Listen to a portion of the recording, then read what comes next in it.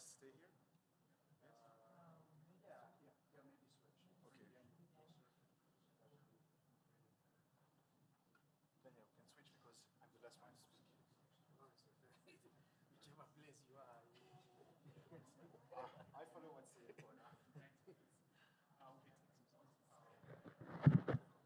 You can start even from there.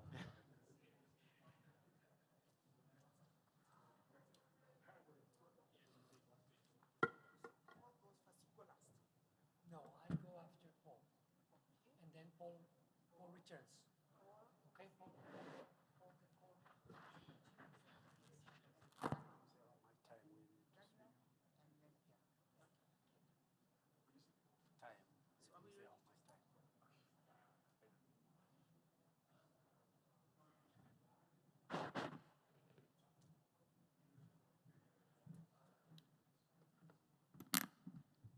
Good morning. Good morning, ladies and gentlemen.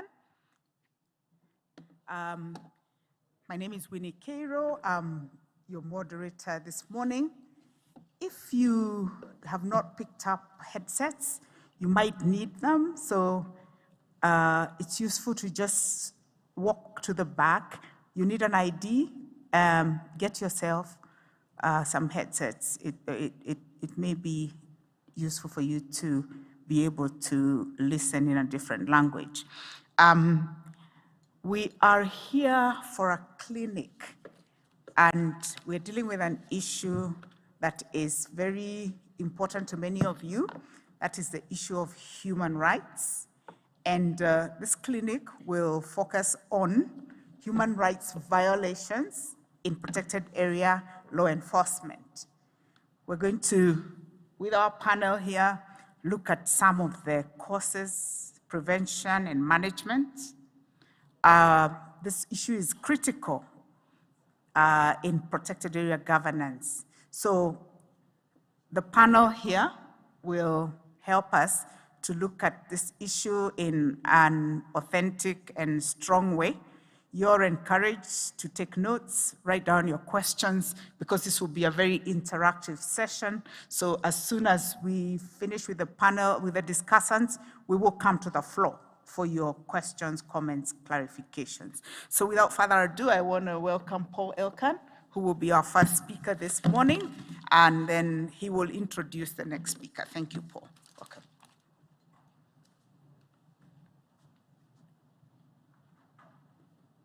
Yeah, good morning. Thanks, everybody, for attending. Great attendance for Saturday after a great week. If we could put the presentation on the screen, we could get started. Discussions about protected area law enforcement violations of human rights the past couple of decades in Africa often get polarized and get into a cycle of attack, defense. Every few years over the past decades, there's a flurry, there's some major issues brought to the forefront.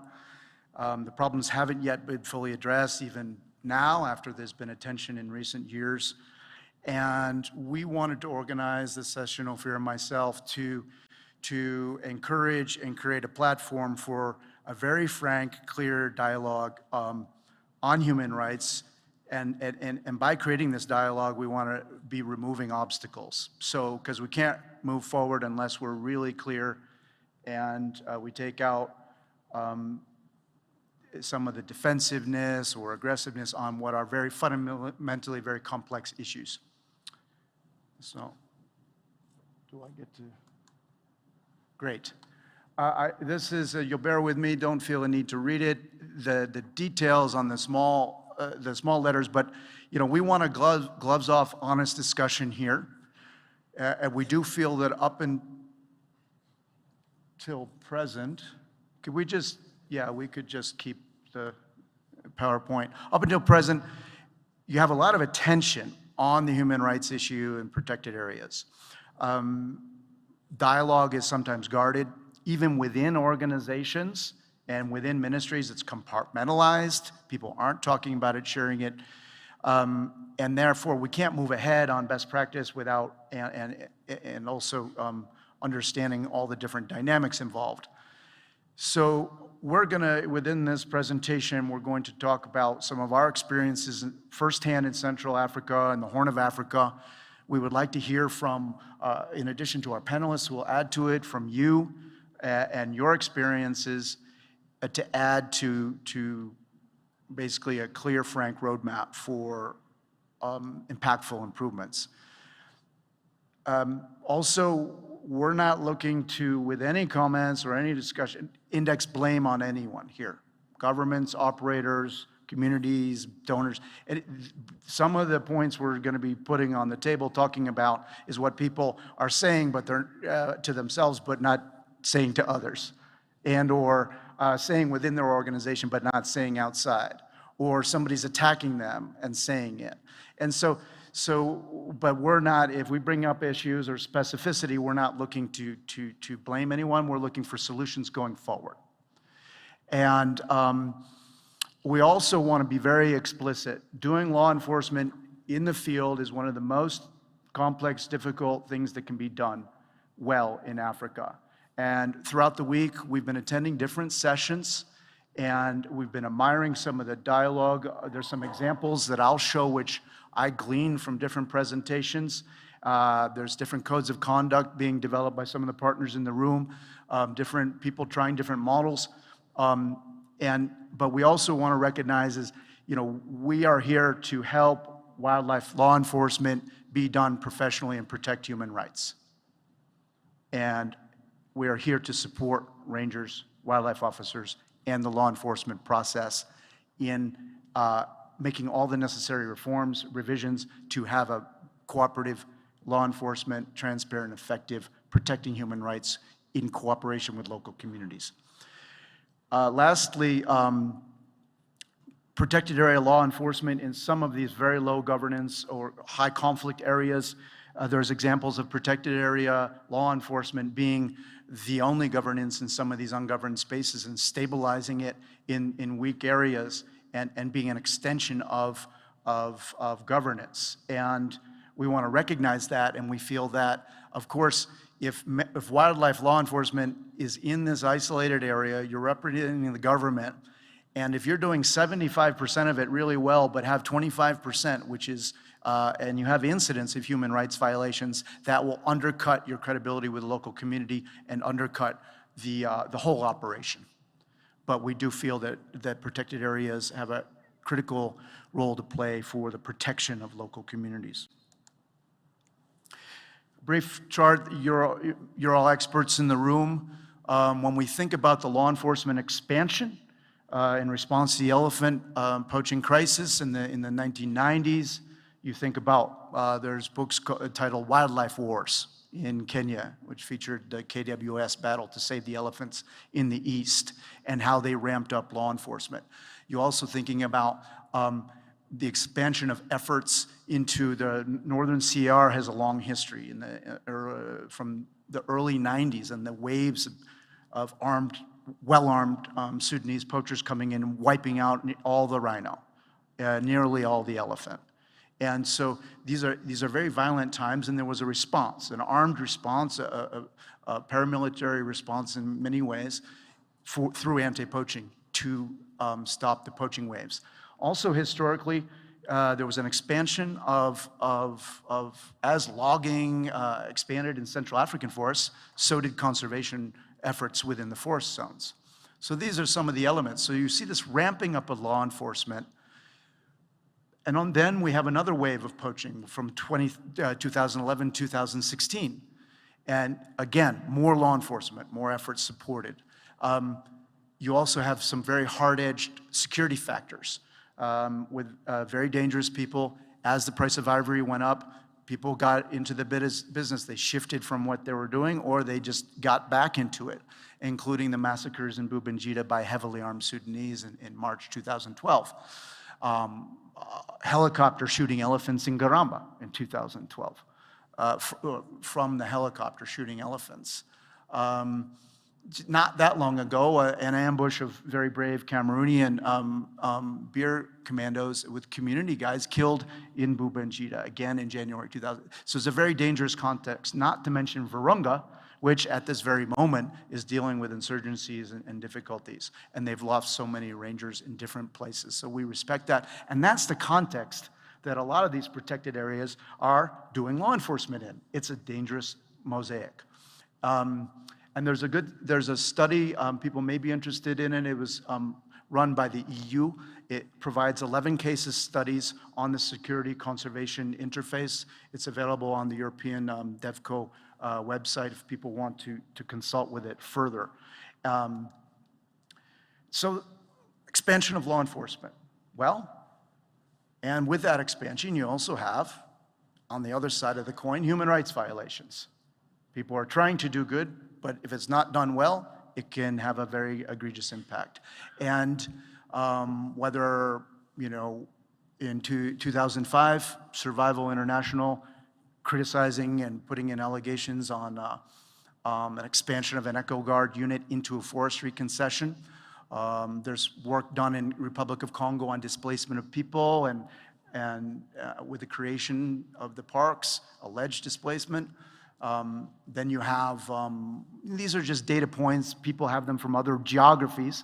You have a roadmap of 2014, another Cameroon allegations, Kuzi Biega, August 2017, allegations of a murder of a Batwa, a community member. And then you have BuzzFeed, right? But you had all these things already there.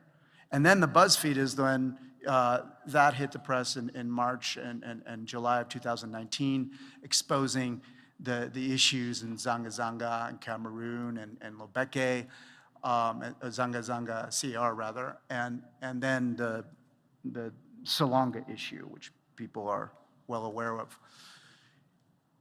And then, so what's been happening all these years? Law enforcement's expanding. You have these challenges, these red flags being raised in different places about human rights violations. So what have people been trying to do to fix it? And it, you know, when I was working in Northern Congo back in a WCS project in 2005, and I felt that we would get to a certification of wildlife law enforcement at that period. I said, okay, because we were working in a logging concession that was getting FSC certified. And the law enforcement component, which was also co-funded by the logging company and it was implemented by WCS and the government, had to be, the operation was certified because it was in the concession. And I said, wow, this is gonna take it, conservation law enforcement into a whole different place. And then carrying on that, we had some really good examples of codes of conduct, for example, in South Sudan, and proposing it to the government, and they say, no, we don't want just this code of conduct for Boma Park, we want it for the whole country. Okay, and these are examples of where things are going. And then you see this deepening expansion and frankly, more direct role of NGOs in certain geographies, and now almost all over Africa through the private-public partnership, taking on responsibility for law enforcement in operations directly, sometimes on direct contract or different structures. So, and there's a great toolkit that Kathleen Fitzgerald and the team put together on PPPs and some ins and outs. So these are some of the responses. You also see the conservancy movement and the NRT and then the expansion in Namibia, and we heard some of the examples throughout the week about conservancy work, ideas in Mozambique. And some of those rangers are armed, the community scouts. So the need for governance is beyond, you know, it's now expanding into community scouts. And then you have the legal status. Sometimes you have rangers working alongside community scouts with different contractual and different, and in some cases, different interior regulations. So these are some of the contexts. And then those are some practical examples of responses and how different conservation partners are getting stronger in controlling the way law enforcement is done, instead of just funding it. We want to control the outcome. BuzzFeed. BuzzFeed, March, when those articles started hitting, what you saw is a lot of international NGOs who already sort of had a safeguards protocol or had over here a draft or whatever. Everyone is, they updated them, they got them out, and in different processes, and that's been going along, right?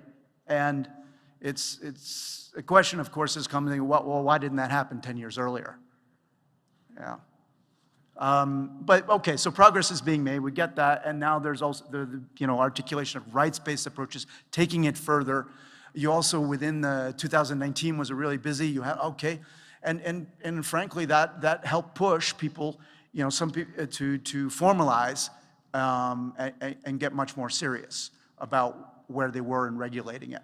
Fish and Wildlife suspended funding in November 2019 as in response to some of the criticisms, and they undertook a review of several international organizations across Central Africa, and the funding was suspended. And then you have various things, it comes up, and then you have also governments, and I noticed the government of DRC just this week had updated safeguards policies and so forth. So you have these different processes happening, and people. USAID reviewed, and Andy Tobiasen from USAID will talk more about this.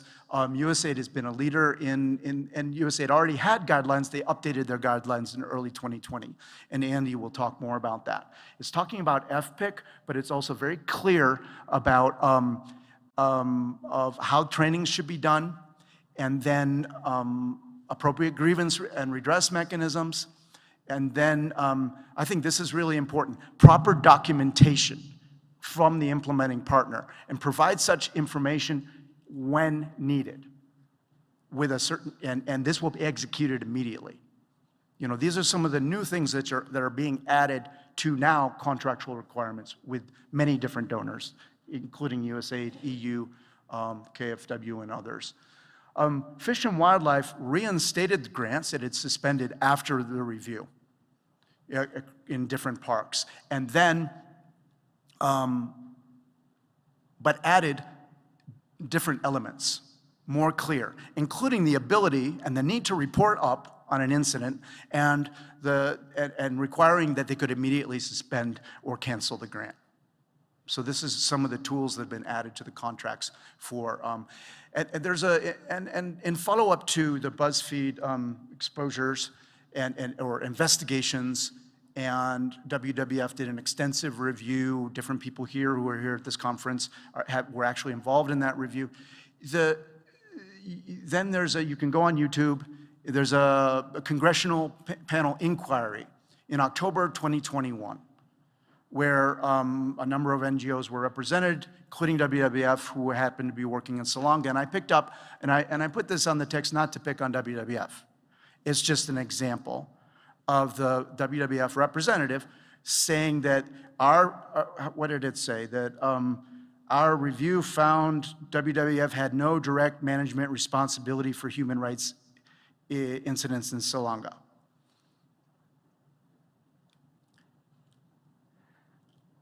Now, the human rights incidents happened in Salonga, and WWF works there with US government funding and supports various things. So the congressman who was running the committee came back and said, are you telling me you're spending US government money in a park which has had human rights violations and you're not responsible? How can that be? So this question of responsibility and being responsible together for human rights protection in the protected areas where we work is an important responsibility, accountability, but being very specific. And I'm sure that, and this gets down to some of the points Ophir will talk about more.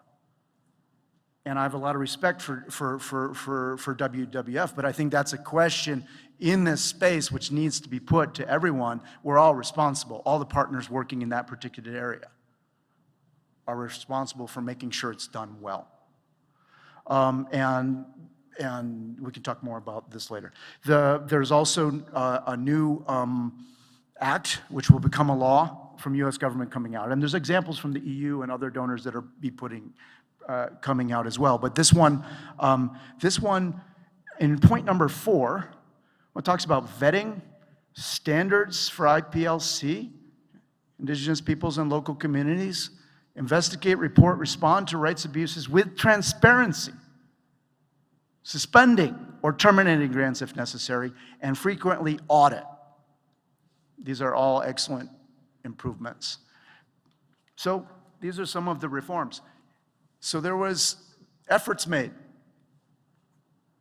A lot of media attention. And people are trying to do a better job. People meaning entities involved in protected area management space, governments, international NGO partners, community partners, private sector, different structures. But there's this gap as well. There's a gap between the engagement and then getting it actually rolled out in that field site, which are often very remote, quite dangerous and difficult to work in. And it's not just a question, some questions of funding, some questions of money, some of it is just how do you do it with the expertise. And then, as Ophir will elaborate on, there is a fundamental problem with the approach that you need to because you can have a great system, but if there's a corruption element within that that's blocking the system, or corruption outside influencing the implementation, then it's gonna get blocked or be only halfway performing. And then there's this issue of accountability, having clear responsibility, and frankly, just poor leadership. And there were, Andrew's presentation earlier, he said in his analysis, which is an excellent analysis in Southern Africa, integrity and management, and integrity and leadership were the key elements that came up in his analysis of ranger performance. And they do integrity testing every year. So these are tools that can be brought forth. So there's not enough being done. The Kahuzi element, and most of us are aware of what that happened. There was Salonga in 2019, and now it's Kahuzi, and there's a lot more out there in different countries happening. I know of a couple of different examples where the systems aren't working, or they're not working fast enough.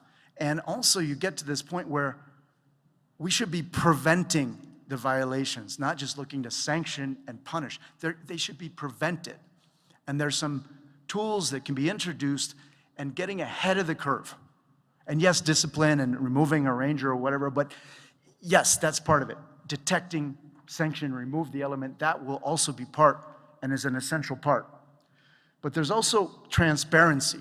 And how do we deal when there's a criticism on an operation here? And this is an example of an NGO, which had some funding from the EU, actually, MRG, did an investigation around Kahuzi Biega, and came with a report, some allegations of atrocities. The allegations are very disturbing, of human rights violations against local communities by the government, armed forces, and the Wildlife Service. And then there's people respond to that. There's a publication then of an independent report, which came out. And then there's another journalist response saying that independent report wasn't independent and that this is a cover-up. And so one needs to, within the toolkit on dealing with these things, one needs to know, okay, what is the best practice when there is a report like that on how to handle it? And we should be learning from sites to sites, because it looks like nothing was learned from the Salonga issue, and then the back and forth, and now there's no real constructive dialogue in place to fix the situation, or an insufficient one could say. And this is just an example, not to pick on the Kahuzi 6, and there are others out there right now. So not enough being done, things still not changed in the way they fundamentally need to be. We need to prevent the human rights abuses. And sometimes you look at the list and you can see it getting stronger and stronger, but still in some ways, unless you treat corruption, leadership issues, this is gonna be a Band-Aid on a compound fracture. Basically, you're putting these systems there, but they're not gonna work fundamentally. So I'll pass it to Ophir. Continue.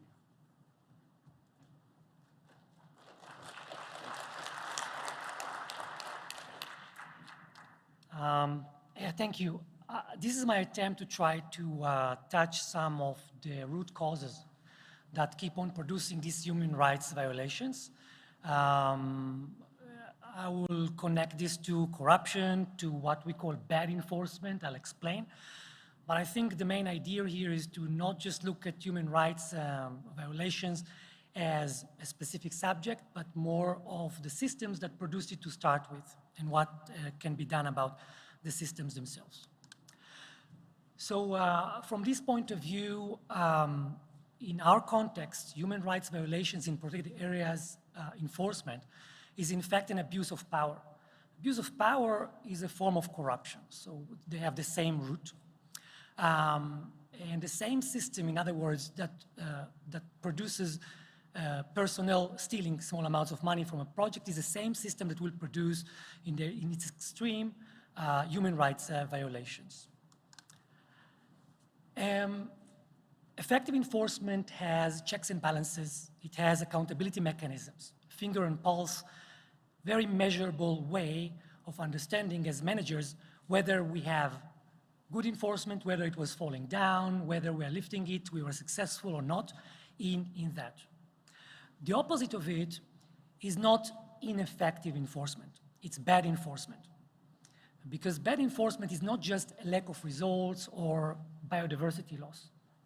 Specifically, law enforcement can become very bad. The consequences can be very dire when we talk about people with guns in specific areas doing whatever they want unchecked. And that can lead us to this kind of extreme situations. And bad enforcement carries with it a very specific and different kind of liability. So when we talk about the different aspects of managerial view of protected areas management, then we understand that this responsibility has to be taken aside. Consequences are completely different than anything else we're going to work on. And that has to be acknowledged and taken into consideration. When we talk about corruption, one of the more persistent myths is the rotten apple myth. In it, we basically say, well, we respond to a crisis or a scandal or a problem that we have in corruption or human rights violations for this discussion. And we say, well, look, we found the culprits. We have 2, 3 bad apples. We'll remove them, and we'll go back to what we had before. Unfortunately, corruption studies show that this is not the case. Corruption is much more like a rotten tree than a rotten apple. In other words, corruption is contagious and becomes very systemic. And once it is systemic, we are in a totally different problem. Because we can bring good apples. We can do vetting processes and try to bring good people into our team, but they will still join a rotten tree and therefore be a part of that system. Corruption hits less the people than it is of systems. And that's where we need to think about designing the solutions for it. It also means that tolerating small levels of corruption or small level of abuse has very serious consequences because the system can be infected very fast. How not to fix corruption, how not to fix human rights violations. I would say that historically, how do we deal with these issues? They keep on coming up every 2 years. Another scandal, it's all over the media. Another protected area, another NGO has been accused of human rights violations and the responsibility towards it. Then the next dynamic is a dynamic of accusations and defenses. All of a sudden, we're not only talking about the place, the point of problem, we now have different points of pressure. The project has now to defend itself with donors, in front of the communities, in front of the media. And the context is very different now and is less conducive for real, profound changes and solutions. What we have instead is kind of a biased kind of solutions, where solutions that are more maybe visible, that will be working also on the points of pressure, will be prioritized. And solutions that are less visible, they may be more effective on the actual problem, will be less prioritized. Or we will look at solutions which are upward solutions, solutions that can be communicated to our points of pressure, instead of focusing on the actual problem. So that dynamic is a dynamic that is not conducive for really good solutions, and it's kind of diverting us towards different kind of actions.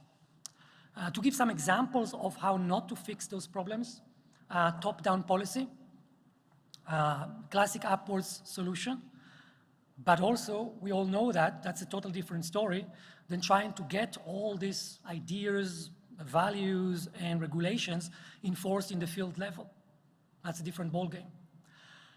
Removing one or two bad apples, as I was saying, that will be maybe trying to deal with individuals, but not with the actual system that produced it to start with. Trainings, and here I'll be a bit controversial. We see a lot of responses to those kind of crises or events as trainings against human rights violations, trainings against corruption. And I think they are less effective. And the reason they're less effective, if I had to give it in really clear way, is that if we have villagers, if we have rangers that ends up conducting rapes in a village, then I don't think that the real problem is the lack of knowledge that this is not a good thing to do. So the lack of knowledge is not usually the underlying cause for this, whether it is corruption or human rights abuses. Another way to look at it is to understand that this is an accountability governance problem.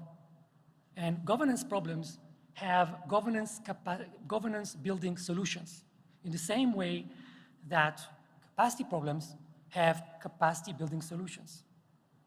And trying to pick up a capacity building solution to deal with a governance problem is not the most effective way to do that. There are governance building solutions that need to be used in those occasions. So that's my criticism about trainings as a solution to fix these hard problems. A lot of times we see real reforms, real changes, lots of new regulations, but if they leave accountability and consequences unchanged, they don't change the system.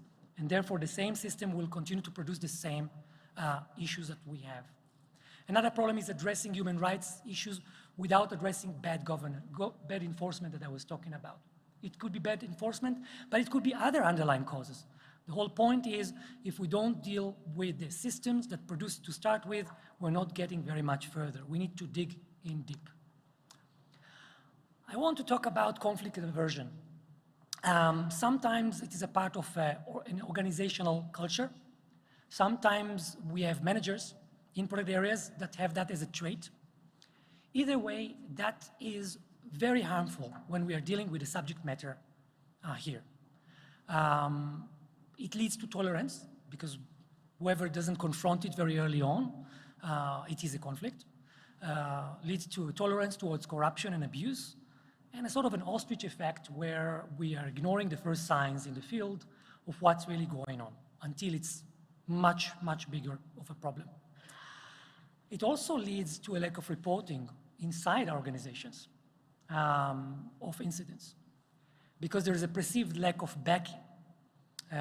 If I have to kind of like describe this as two different processes of one-two punch, and let me be blunt with the issue of conflict aversion.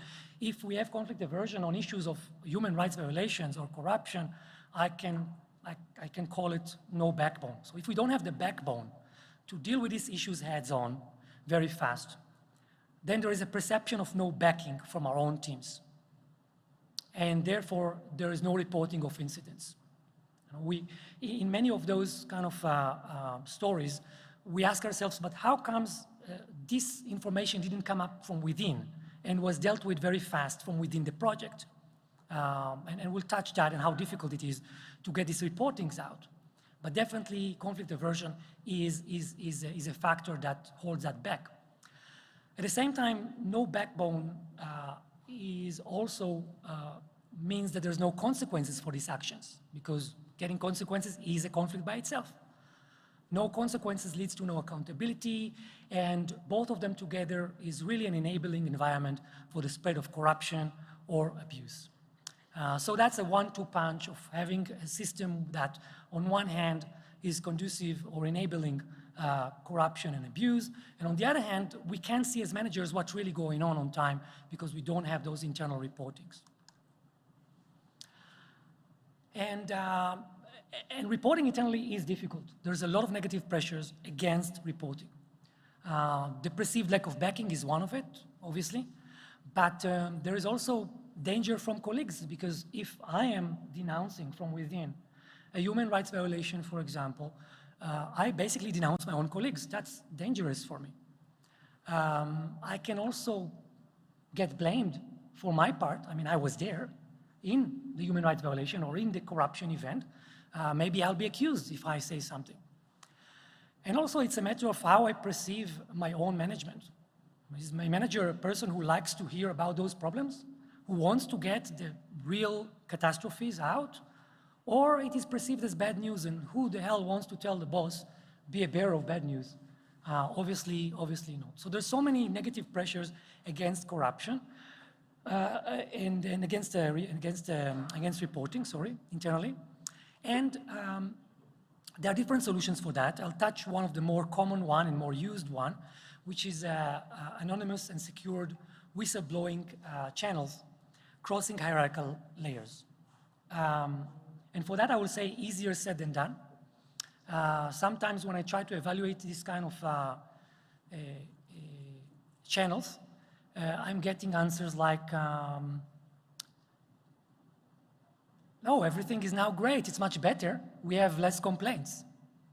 Obviously, you can see the logical fallacy of that, but it also highlights the point that those channels must be measured. Their effectiveness has to be evaluated every time. And hopefully, if there is courage in the system, be transparent. So there are different entities that are publishing their own results of their whistleblowing or reporting mechanisms, and how many complaints there were, how many denunciations there were, how they were treated, what they were about, etc. Other words that I receive a lot is unfounded complaint in this context. And obviously, it contains already the kind of problems that we have in how it is perceived. I see denunciation as a gift. It's not supposed to be founded or not founded. It's a piece of information that, as a manager, I'm receiving on time, and it's my responsibility to now investigate this piece of information. It's not an accusation, it's not a complaint, and it definitely cannot be founded or not founded because it doesn't have to bear the burden of proof. That's my work. And I can tell you from my experience, because people have in their mind, okay, well, what happens? You'll have people who are doing that for the wrong reasons. So I'll tell you that for my organization, I have complaint mechanisms and whistleblowing regulations for my own organization. And I can tell you that at times I'm receiving complaints from fired personnel with an agenda, bitterness, and so on. And I have all the reasons in the world to push it out and say, unfounded complaint, biased. And yet I can tell you that at least in 3 occasions for me, when I investigate each one of those pieces of information, even that I can be sure that it's not true. At least in 3 occasions, I was finding this to be founded, I found the proof in our own investigations, and I had in these 3 occasions to fire people and get some very harsh kind of consequences for these actions. So even the worst accusations can be a gift from that kind of view. And also another point on the reportings, even in the best case scenarios when we look at human rights violations or corruption, and we say, well, actually, yes, culprits have been punished. Everything was done, okay? We have dealt with them and we built accountability. And we still have to ask ourselves, what about all those that have seen it in our own teams and did not report to us? All those who are witnessing these human rights violations and did not report and hid this information, aren't they accomplices? And so we have to think also about this layer and try to build kind of regulations on how to build accountability for hiding and not reporting such incidents from our teams. This also has to be dealt with and build that kind of pressure to combat the negative pressures we are talking about. And in our context, and I'm now speaking from the point again of an NGO project, sometimes we have not really the authority to deal with these matters and build this accountability and accountability mechanisms and consequences. So in some projects, we have Eco Guards rangers that are supported by the project, but are not managed by the project. Or conservators, wardens that are not appointed and nor managed by the project. From an NGO point of view, that leaves a lot of the accountability mechanisms away from our hands. And in any case, you have two different entities that have to deal with this accountability. And this is it's a real challenge, I completely agree. It's far more difficult. And I think what needs to be done in that level is to really have a frank and strong discussion with governments on corruption and abuse in the light of what I was saying before, that this is a liability and responsibility of a project in a particular area management that is really a liability and responsibility apart, a different world, because those consequences can be far more dire than anything else we're going to do. And that discussion has to be already with the governments. I can also say that nowadays we have more and more regulations from donors, regulations and guidelines, both on corruption issues and human rights violations issues. And we need to translate that to discussions on cooperation, government, NGO. So if we have situations where there are incidents and yet there are no accountability for government employees that have been a part of this abuse, or they are still inside the project, which is many times the case, that is the time where we have to draw the red line and use the exact obligations that we have on sponsoring and or enabling these kind of activities, and use that to basically close the project, freeze the project, stop the financing of it until we get a satisfying response to human rights violation or corruption. So basically, I mean, just to kind of like wrap it up, some of the major things here is that human rights abuse is a form of abuse of power and corruption. Human rights abuses are a symptom of bad enforcement, not just ineffective enforcement, bad enforcement. And that conflict aversion and lack of effective whistleblowing mechanisms hinder treating it on time. So I don't purport to give a full analysis. Obviously, that is my own point of view on underlying causes of human rights violations and the reoccurring of it over again. And if we are really trying to make a change in that and trying to really start a discussion that is frank and honest, that will take us forward as conservation away from this, we have to not just think about the human rights violations by itself and their safeguards, and more about the systems that produce it to start with. And the more we analyze those systems, the more we'll be advancing in actually catching the root causes of this. Thank you.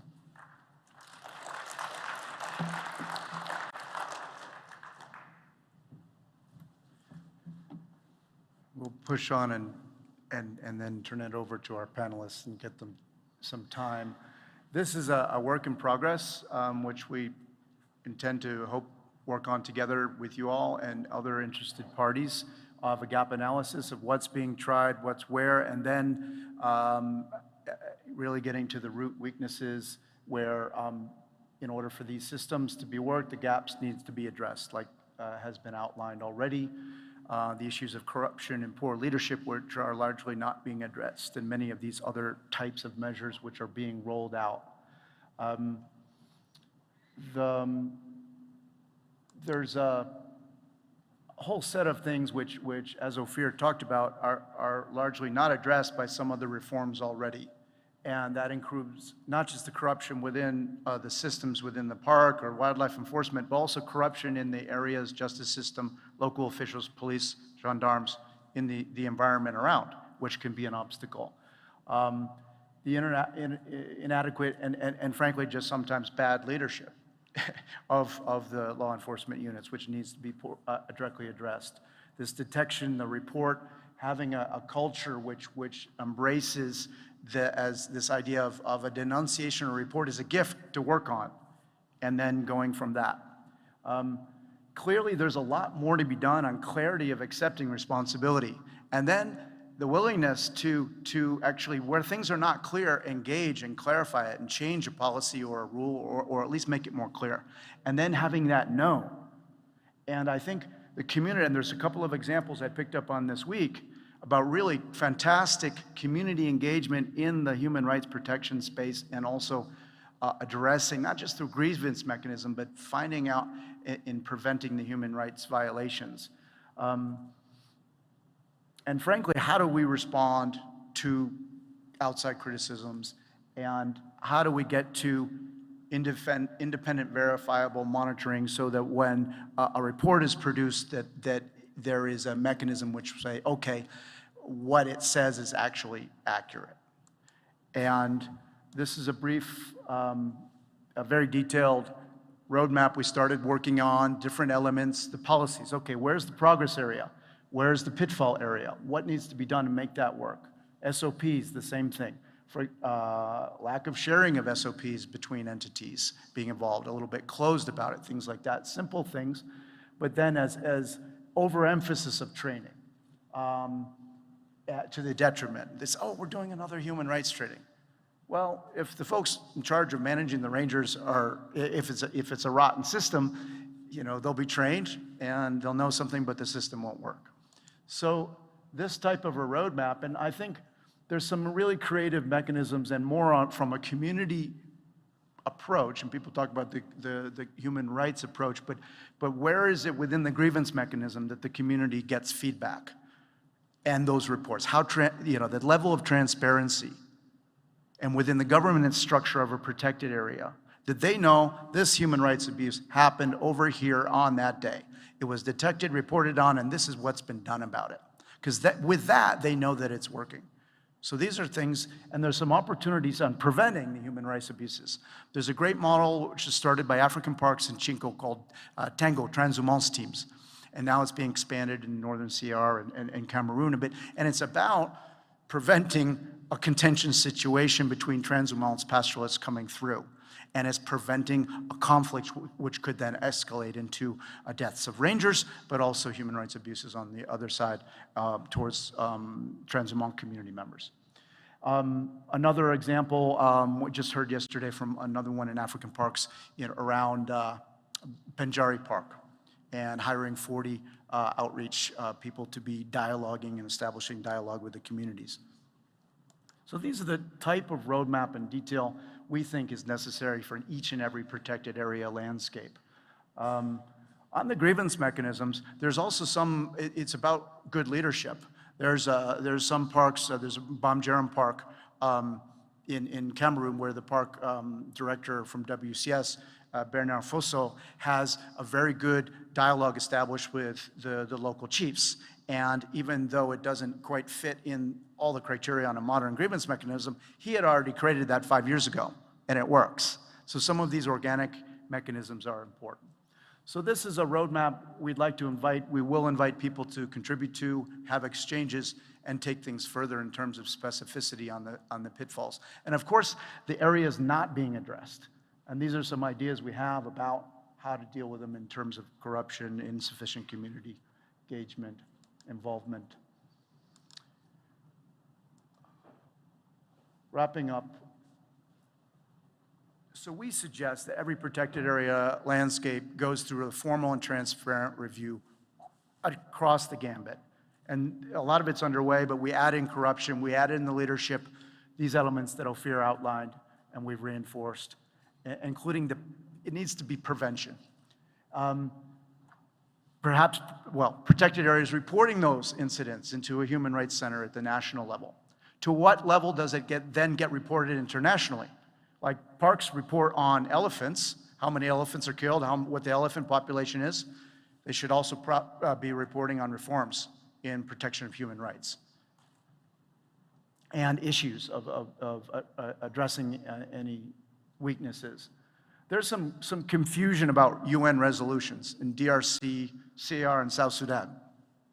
And instead of saying, well, does that apply to ranger training or not, because they're not the Army, you know, one just needs to clarify these things instead of dodging it in the UN, calling people up and saying, did you do that? Well, let's just clarify it. We're working in a partnership here together. And make it clear to everybody, the governments, the NGO partners, everything, what does that mean to,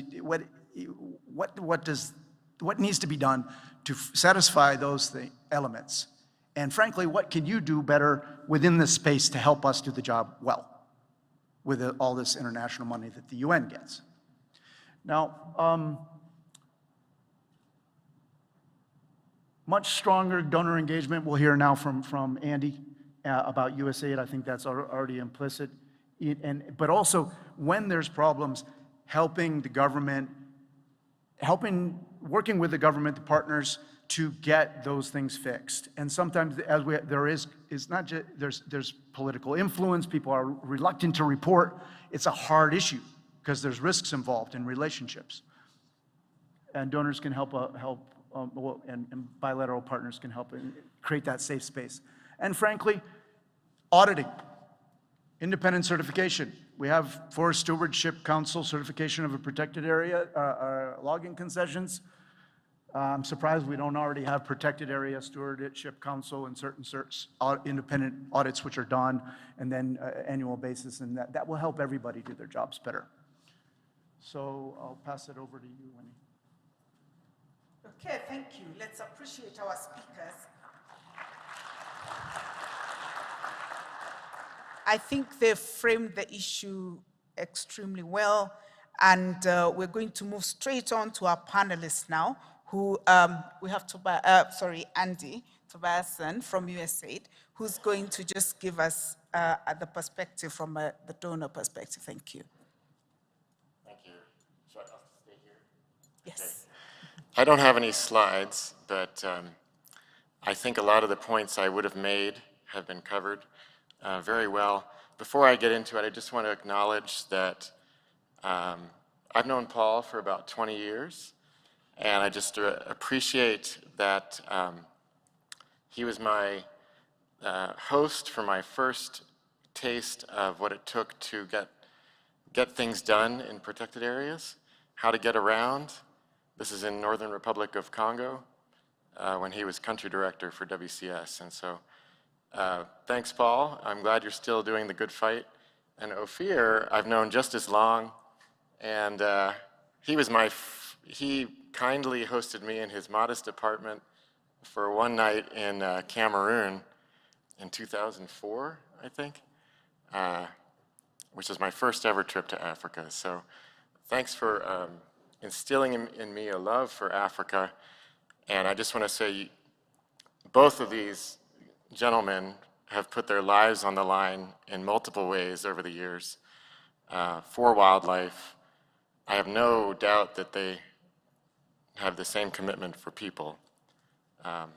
They are, at the same time, I consider them friends, but they're not always friendly.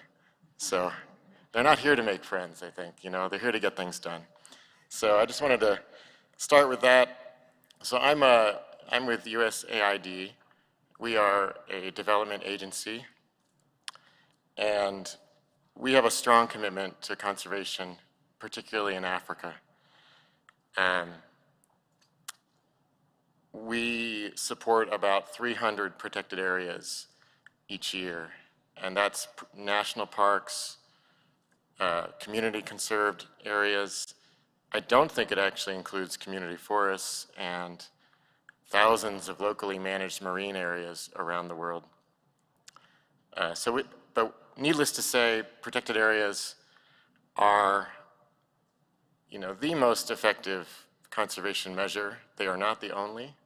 They are not sufficient, but they are extremely important, and I think that we all recognize if we are to achieve the conservation and development objectives that we have for protected areas, this risk that we are here to talk about is one of the biggest things that could undermine these efforts. and I think it's already been outlined, human rights abuse undercuts reputations of organizations, of governments, of rangers at any level. So it'll set you back for years. And USAID, sorry, I thought of a number of things as they were speaking, so I'll just get to it. But I also want to observe that I think I saw another 50 or 60 people come in while you were talking. So I think WhatsApp has been on fire, and people realize that there's something important going on here, where they're very early for the closing ceremony. But if it's the former, I just want to share that because of some of the things that Paul and Ophir have pointed out, the increased attention and allegations of human rights abuse, all donors are taking this risk, this challenge of human rights. And it's not just human rights. I feel like we should just call it what it is. These are heinous crimes often, right? We're talking about torture and rape and murder. It's not just illegal search and seizure, which it is also, but we, and conservation is particularly, there's a particular lens on conservation in this area, and law enforcement for conservation has particular, is held to a different standard, I think. You know, conservation is actually a very small part of what USAID supports. Most of our work is agricultural strengthening, public health, democracy and governance. But if we train a farmer and he beats his wife, USAID doesn't get blamed. You know, the partner who did the training doesn't get blamed. So, and yet we still, I would say in every case, we are trying to hold ourselves accountable. The buck stops with the donors. And so for that reason, for the increased attention from the US Congress, we did work together a few years ago to come up with new requirements, new expectations of every partnership that intends to conserve protected areas. And just to, and these are minimums, right? So a new set of social safeguards, not just for the law enforcement risks that we've been talking about, but also safeguards associated with creating new protected areas or expanding existing protected areas. So, and these also build on a long-standing policy of the US government to not support law enforcement officials who have any record of human rights abuse. So we've had systems in place for vetting police, rangers, customs officials, whomever we have the privilege to work with, because it is a privilege too. Very few parts of USAID are allowed to even support law enforcement. Conservation is. We know it's essential. It has to be done. So we're trying to, for a long time, we've never supported or tried to avoid supporting anyone with a record of human rights abuse, but that doesn't really get at prevention, right? So we're not supporting the bad actors. That's clearly not enough. So what we've come up with, and I will hurry up, Madam Moderator, the first criteria, the first requirement that we now include in all of our partnerships is a requirement to engage local communities in consultation if you are creating or expanding a new protected area. This means sincere consultation, and this means before you start, this means throughout the project, to ensure that they have opportunity to inform and participate in the vision of a protected area. If there are indigenous people we require free, prior, and informed consent. And we have an Indigenous peoples policy to outline how to go about that under different circumstances. And so that's the first thing. Another one that tends to also have more to do with expanding or creating a protected area is that we require an assessment of impacts of that protected area on affected communities, especially their land and resource rights. So probably that's done at the same time, right? That's a key part of consultation. But that is particularly called out. That is something also that may come into play for an existing protected area if the management systems change, if access rights are changing. Third, rangers should be trained in how to engage people ethically and responsibly. And that's not the exact language, but that's what we're working towards. And this means basically things like we heard about. What could you do to de-escalate a situation before it becomes a problem? Teaching about use of force protocol so that, you know, again, we don't create a problem before there wasn't going to exist. This means treating people ethically and responsibly and with respect to their rights.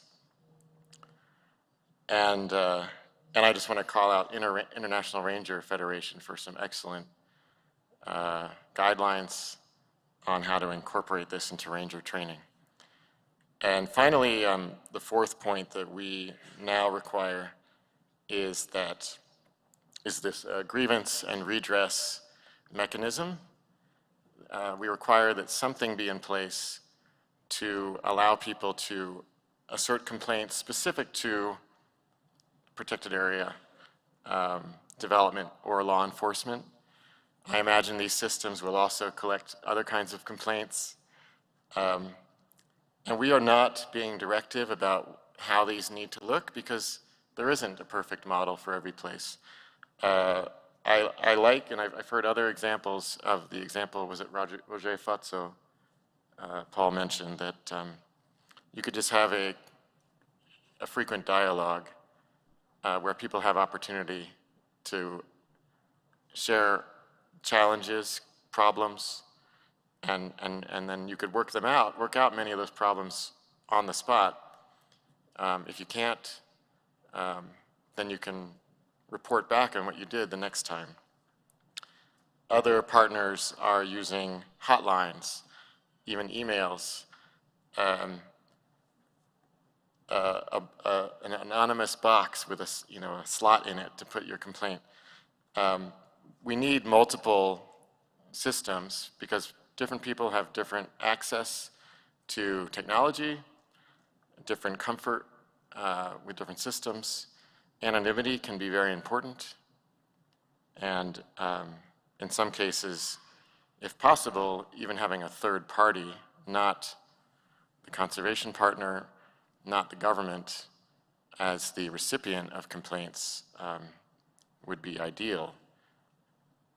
But we know that's not always possible. So those are the things we are now insisting on because we do take responsibility for where our funds go, even if it seems like there's an undue attention or undue expectation on conservation compared to other sectors. We do think it's extremely serious. We have no tolerance for human rights abuse. We have no tolerance for crimes being committed that could have been prevented. And very quickly, I also just want to acknowledge that, I forgot to mention that, so with these requirements, we have created a set of tools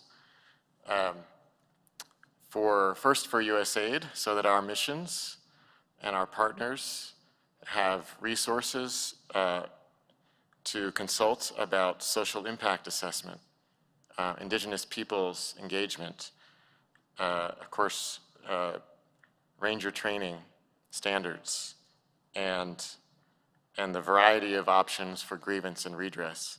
Again, it's not directive. It's a menu of options, and it's not the only set.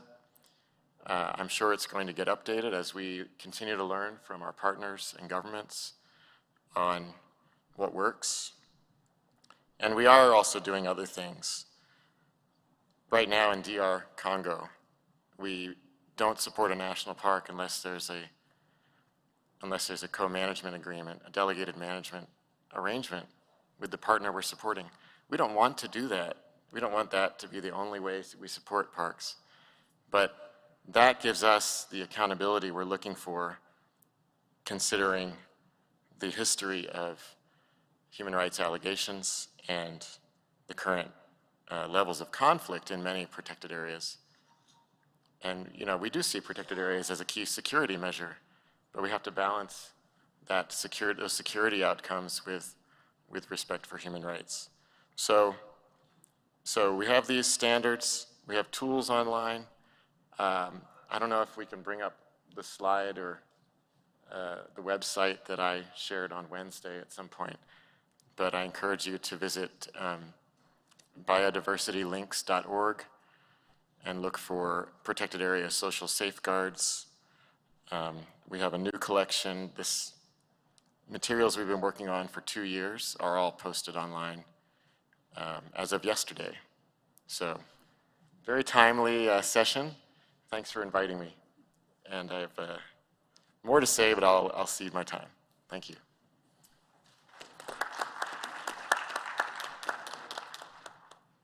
Thank you very much. We're going to move on to the next panelist. I'm not even going to try and summarize points because we're going to lose this room quite quickly. And I want to make sure that we have everybody, all our panelists have had a chance to speak. So Daniel Kobe from the Ogiek People's Development Program, please take the floor.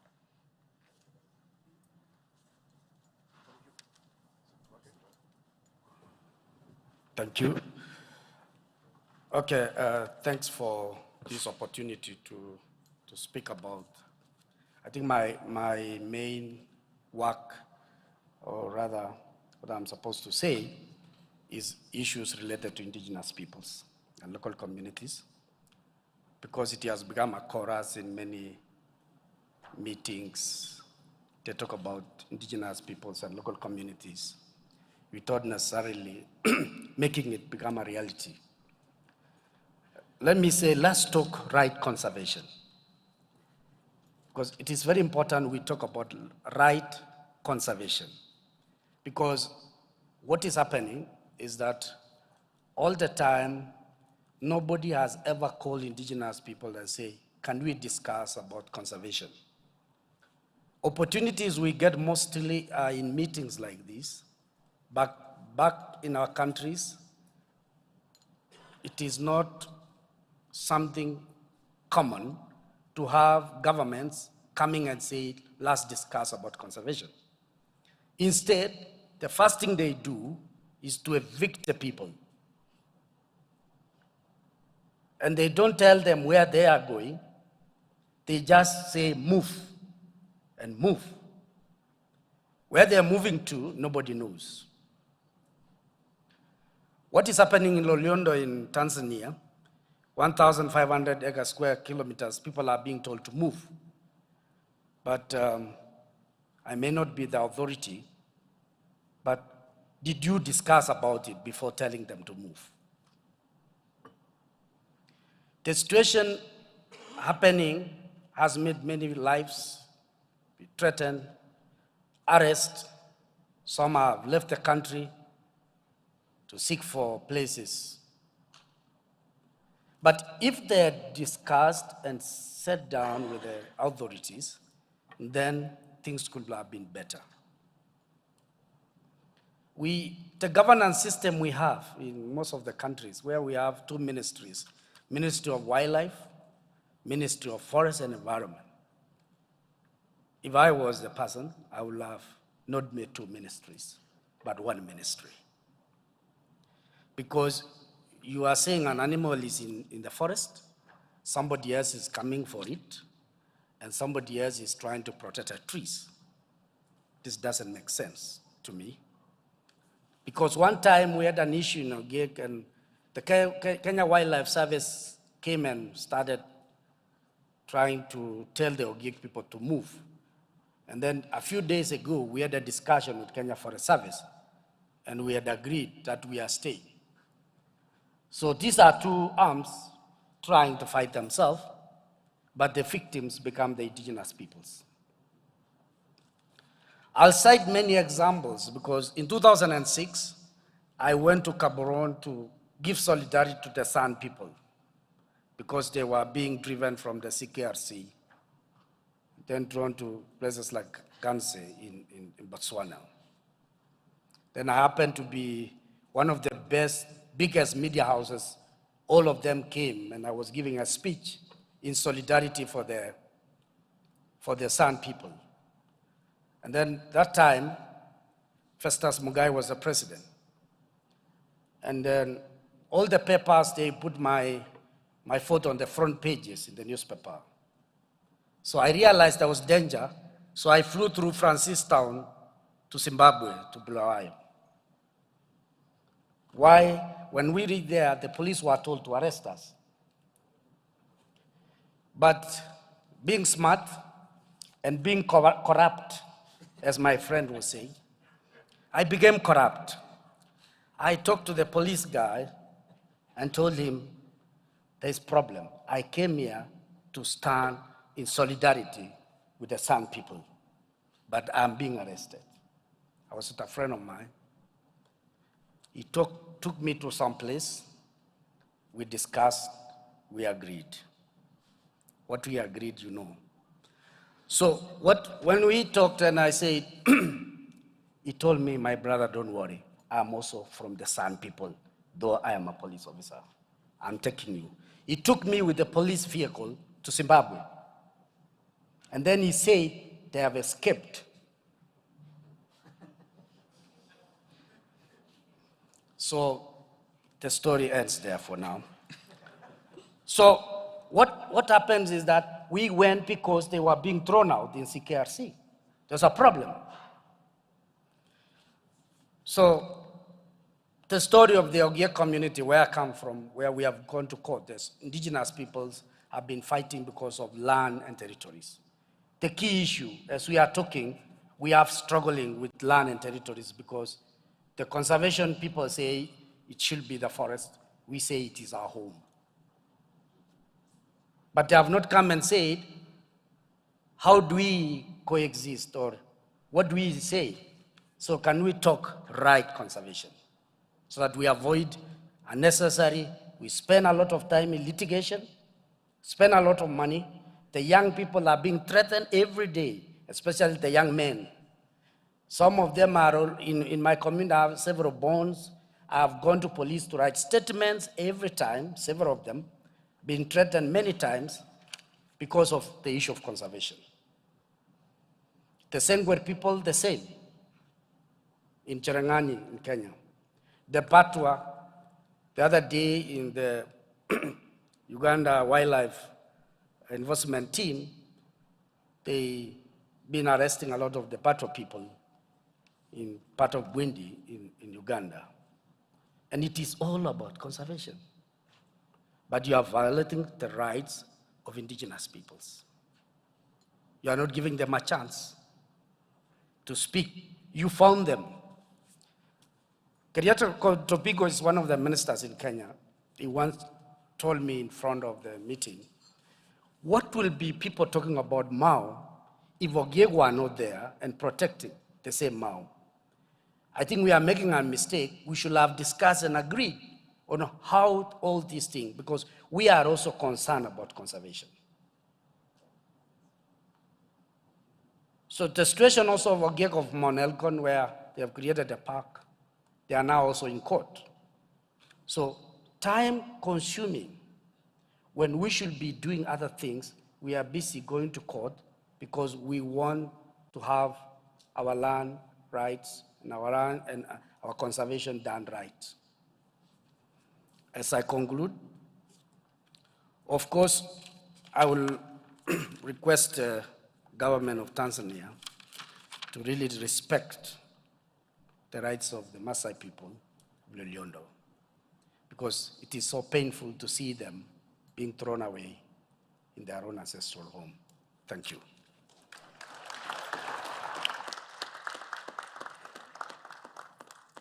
Thank you very much. We are going to welcome Mr. Pierre Posse, who is going to speak to us. He's the Technical Assistant, ECOFAC, EU. Welcome. Are you going to speak English or Portuguese? In French, please. In French, okay, Yes. good. You're going to need your headsets, people. Merci beaucoup. Oui, vous veuillez m'excuser, mais je préfère m'exprimer dans ma langue maternelle sur cette question tellement importante des droits de l'homme.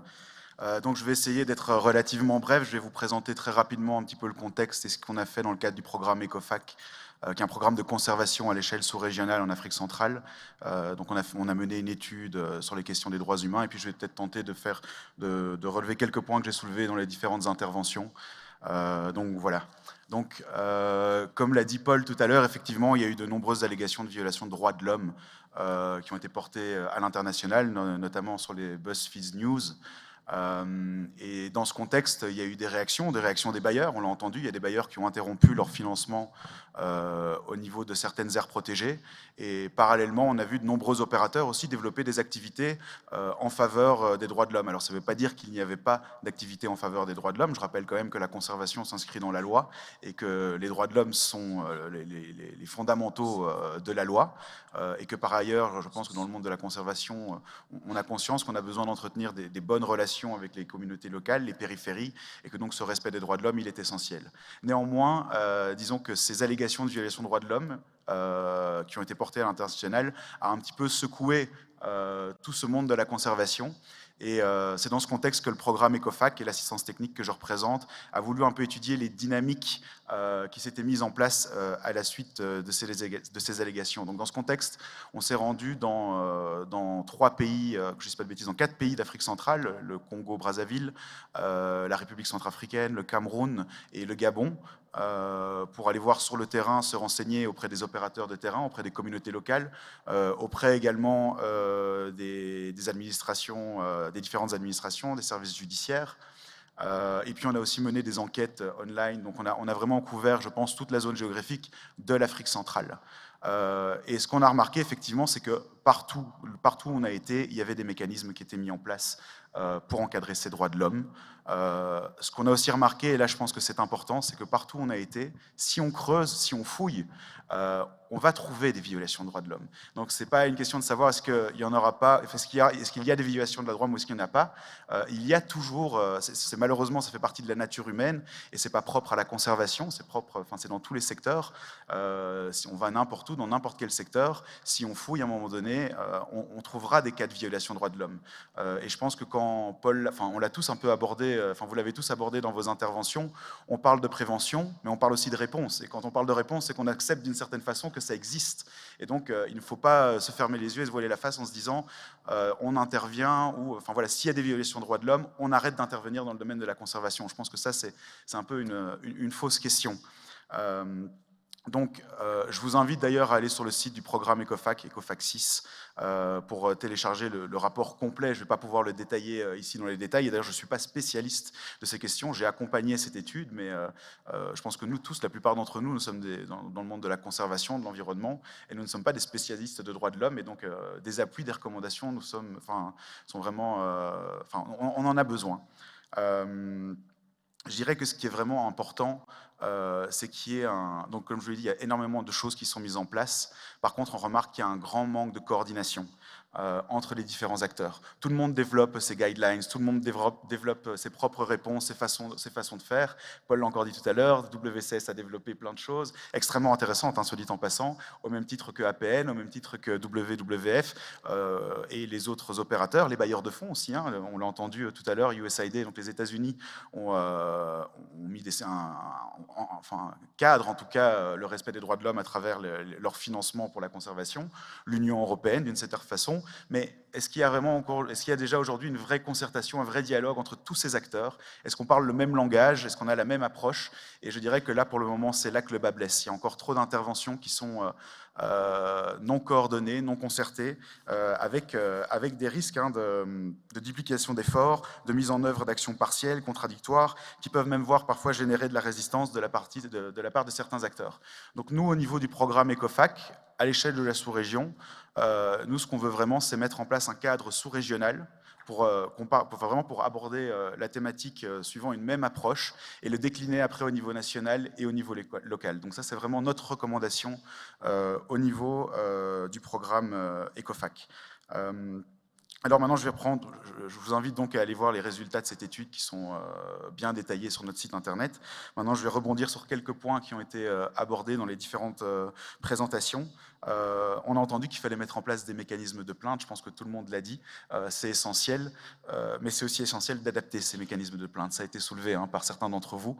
Parfois, on peut voir qu'on met des numéros verts en place, mais la personne qui répond au téléphone est quelqu'un qui est anglophone, parce que l'organisation qui a mis en place ce numéro vert est une organisation anglophone. Or, la personne issue des communautés locales ou encore plus des populations autochtones ne savent pas s'exprimer forcément en anglais. Donc on a déjà des barrières qui empêchent la remontée d'informations dans certains types de mécanismes de gestion des plaintes. Puis il y a aussi la limite des technologies qui a été abordée tout à l'heure par le représentant de l'USAID, je pense. Effectivement, les numéros verts, c'est très bien pour quelqu'un qui dispose d'un téléphone, mais tout le monde ne dispose pas d'un téléphone. Et donc, il faut peut-être mettre en place des antennes, des sentinelles qui permettent de capter les personnes qui ont des plaintes en termes de violation des droits de l'homme. Donc, je ne vais pas décliner toutes les réponses possibles, je ne les connais pas forcément, ça demande d'y réfléchir, mais il faut il faut se concentrer sur les différents profils de personnes qui peuvent subir des violations des droits de l'homme et leur donner les clés pour qu'elles puissent se plaindre correctement. Alors, on a abordé la question aussi de la formation. Alors, je crois qu'il y a mon collègue de Eagle qui a dit que la formation n'était pas forcément la solution. Puis, moi, je dirais que la formation n'est pas la solution avec un grand L. Par contre, ça fait partie de la solution. On a besoin de formation, on a besoin de renforcer les capacités sur ces questions, même au niveau de nous qui intervenons dans le domaine de la conservation. C'est pas notre spécialité, je le répète. Et parfois, on a une tendance à faire appel aux juristes parce que c'est le premier réflexe. On parle de violation des droits de l'homme, ça s'insère dans le cadre du droit, donc on appelle des juristes, mais il y a d'autres experts que les juristes qui peuvent nous aider, des gens qui sont peut-être un peu plus opérationnels, vers lesquels aussi il faut se tourner pour donner des réponses opérationnelles. Un juriste ne va pas donner forcément une réponse qui va être pratique sur le terrain quand vous menez des actions avec des forces de défense et sécurité in situ.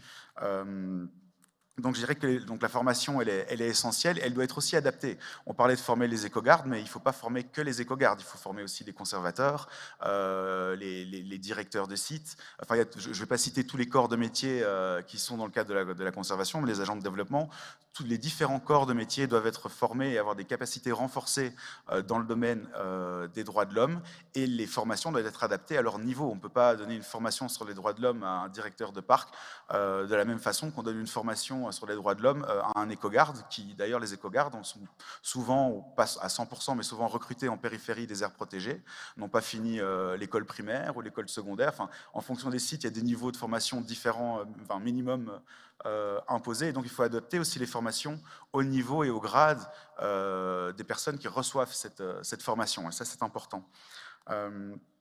On a parlé aussi tout à l'heure, j'ai entendu parler de la transparence, et cette transparence, elle est essentielle.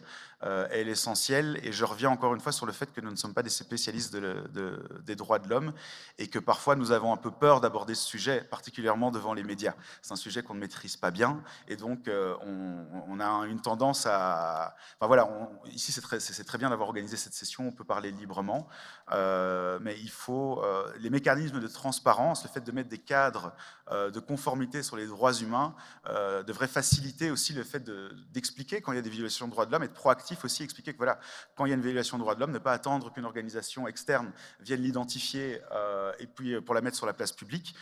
Il faut que les personnes qui soient acteurs de la conservation puissent, quand elles observent des violations de droits de l'homme, être proactives dans leur communication et dire voilà, il y a eu quelque chose ici, et voilà ce qu'on a fait, voilà les réponses qu'on a données, et éventuellement appeler de l'aide à l'extérieur s'il y a besoin de renforcement, d'appui supplémentaire. Cette question de transparence, elle touche peut-être aussi la question de la légitimité.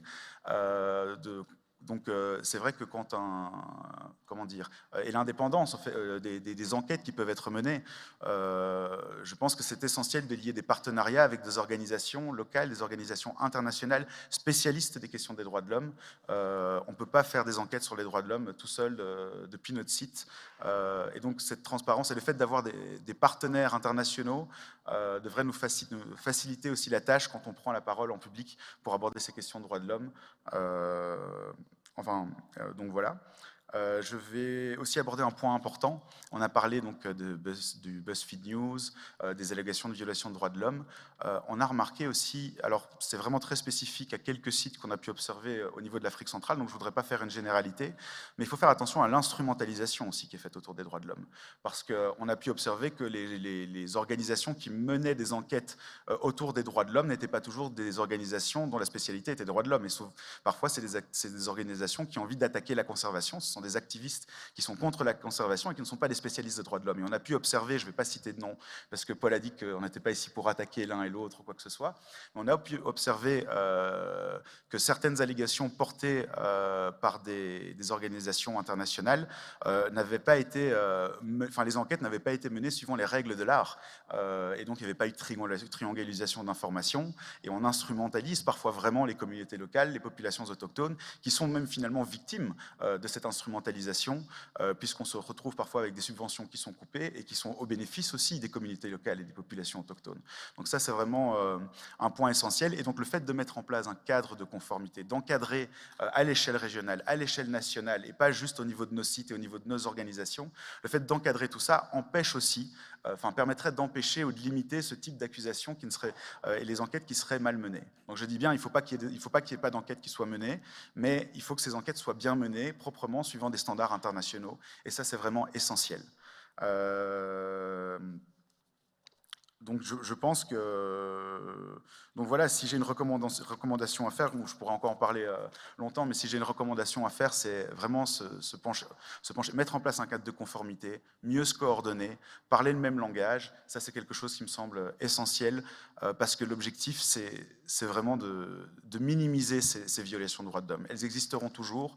Les risques sont différents en fonction de, par exemple, en Afrique centrale, qu'on soit à l'est ou à l'ouest de l'Afrique centrale, on est dans des situations soit des situations où la sécurité est plus ou moins bonne, ou parfois dans des situations où la sécurité est très mauvaise.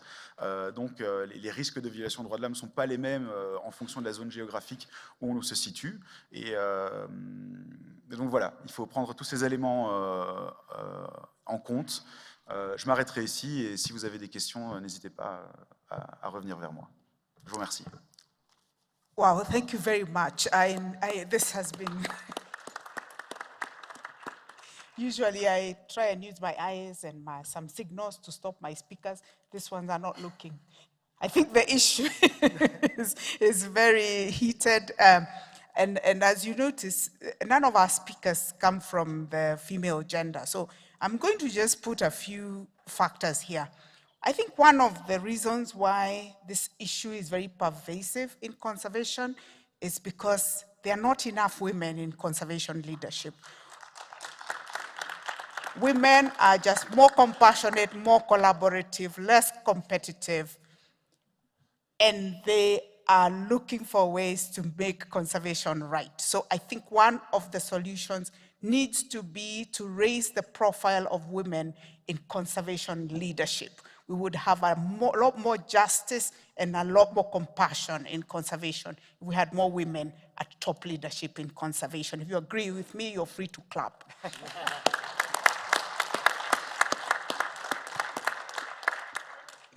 And I think that what is coming out very clearly is that we're talking about serious issues here.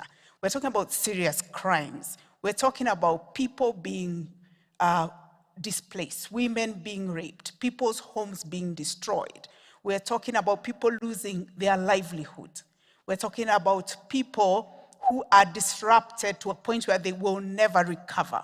So really, the issues are extremely serious, and that's what we've heard from all the panelists. But what I hear is a desire to change things, but a fairly disjointed one. So I'm hoping that as we listen to you, the people on the floor, what I'm going to hear is a sense of, this is so serious, that we cannot have a disjointed approach to the human rights issue, that we do need an approach that is collaborative, that is unified, that is agreed upon by everyone, that we do need a standard, that we cannot do this business as usual. It needs to be an area that becomes a central focus for all our conversations when we meet as conservationists, and that we need to listen to the human rights people, we need environmental justice people in our organizations.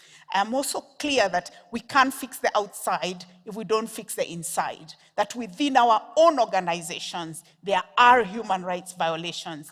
I have been working in women issues, and I know that a lot of women fail to rise up in conservation because of human rights issues within organizations, both governmental and non-governmental. So as we clean up our act dealing externally, let's clean up our acts inside our organizations and make it important that human rights issues are central to the way we do business in conservation organizations. That said, I will take a question now from the floor. Please put up your hands. There's a gentleman right in front here. I won't take too many questions, so you really need to violently put up your hand if I'm going to see it. Thank you. Thanks very much to the panel. Andrew Campbell from Game Rangers Association of Africa. Just thank you for a very necessary conversation. And I think we've heard the differing viewpoints, donors, enforcement agencies, community members, indigenous people. I think these voices are what we need to hear on this issue. I just, from our side as sort of advocates for rangers, we had a session on it on Thursday, but we need to bring the conversation around rangers' human rights into the human rights conversation happening in conservation, because rangers are also indigenous people. They're also community members. So we need to frame the conversation to also include the ranger community and how we improve the standard of human rights for them in their work environments. We know they operate in very harsh and unsafe conditions sometimes. And I think just in terms of acknowledging that. Then maybe just the question part of it was one issue that we have, and we included in our human rights policies, the issue of joint enforcement patrols, where rangers are accompanying military or police in these patrols. But the conservation, rangers are often branded if there is a human rights violation with having committed that, because it's seen as a wildlife law enforcement patrol. How do we work with that? We can't only talk about rangers, we also need to talk about military and police. Thank you. Thank you very much. Let me take one more question. Yes, there's a lady right in front here. Try and be concise. Let me take the question from the lady here. Let's be very concise, and then we'll take the two. Thank you. My name is Tandiwa Mwetwa, and I'm from Zambia. It's just a very quick comment and a challenge to the donors on stage. Being the ones that pay the piper, please let this discussion not just end there on that amazing stage. Please walk the talk. Thank you for everything that you're putting in place, but let it translate on the ground. With 30 by 30, being advanced in many places, let it not be business as usual. Thank you. Thank you very much. Okay, I'll take a question. All right, there's a very serious young person right here at the front who, okay. Thank you. Thank you so much, the moderator. I'm Grace Mpaji from Ego, Uganda. I'm very glad for the insight we've been given, but my comments are two. One, when it comes to corruption, my little experience and findings, it is discovered that the duty bearers are the perpetrators at all levels. How do we reconcile this? Secondly, there is reality and the ideal. The ideal is we are meant to conserve the natural resources. What are these natural resources? I believe human beings are part of the natural resources. So how are we going about this? From my experience, I think coordination is key. When you're thinking of natural resources, you cannot exclude human beings. We need to appreciate this. Thank you so much. Thank you. I think we'll have that question, the first question, answered. Which of the panelists do you want to try? The gentleman from USAID? Yes, please. This is the question on joint patrols. Yes. I mean, I'm not the most experienced at this, but I know that many of our partners, many rangers do engage in patrols with members of the military because they are heavily outgunned and they don't want to be armed to the teeth. They just want to survive the patrol. And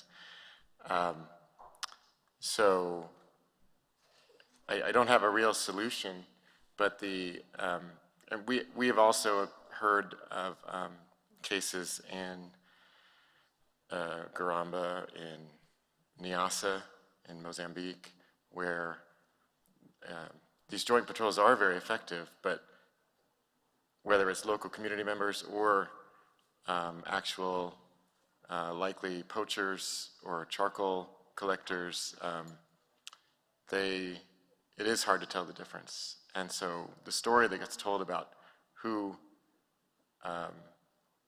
made the first shot or who is overly aggressive is, it does basically conflate the rangers and just says they're all just rangers because they're in the park. So I just wanted to add that when you first said joint patrols, I was hoping you were talking about, we also support places where rangers and communities patrol together.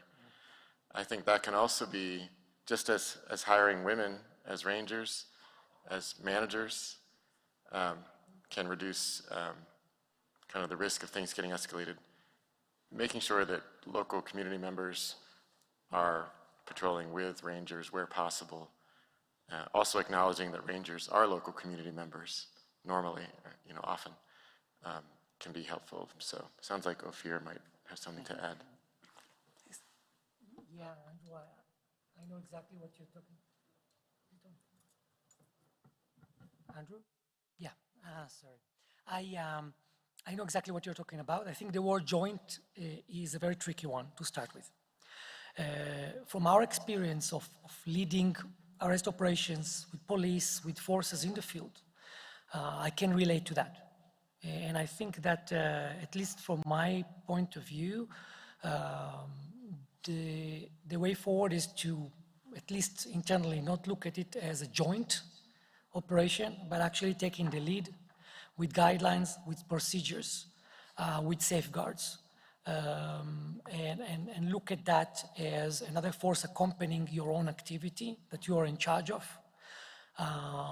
by leading and by also maintaining control and authority over these operations, and having these authorities to your people in the field. You'll be able to control some of the things, and when things get out of hand, we stop it. If we don't have this relationship and we don't have these safeguards, let us not continue walking until we encounter something. So it's basically the base of the relationship and the control and authority that you have. That is a red line that if it crosses, don't carry that activity and get into problems of security and problems of human rights abuses, for example. Okay, you have something to say?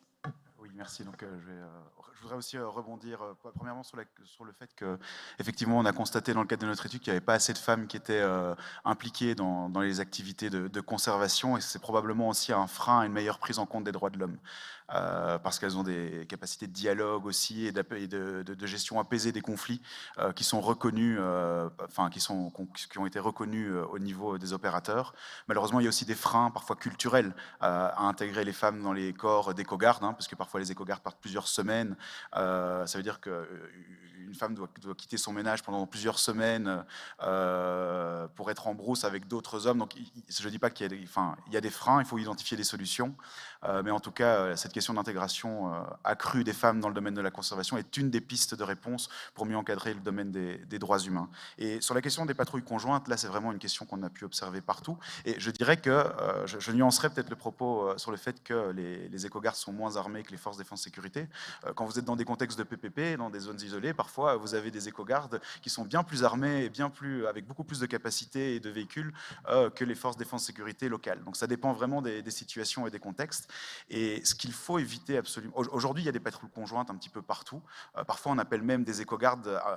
Il y a des demandes de la part de préfets, de sous-préfets, d'intervenir dans des cas qui n'ont rien à voir avec la conservation, parce qu'il y a besoin de renforcement, de force pour solver une situation. Ce qui est important de faire, c'est de mettre au cœur de ces... La première chose, c'est d'avoir des MOU. Il faut que ce soit encadré par la loi, par un accord, parce qu'il y a des questions de responsabilité. Et donc, au-delà du lead dont mon collègue parlait, il faut que ce soit encadré dans un texte pour savoir qui peut faire quoi, quelles sont les règles d'engagement, qui peut... ça, c'est essentiel, parce que si vous n'êtes pas dans un cadre clair, avec un cadre juridique, un contrat qui est clair, ce qu'on appelle le MOU, voilà, là, il y a vraiment des risques de débordement qui peuvent nuire aussi à la conservation. Et ce qui est essentiel aussi dans le cadre de ces patrouilles conjointes, c'est de mettre au cœur la protection des civils. Et donc ça, vraiment aussi renforcer les capacités, former les éco-gardes, avoir des réunions conjointes entre les forces de défense sécurité et les équipes de conservation pour mettre au cœur de toutes les interventions la sécurité, la protection des civils. Voilà ce que je voulais ajouter. Mais elles existent, ces opérations conjointes, et je ne pense pas qu'on pourra s'en passer. C'est vrai qu'il y a des risques liés à ces opérations conjointes, mais je pense que c'est un leurre de croire qu'on pourra s'en passer pour le moment. C'est une réalité qu'on a pu observer en Afrique centrale sur quasi la totalité des sites.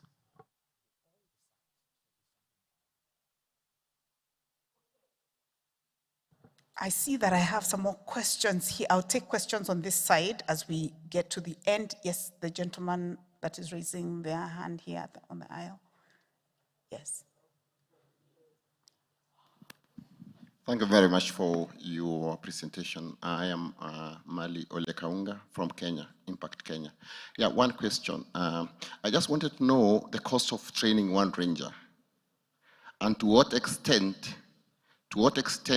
is conservation contributing to increasing guns globally?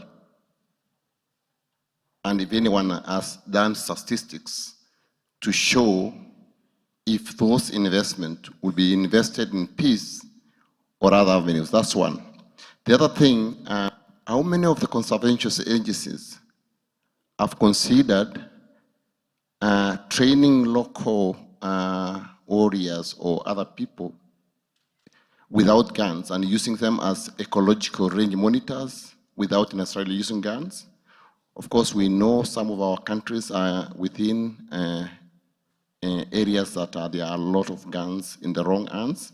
Are we doing the right investment by increasing guns, or should we invest in promoting peace at a regional level to ensure that no more illegal guns? That's one. The other thing, how many of the training institutions... Sorry, I need to stop you kindly, sir. We are running out of time. We're losing the room, and I have one gentleman over there who's almost ready to stand on his seat. And so I'll take that's the last question or comment. Thank you very much. Thank you very much. I'm George from Uganda. And thank you for the panelists and you, the moderator. And we appreciate the issues raised by the different colleagues and partners. Mine is about the human rights violations. One thing that really needs to come out clearly, especially for our case, is that our motto, our theme is conserving for generations. So we conserve for the people. Now you cannot turn against the people you conserve for. The resources that we protect and conserve are our people. But it's a very huge task to conserve these resources. And in areas where you've been Your question. My question is, we've had reports, human rights abuses against around protected areas.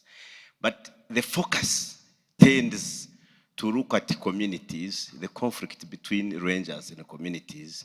And there are two issues here. One, there isn't adequate consultation with the mandated institutions who actually interface with the communities.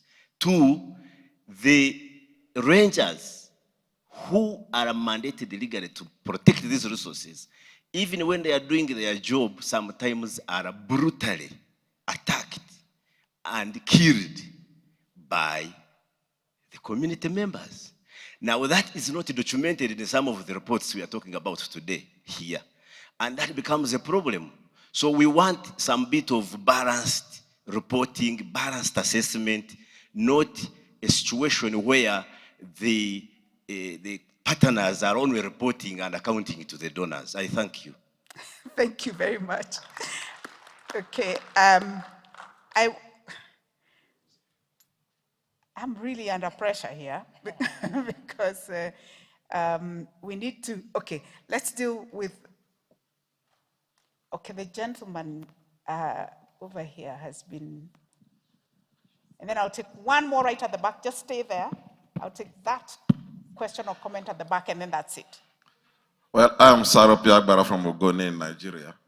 My question relates to the issue of human rights and conservation.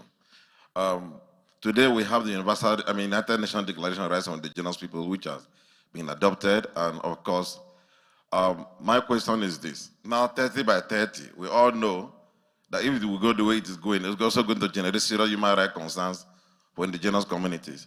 I want to ask, what is this panel recommending for conservation agencies and government to do with the UN DRIP in terms of implementation of, the conservation on the ground as we move towards 30 by 30? Because the UN DRIP provides the overarching framework for human rights protection of indigenous peoples, and it covers issue of conservation, relocation, and all that, the land tenure and all that. If that is respected, we are sure that we can get a 30 by 30 that is human rights focused and human rights driven. Thank you very much for being very concise with your question. I'm going to request the gentleman at the back to be exactly the same. Thank you. Bonjour, je suis Amon Koutoua Benoît de la Côte d'Ivoire. Je voudrais donc prendre en compte le fait que les droits de l'homme concernent tous les secteurs d'activité. Et pour cela, au niveau de la conservation, il faut pouvoir donc faire une véritable analyse des parties prenantes et adresser les questions de droits de l'homme selon les différents acteurs. Et ça me permet donc de rebondir un peu sur les questions de patrouille mixte ou patrouille conjointe pour dire que ce n'est pas tant la qualité des personnes qui sont dans la patrouille qui est importante, mais c'est leur responsabilité vis-à-vis du respect des droits de l'homme. Et donc, il faut savoir que d'abord, la responsabilité est d'abord individuelle et avant d'être collective, lorsque l'infraction est commise en réunion, et puis après, ça peut engager la responsabilité des institutions. Donc, je voudrais qu'on puisse prendre cela en compte et qu'on puisse faire des formations à l'endroit des différentes parties prenantes. Merci. Thank you very much. I will ask the panelists to now address those issues, and then we will close. So, who wants to go first? Paul. Okay. Yeah, maybe I'll take the one on the training cost and just talk about training in general. The cost of one ranger. I think one needs to look at what is the cost over time of maintaining the quality of the work. So typically there's initial training, but there's a whole process, including in the recruitment, vetting, testing, training, background checks. And I think, of course, the cost of training as we get more sophisticated and bring in more of these tools, trainings will be a bit longer. There's also refresher trainings. But these are essential, and so this is what we need is the highest quality training possible. And then, as we talked about, the leadership training. And as budget, it's just like, okay, grievance mechanisms, essential. We don't care how much it costs, we want to get the right system. In order for it to do this work properly, we need these tools. And so if costs go up, that's fine, because what we need to do is incorporate that into our models. And the same thing with associated the patrouille mixte. Et c'était une très bonne question, et c'est essentiel. Et ça touche aussi les questions de corruption dans les forces avec lesquelles qu'on coopère. So the issue of corruption with these mixed patrols and or issues other services in that space. And so having this MOUs and one needs to, if the law enforcement and governance dispositif is taking on wildlife forces, military, police in that space there, and they're interacting with the communities, then that's also in the training programs and in the training budgets. Yeah, I want to refer to what the speaker from Uganda was talking about in saying, well, yes, there can be an abuse from the side of the rangers, but the rangers themselves can be killed by the communities. And actually, that's very typical. When we talk about bird enforcement, that's exactly is the loop. When any kind of law enforcement is conducting or behaving in a corrupt way, in a corrupt way, in violations of human rights, etc., they lose the respect. And when they lose the respect, it triggers violence. I'll just give a small example of an operation, arrest operation we had some time ago in Douala. At the same exact operation, the traffickers were surprised because they knew the police officers and they paid them bribes before. So why are you coming again? At the exact same operation, the traffickers were trying to pour gasoline on the vehicles to burn those vehicles before we take them out of the place. So that is one. And for the Kenyan speaker that got us a very hot potato, another hot potato on militarization of conservation, I would say we're trying to put here today one hot potato already that is difficult to handle. Militarization of conservation is another very polarized issue. Another very polarized issue that doesn't have a very clear dialogue. And therefore, it has two different sides that are not really advancing on the discussions. But Paul was trying to explain how this was brought about and how this was a response to security situations and so on. And you need to remember that in a lot of these places, those guns offer the only protection in some of the disenclaved areas that are prone to be a hostage to armed groups and so on. Thank you. Thank you very much. Thanks for the great questions. I'll just respond quickly to a few. So I don't think that conservation is responsible for increasing guns. I think that conservationists tend to have the worst guns.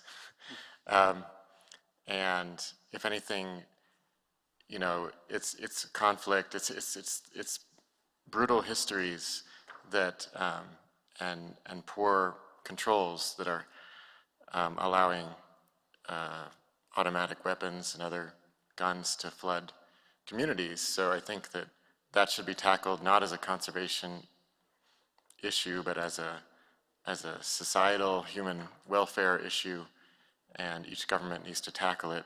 And if we can begin to control that, then I think we would turn around the militarization of conservation. It's one of the things.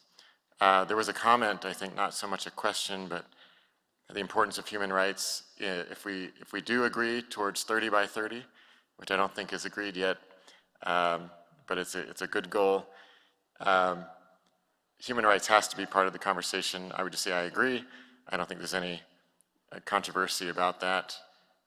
We are not going to succeed without not only respecting human rights, but ensuring that conservation, increasing protected area, estate, is of benefit to people in all the ways that we know it can be.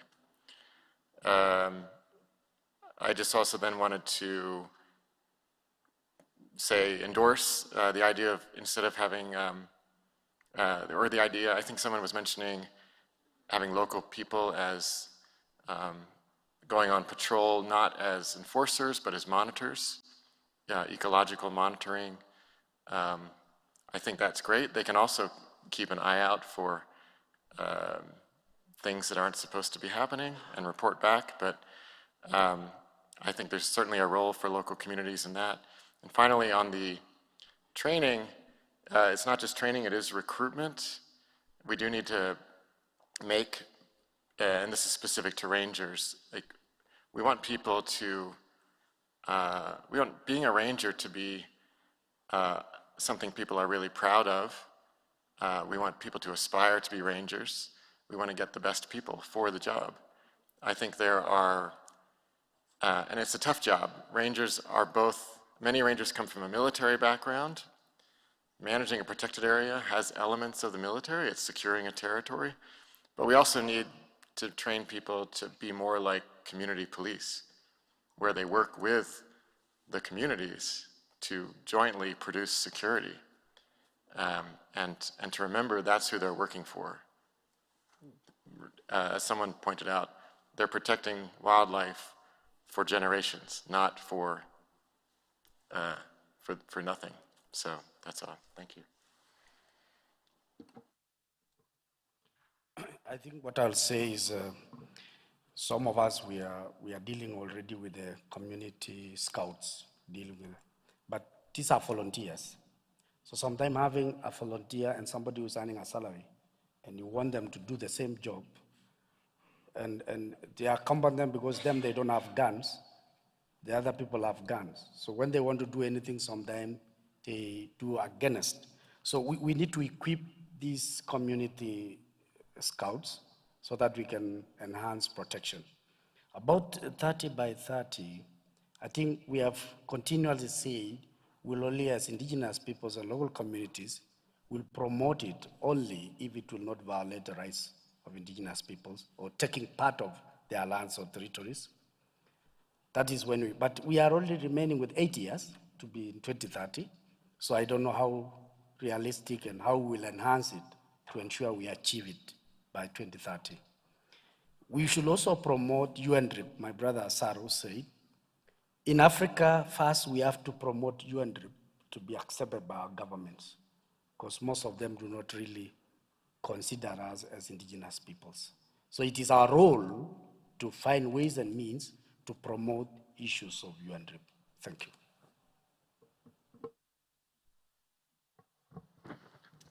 Merci. Donc, je vais peut-être rebondir sur premièrement la question des armes à feu, parce que c'est vrai que c'est une question qu'on rencontre dans le domaine de la conservation. Premièrement, rappeler que, comme l'a dit monsieur le représentant de l'USAID, effectivement, les écogardes font face à du grand banditisme. Hein, donc, malheureusement, chaque année, en tout cas en Afrique centrale, on a de nombreux morts des écogardes qui sont tués dans l'exercice de leurs fonctions. Et bien sûr, il faut trouver des solutions apaisées, mais la réalité sur le terrain, c'est qu'ils risquent leur vie et ils ont besoin d'armes à feu pour pouvoir se protéger aussi, pour protéger leur propre vie. Peut-être préciser aussi que je pense qu'il n'y a aucun bailleur de fonds public qui finance l'achat d'armes à feu. Ça, en tout cas au niveau de l'Union européenne, il n'y a pas d'achat d'armes à feu. Je pense que c'est pareil pour les États-Unis. Par contre, les partenaires avec lesquels on travaille ont accès à des fonds privés qui leur permettent d'avoir accès à des armes à feu. Donc c'est une réalité. On peut avoir une augmentation des stocks d'armes à feu, mais j'ai pu voir, moi, sur le terrain, en tout cas, que vous aviez toujours des armureries avec des systèmes de contrôle extrêmement complexes et avec un très haut niveau de sécurité. Et il y a dans les recommandations justement du rapport qu'on a fait sur l'encadrement des droits de l'homme, la partie armurerie, gestion de l'armurerie et tous les mécanismes de prévention de fuite d'armes de ces armureries est essentielle. Donc il faut bien l'avoir en tête. Et la plupart des opérateurs sont conscients de ça et ont mis en place des mécanismes justement de prévention pour que ces armes ne sortent pas de ces armureries et ne soient utilisées exclusivement que dans le cadre des actions de conservation avec des numérotations. Chaque balle est numérotée, donc il y a vraiment un grand suivi. Je ne vais pas rentrer dans les détails, mais ça fait l'objet de toute l'attention des opérateurs de terrain. Pour rebondir sur une question tout à fait différente, sur celle des populations autochtones, là je ne vais pas donner un avis personnel, mais je vais plutôt faire un constat au niveau de l'Afrique centrale. Il y a un seul pays en Afrique centrale qui a signé la déclaration des peuples autochtones, c'est la République centrafricaine. Et c'est le seul. Il n'y en a pas d'autres en Afrique centrale qui ont signé cette déclaration. D'ailleurs, il y a d'autres pays. Hein. Il y a la France n'a jamais signé non plus cette déclaration des peuples autochtones, pour information. Donc c'est pas pour dire que c'est bien ou c'est mal, mais c'est pour dire que c'est pas une généralité. Elle n'a pas été signée, elle n'a pas été ratifiée par tous les États, et a fortiori en Afrique centrale. il y a la République du Congo et la République démocratique du Congo qui, bien que n'ont pas signé cette convention, ont eux des lois qui encadrent les populations autochtones. Les autres pays n'ont pas forcément de lois spécifiques qui encadrent ces questions des populations autochtones.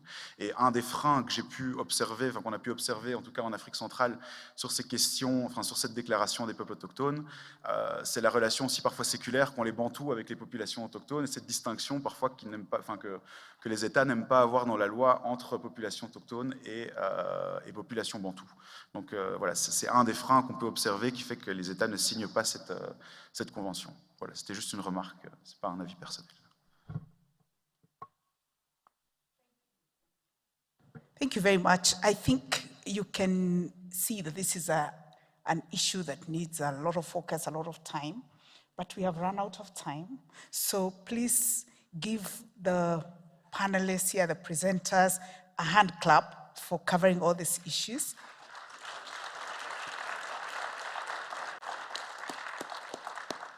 Please appreciate the translators. Without them, we can't do. And the media people, the IT desk at the back, and all those people that are taking photos and videos, we thank you. We love seeing ourselves on the roundup in the evenings, the APAC highlights. We like to see ourselves. So thank you very much. So, and please give a hand clap to yourselves for participating so well. And with that, we're going to close this panel, and certainly not the discussion. These panelists are available. You can approach each one of them. If you have an issue that you would like to really debate further, please talk to the panelists. Let's see how to take these matters forward, because clearly these issues are absolutely important. I will leave you with one final comment. Women are the answer. Thank you very much.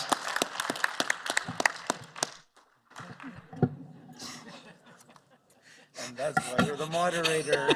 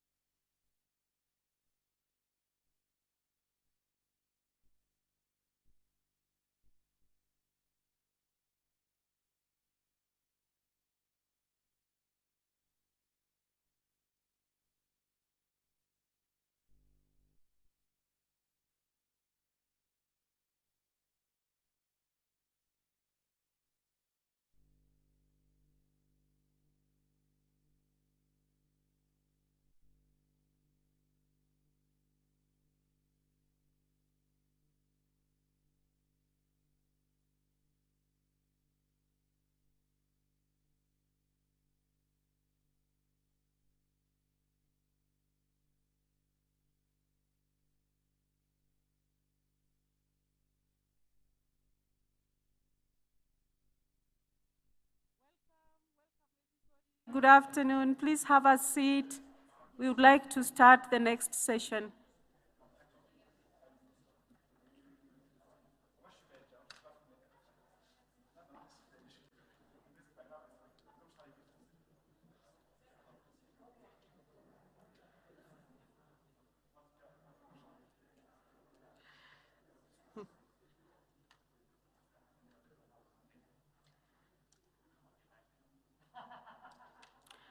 Thank you all. Good afternoon. We'd like to start the next session. I would like to take this opportunity to welcome all of you to this Nature for All session. I'm sorry there was a bit of confusion, and that's why we are starting it at this time. But it won't take too long, although it will contain some extremely important information for you. So I encourage you to sit back. Thank you.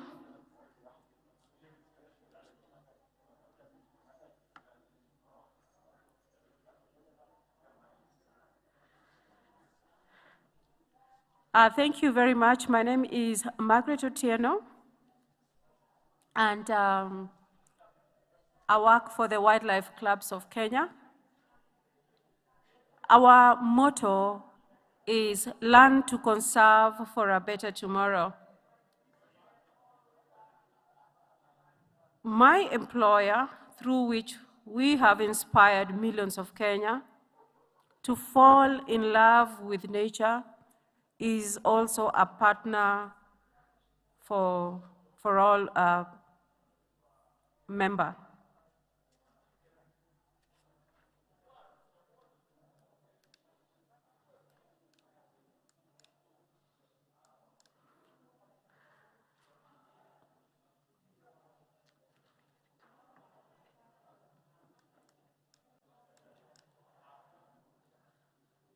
I'm ready for the slides. Thank you. Launched in 2016 and led by the IUCN Commission for Protected Areas, for protected area and Commission for Education and Communication. Nature for All is a platform that serves partners. It's a place where partners can share knowledge, can share their strategies, and even actions, amplifying our collective reach and engage new audiences and inspire a love for nature. So this afternoon, ladies and gentlemen, we are talking about love stories, but the love stories are mainly about nature. Our website contains shared best practice for connecting people with nature, telling their love stories with nature, providing toolkits, communication and education tools, compiling evidence and knowledge to help others to just do the same.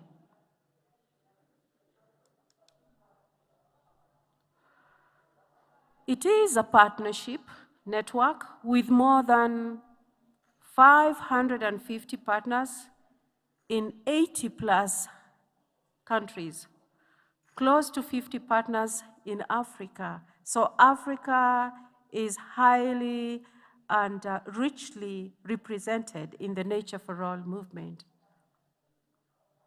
Nature for All is very, very simple. There's nothing complicated about Nature for All. The idea is that the more people experience and share their love of nature, the more support and action there will be for its conservation. You only conserve that which you understand and that which you love, and that is what we are talking about.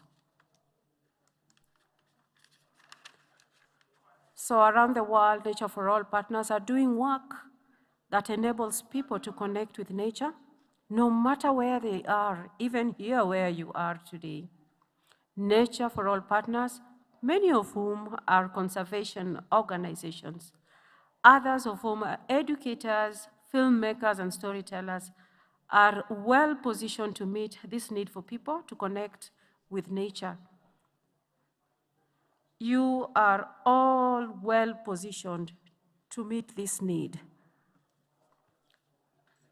Partners work on helping people stay connected with nature for many different reasons. And just to mention a few of these reasons, people's health and well-being, as well as spiritual connections and general well-being.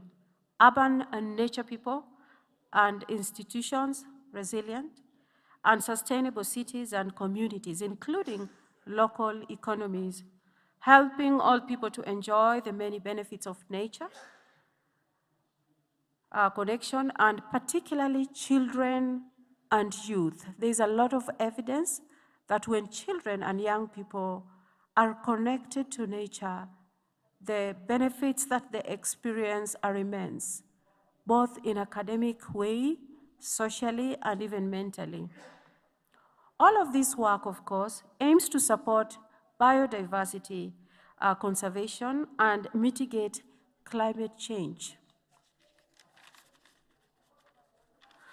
So because we know that while awareness of nature and its values is important, there is a growing body of evidence that it's this personal experience in nature that creates the long-term connection with the natural world that leads to a lifetime of support and action for its conservation. And there are many, many examples. If you talk to the many people who are involved in conservation, you will find out that this is the case. It's because they got an opportunity to be connected to nature at a very early age. So Nature for All is a global movement, and I'm hoping that at the end of this session, many of you would like to join and become a partner of Nature for All. We facilitate opportunities for newer audiences to be aware and experience and connect with nature. Just experiencing the awe, the joy, connection and gratitude, connecting meaningfully with thriving ecosystems, revealing nature's hidden surprises. It could be through stories, and it could be through films, short films, long films. All these are opportunities. Unveiling current threats posed to nature, highlighting solutions that can address the threats. So we are not just about talk, but we come up with solutions. We highlight these solutions, contributing to regeneration of the diversity of nature and cultures, benefiting from all that nature provides, including our basic needs and the diversity, heritage, and creativity that makes us human, and of course, taking action in support of a world where the diversity of nature and people flourish everywhere. I'm sure, ladies and gentlemen, that's what we would like to see. A situation where humans and wildlife flourish and live together in harmony. The Nature for All offers partners, their networks, IUCN Commission members, and other interested individuals and organizations a variety of opportunities to share their love for nature. It encourages them to engage their networks, create contests, share successes, and even enhance their fundraising efforts through storytelling, whether it's through an article, a short film, as I'd mentioned earlier, a piece of artwork, a full-length film, an audio recording, a poem, or whatever other medium works best for you. In April, the Nature for All launched a platform that features examples of inspirational stories and provide all interested individuals and organizations with toolkits. These toolkits are very important, and they are there available for all of you. Gifts, logos, and other resources that you can use to create and share your own love of nature stories. So throughout the year, this campaign is going to continue. And then in February, to coincide with St. Valentine, who doesn't love love? Everybody loves love. Some of the most inspiring content received throughout the year will be celebrated. There will be events focused on each type of content received, and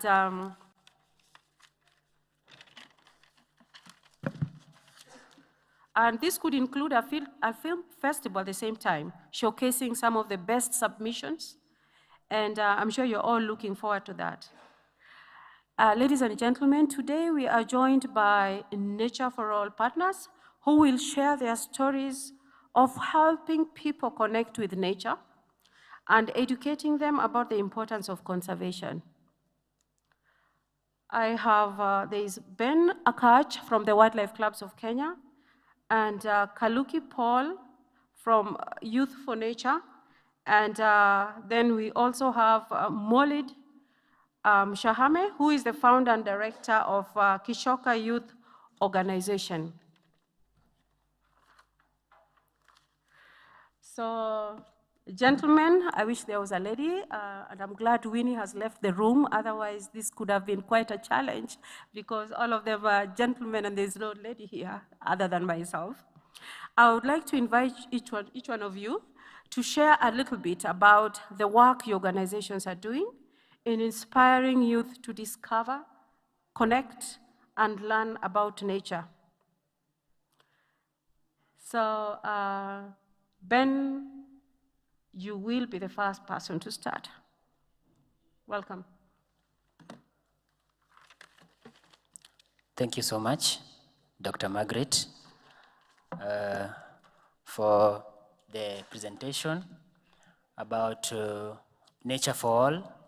And we as the partners of Nature for All, I just want to share briefly about what we do. And as you have been told, my name is Ben Akach. I work for Wildlife Clubs of Kenya. as the mobile education officer. And I think I'm the only African with this job title, mobile education officer. I move around to inspire people to love nature. And at Wildlife Clubs of Kenya, we have got a vehicle that is in charge of this unique program called the Mobile Education Unit. And I lead this unit. And on my daily activities, I am focused on reaching out to connect people to nature. And Wildlife Clubs of Kenya has been organized in a way that we have registered school children who are members of the club, and they have got a very organized plan, timetable, and every week we have a club day where they do specific activities. And the mobile education unit is there to nurture these clubs, support them, and reaching out. And you will find always in our mobile education vehicle, we have all the equipment necessary for them. And we will go out, the children are ready to be taken out of the classroom. And out of the activities that we do, these children are able to show a lot of passion in helping to conserve nature. And we take them to protected areas. We take them to other natural areas around their normal running environments. And they have really taken part. They have really engaged in doing a number of activities. And out of these activities that Wildlife Clubs of Kenya does, we have seen a great change in the environment, and children are able to do that which is expected of them. And we have really seen a lot of resilience. Thank you, Ben. We'll have to go straight away to Paul. Paul, make it 2 minutes. If you can summarize, I'll really appreciate it. Thank you. I promise to make it less than 2 minutes. My name is Kaluki Paul. I'm the Africa Director at Youth for Nature, and we are a global youth-led organization that brings together young people, mobilizes them, and educates around the nature climate crisis, and really seeing how we can build our capacities as a global population around nature-based solutions, climate action, and nature action. We do this through storytelling. We understand human beings as social beings, and so storytelling is a critical component of Youth for Nature. We do capacity building and, of course, knowledge sharing to help bridge the gaps in capacity, knowledge around nature and climate. And so we are proud partners of Nature for All, and looking forward to the quick discussion. Thank you. Oh, that's very nice. Thank you so much. Molid? Okay, thank you, Dr. Margaret. I am Maulid Hamis Munyikai, Director and Founder, Kishoka Youth Organization. What we do, basically, we serve two purposes because our organization is in Mombasa, Kenya, so we are near the ocean, and also we have forests, so we focus on both nature, marine, and the terrestrial. So what we do, we educate and engage youths, students in schools to love nature. We normally use form of arts, music, and poetry in order to engage the community to love nature. We also use comic books to engage small children at the primary level to love and learn about nature. And we also do beach cleanups and redesign the plastic waste that is being collected on the marine to sell the products. Thank you. Thank you very much. Now, we will take two questions from the audience, but before that, I have one question that I would like to ask the panel, and just one of you can respond to that. What does nature mean to you? One person. Yes. I think to me, nature means all life. It means our connectedness, and it means the life we build beyond the current generations. So it is what we were, what we are, and what we will be. Thank you very much. I think that summarizes Nature for All. And from the audience, if somebody has a question, I'll take maximum 2 questions. Or a comment? Thank you, Sean.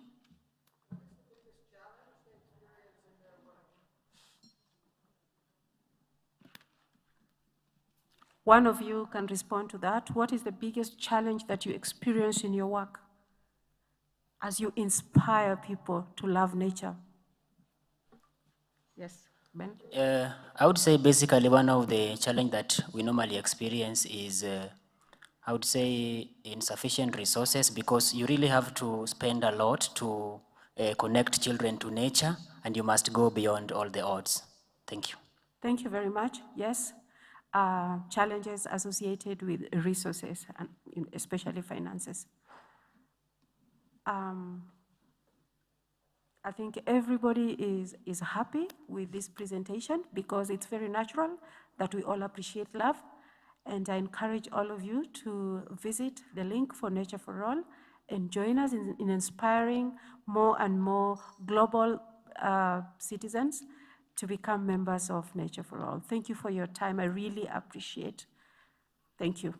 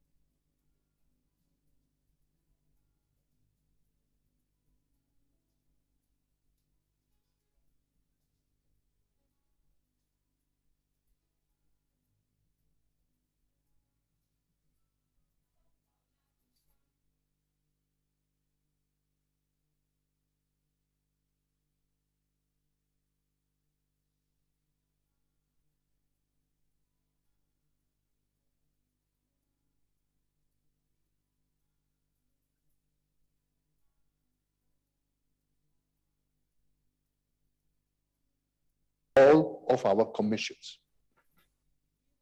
Over 20 ministers participated, along with 2 former heads of state. But this coalition is not just one of governments. Participants also included representatives.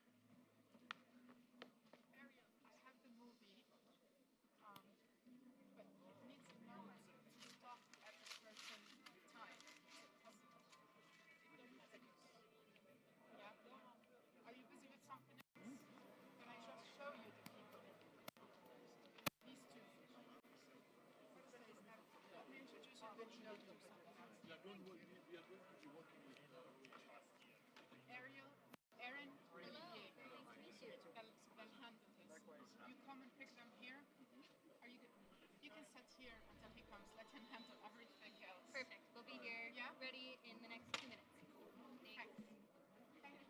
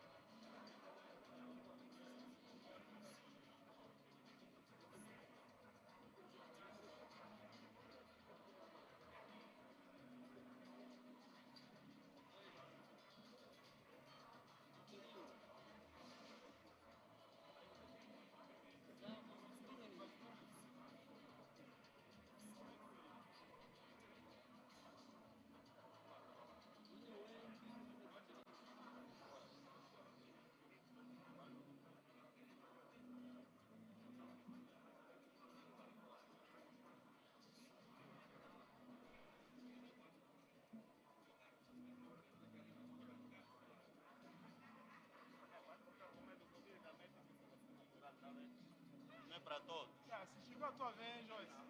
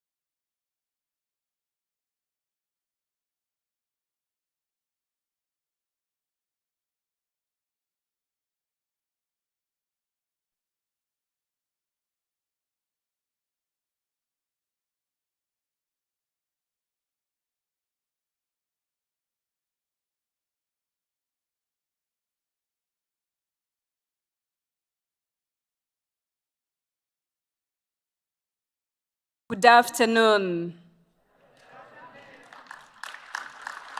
Good afternoon. My name is Beatrice Chiza. I'm the Director General of Environment and Climate Change, and I'll be your Master of Ceremony today. At the start of this week, we opened the very first African IUCN Africa Protected Areas Congress.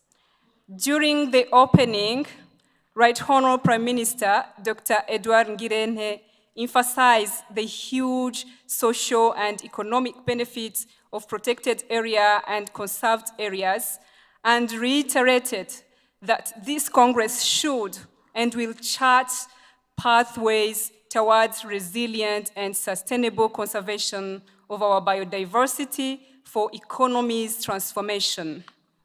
I hope that you all had fruitful deliberations and that these deliberations have resulted in solutions and outcomes that will not be forgotten once the Congress ends, but will be taken further and converted into actions. This Congress is just the beginning, and we all have work to do to achieve Africa's biodiversity conservation goals.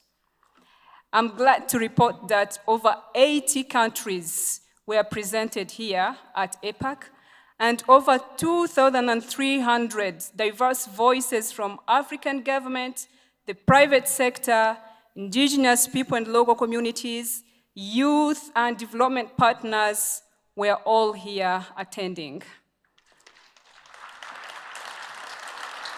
We deserve that round of applause to all of us. Without taking much time, let us straight into the program of the day, and I will start with hearing from the stream leads on their key finding. I would like to invite on this Philip Muruthi, co-lead of the Stream 1, the protected areas and conserved areas. Philip, welcome, please.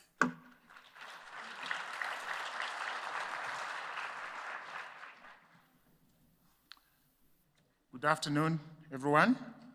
My name is Philip Muruthi, as you have heard, and I'm going to be presenting the results of the protected and conserved areas, stream. So Your Excellencies, delegates, ladies and gentlemen, all protocols observed. If you allow me, I will now start. My co-leader was Dr. Samuel Kasiki, and we thank you all for participating in that stream. So the way we collected the information, so we had several streams or sessions in this stream. We had one on effectiveness of protected and conserved areas. Panel 2 looked at achieving more effectiveness through connected and complementary networks. We had a panel on OECMs, which I'll define them later, and how they can fill the gap. Then we had on COVID, we had a panel, number 4 there, which was on COVID and other pandemics, and what are the implications for protected and conserved areas. And finally, we had a panel on protecting the protectors.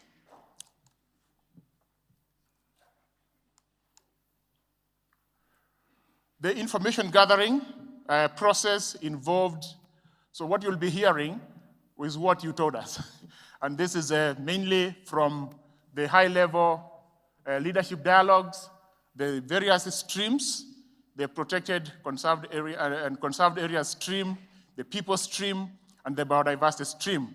We have taken all that information and put not just the points that come from the protected and conserved area stream, but also from the other streams that pertain to protected and conserved areas, and also from the cross-cutting themes and some panels, some of the sessions that were being held in the panels or in the pavilions. We have received so far about 100 reports out of 250 reports. We are expecting more reports. So this has been quite an active process. What you'll be hearing from me is not the comprehensive report. These are the key highlights. So what are the key messages we have had this week from this stream? We have heard that connectivity is key to management effectiveness of protected and conserved areas. We all agree that. I don't think anyone doubts that. But there is a key need to focus on how it is done, and the fact that it transcends political barriers and be part of a large landscape approach. That was that resonated all over during the sessions. And other area-based conservation measures, OACMs, represent a significant step towards recognition of sites with high biodiversity value beyond protected areas to deliver long-term in situ conservation of biodiversity. And OECMs kept on being mentioned, and there was great emphasis on conservation beyond protected and conserved areas, and the big role that OECMs can play as a tool to drive a shift in financing, the way financing is done, and they can also be included and to guide donor funding. So a big role there for OECMs, and there was emphasis on that we should standardize how we measure conservation effectiveness using evidence-based approaches. It's very clear that we must have the evidence of effect. What we mean by management effectiveness, and using not only science and technology, but incorporating indigenous knowledge. Sustainable landscape conservation mosaics should rely on effective land use planning, using reliable tools, and promote multiple governance models. This idea of multiple governance models resonated throughout the stream. Protected and conserved areas are nature solutions, absorbing carbon, creating economies, and ameliorating conflicts. So seeing protected and conserved areas beyond just areas that conserve animals, that conserve biodiversity, but also that can be a useful tool for ameliorating conflicts and moderating the impacts of climate change. On COVID-19, we learned that we cannot rely on one industry. There was an agreement that we need an emergency long-term funding mechanism, a preparedness. Participants felt that we basically have reacted to the crisis and haven't really responded to it. There is need to build a professional ranger force, so from the protecting the protectors. We do expect under the proposed 30 by 30 that rangers will be required to protect 30% of the world's surface area.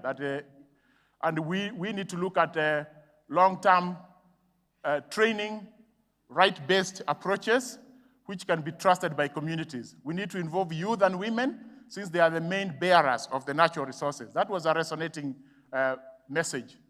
And on the infrastructure and the extractive industries, including agriculture, these are the developments that most impair the integrity of protected and conserved areas. And a survey from 19 countries affirmed that point. There are some challenges that were cited, and of course, this is not a comprehensive list of all the challenges, but assuring adoption of sustainable agricultural practices. There was a big point about conservationists looking and being aware about urbanization trends in Africa and the infrastructure trends in Africa. Later on, you'll see under the last bullet there the importance of that. At the nexus of climate and insecurity, making sure that those impacts are taken into consideration. I mentioned the third point there about rangers, and so looking at their welfare and their well-being is so important. Something that is lacking in most countries. We expect these people to work hard to protect biodiversity, but their welfare is in question. Gender issues of women, the point about including women as bearers of nature, that was emphasized. And also these human rights issues when we apply law enforcement, not fortifying and militarizing conservation.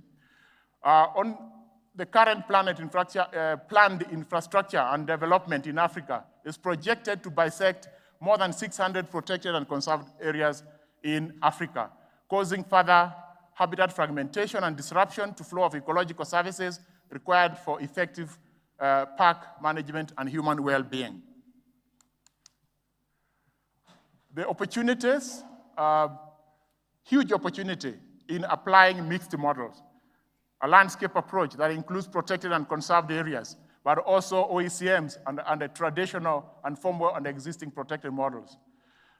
We mentioned about peace and protected areas and climate change nexus, increased political will to promote and support protected areas. This is paramount. We can't do without it. The biggest opportunity that we face at the moment is really in the post-2020 global biodiversity framework, acknowledging that conservation works best when it is equitable, and it also gives us an opportunity to look beyond formally protected areas. Not to say that they are not important. To say that you're looking beyond them doesn't mean that you set them aside. It all works together. They must truly be protected and effective, and then you add on to the other. They are the money in the bank. The role of government in the inclusion of IPLCs, indigenous people and local people, that was very much emphasized, that governments cannot just sit aside as we are looking at the issue of IPLCs. Some quotable quotes, very interesting. As people are speaking, we picked a few. There was this one, the first one from Mali, that we had that we should not take communities as beneficiaries of the project. They are the owners. There was a good example there where communities themselves, after seeing their elephants, actually asked the government to expand the protected and conserved area. Throughout the stream, there were many examples that we can learn from and learn from each other. There is no doubt that the OECMs are the future of conservation. We had that. And that the time to talk about OECMs is over. Now it is the time to walk the talk and seize the opportunity that this OECM concept brings. And it was emphasized by someone very, very emphatically, there is not another Africa. There is no Africa number 2. We miss this one, we go down with it. Then there was a strong, the issue of communities and making sure that benefits trickle all the way to the household. Strong households make strong villages, we had. So going forward, just a snapshot of some recommendations. There was a recommendation about governments, not only important for them to have a clear strategy and a business plan on their protected and conserved areas, but also that they fund them more, they invest more in conservation. It won't just happen by getting support. Governments should include IPLCs in the creation and establishment of protected and conserved areas, and even those OECMs that we are talking about. And the proposed 30 by 30 target is an opportunity to include both terrestrial and marine OECMs. We heard a little bit about marine OECMs, but there were very few. So how do you integrate those two? There's a big opportunity there. And then this issue of sustainable use of wildlife being important to communities, it resonated throughout. How do you make it work? Private and public and partnerships for protected area management represent an opportunity for enhancing funding and capacity, including management level, involving communities. There was a big emphasis on PPPs, creating that, but also that management of these protected areas must understand it. That was cited as a problem, that management is not understanding the PPPs. But also, as we do that, we must involve communities, and we should and the PPP model should render itself dispensable in the long term and in the medium term, that PPPs are not takeovers. That was also a point that was put there. And actively involve youth in all sectors of conserved and protected areas, as these are the next custodians of conservation. Regarding climate change, it was suggested strongly that a Pan-African coalition or think tank should be created to drive innovation and a transformative African-led climate solution to our protected and conserved areas, taking into account both indigenous and scientific knowledge. And among African governments should engage private funding for both adaptation and mitigation as an innovative strategy for protected and conserved area management. We need a landscape resilience fund channeling private capital for adaptation. And finally, the mitigation hierarchy should be applied for all proposed developments in the protected and conserved areas, with funding secured within the contractor agreements for compliance. There will be a report, obviously, and these points will be further elaborated in those reports.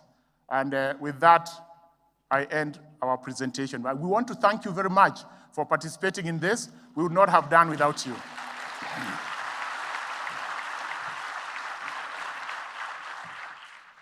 Thank you. Thank you so much, Philip. I think of all the outcomes, I just got one, but this is out of the biased point of view that women should be considered as bearers of the nature. So, women bearers of nature, but also women give birth to people. Let's hear from People's Stream, and I would like to invite Fiesta Warinwa to just present us the People's Stream. Fiesta.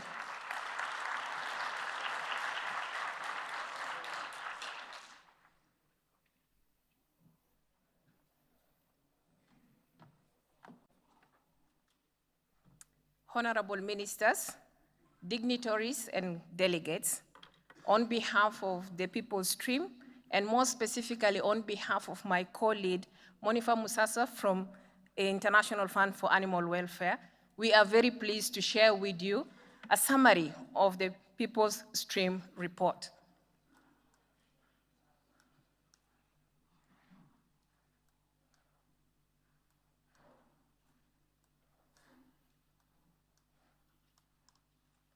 So from the discussions we had, just like the People's Stream, there were two major sessions that were covered under the People's Stream.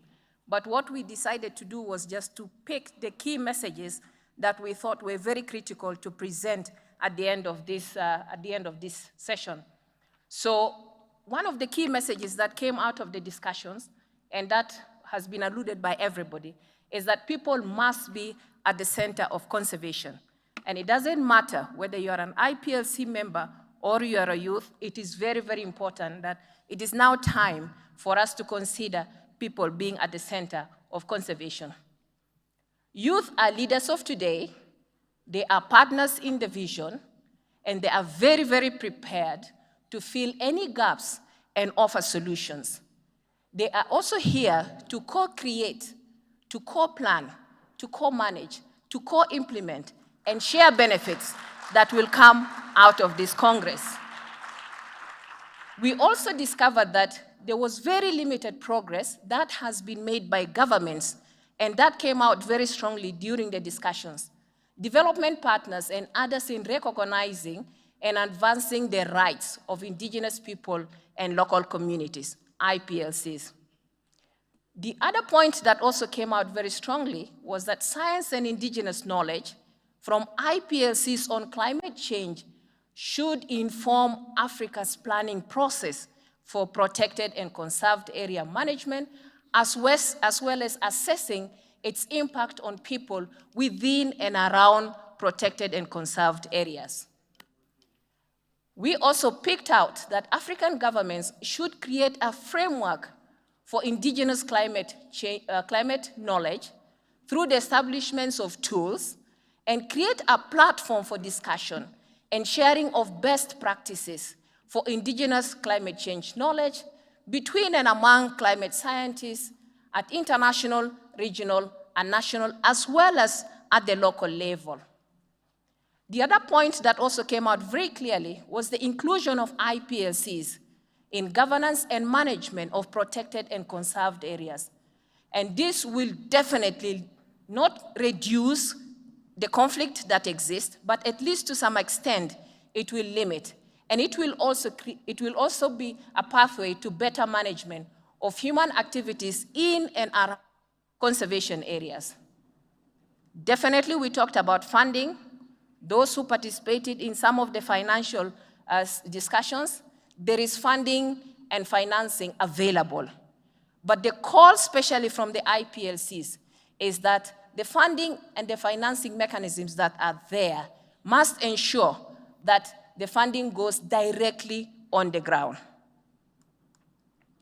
So we were also able to identify some challenges, opportunities, and it was a learning process for everybody, considering that this is the first time Africa is coming together to hold such a Congress. And there were a number of challenges that we identified, but we decided to only pick one.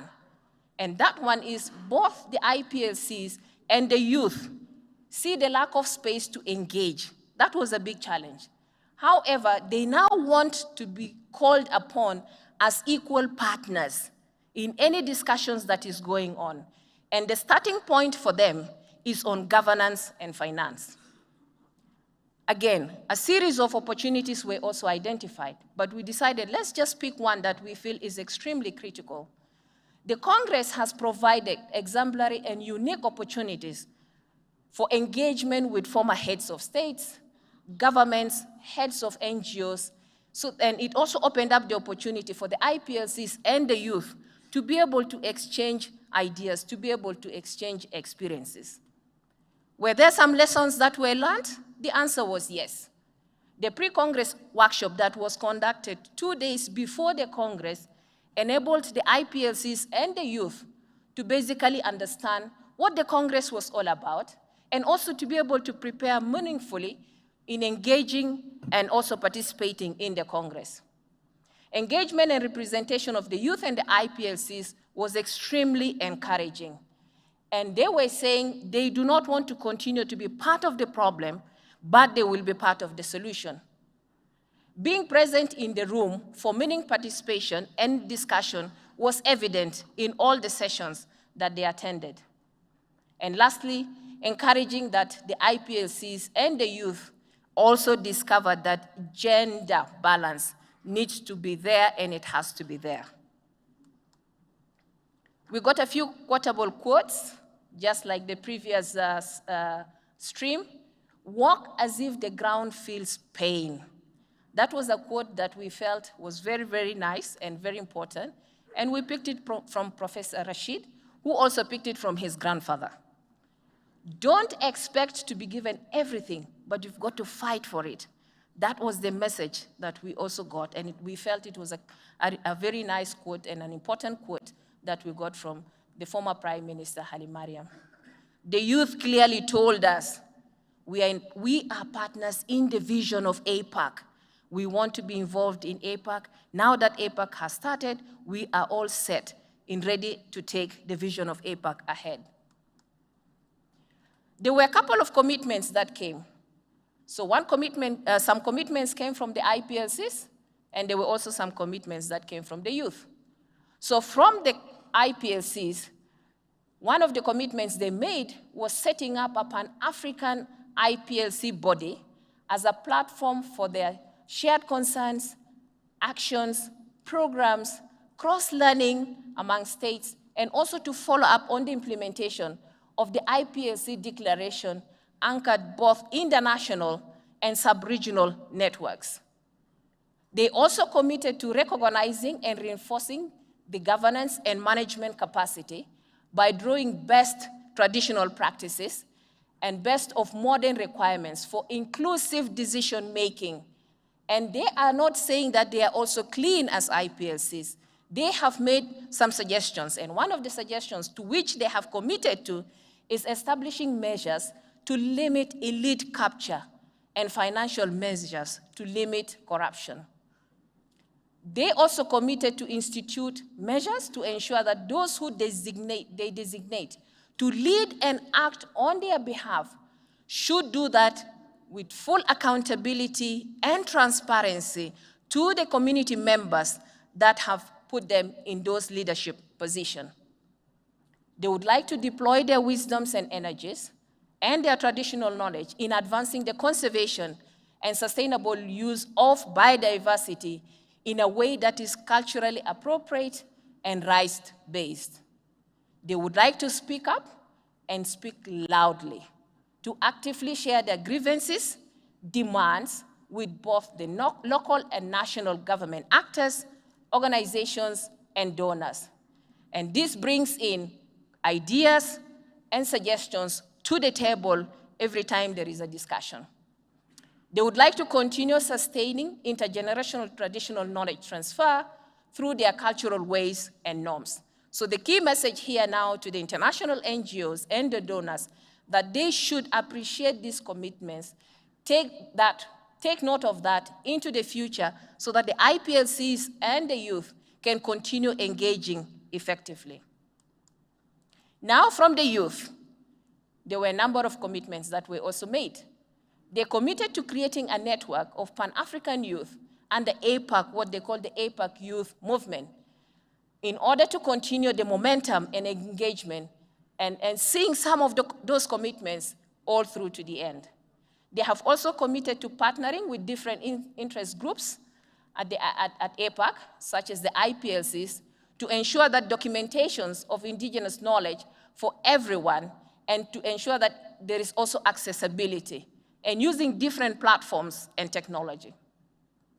They have a youth ambassadors, and they have given the youth ambassadors another assignment, and that is to work with the African Protected Area Conservation Trust to source the different necessary resources for the implementation of some of the APAC recommendations that will be coming out at the end of the Congress.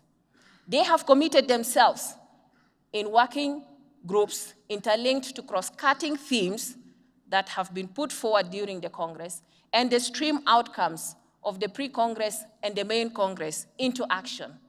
And then lastly, they would like to commit to being part of the monitoring and evaluation committees under all the existing international conventions in order to play an active role in engaging in those discussions. Some of the key recommendations that came generally out of this stream is that future Congresses must always consider the pre-Congress workshops, both for the IPLCs and the youth.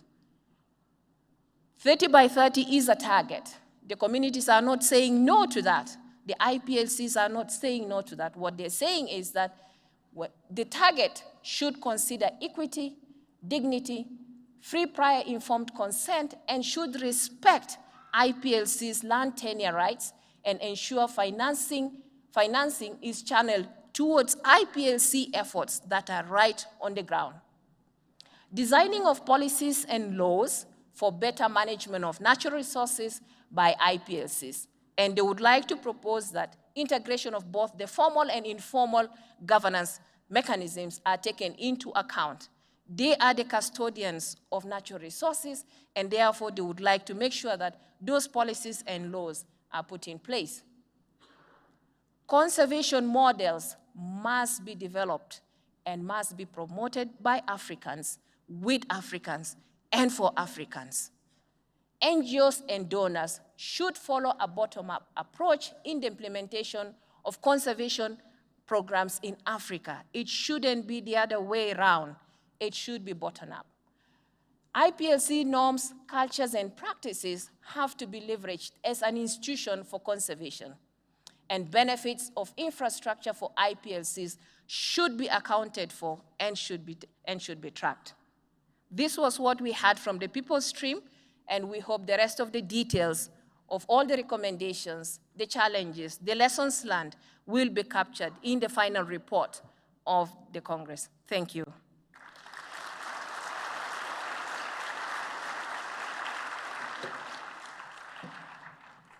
Thank you. Thank you very much, Fiesta. The conservation done by people for people, emphasized by this People's Stream. We have heard you loud. Thank you very much for that. Next to present their key finding is one of the co-leads of the biodiversity stream, Shilok Munyengwa. Welcome, please.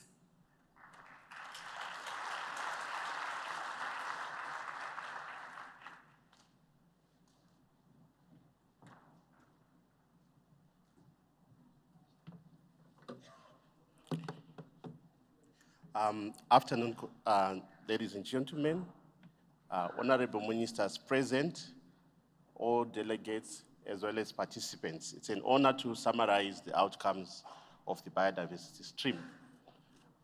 We had 3 main sessions under the biodiversity stream and several cross-cutting themes. So what we've done and what we're presenting attempts to summarize the key issues. But as I go into the presentation, you realize a lot of the issues have been presented. We're seeing a lot of commonalities in terms of what is coming out. I'd like to thank my colleagues, which is Michelle, Yusuf, and Louisa, as well as the dedicated volunteers who helped us put this together. The key discussions in the biodiversity were around the realization that biodiversity in its entirety, so we're not focusing on megafauna, from the smallest to the biggest species, is going to be critical in the economic growth of Africa. But for that to happen, there has to be sound planning. In addition, not only planning, but there has to be coordinated response in approaching how we plan biodiversity in order to address the different geographical shifts in the distribution of species, habitats, as well as how we address emerging threats, how we value the sort of the biodiversity, as well as our systems for research.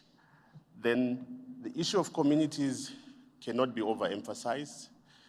And in our stream, the catchphrase was local communities should be regarded as primary stakeholders, investors and shareholders of biodiversity conservation on this continent. The third main key message is around ecological connectivity. So we have to start thinking beyond smaller landscapes. Africa is one connected landscape, and we need to be thinking around that.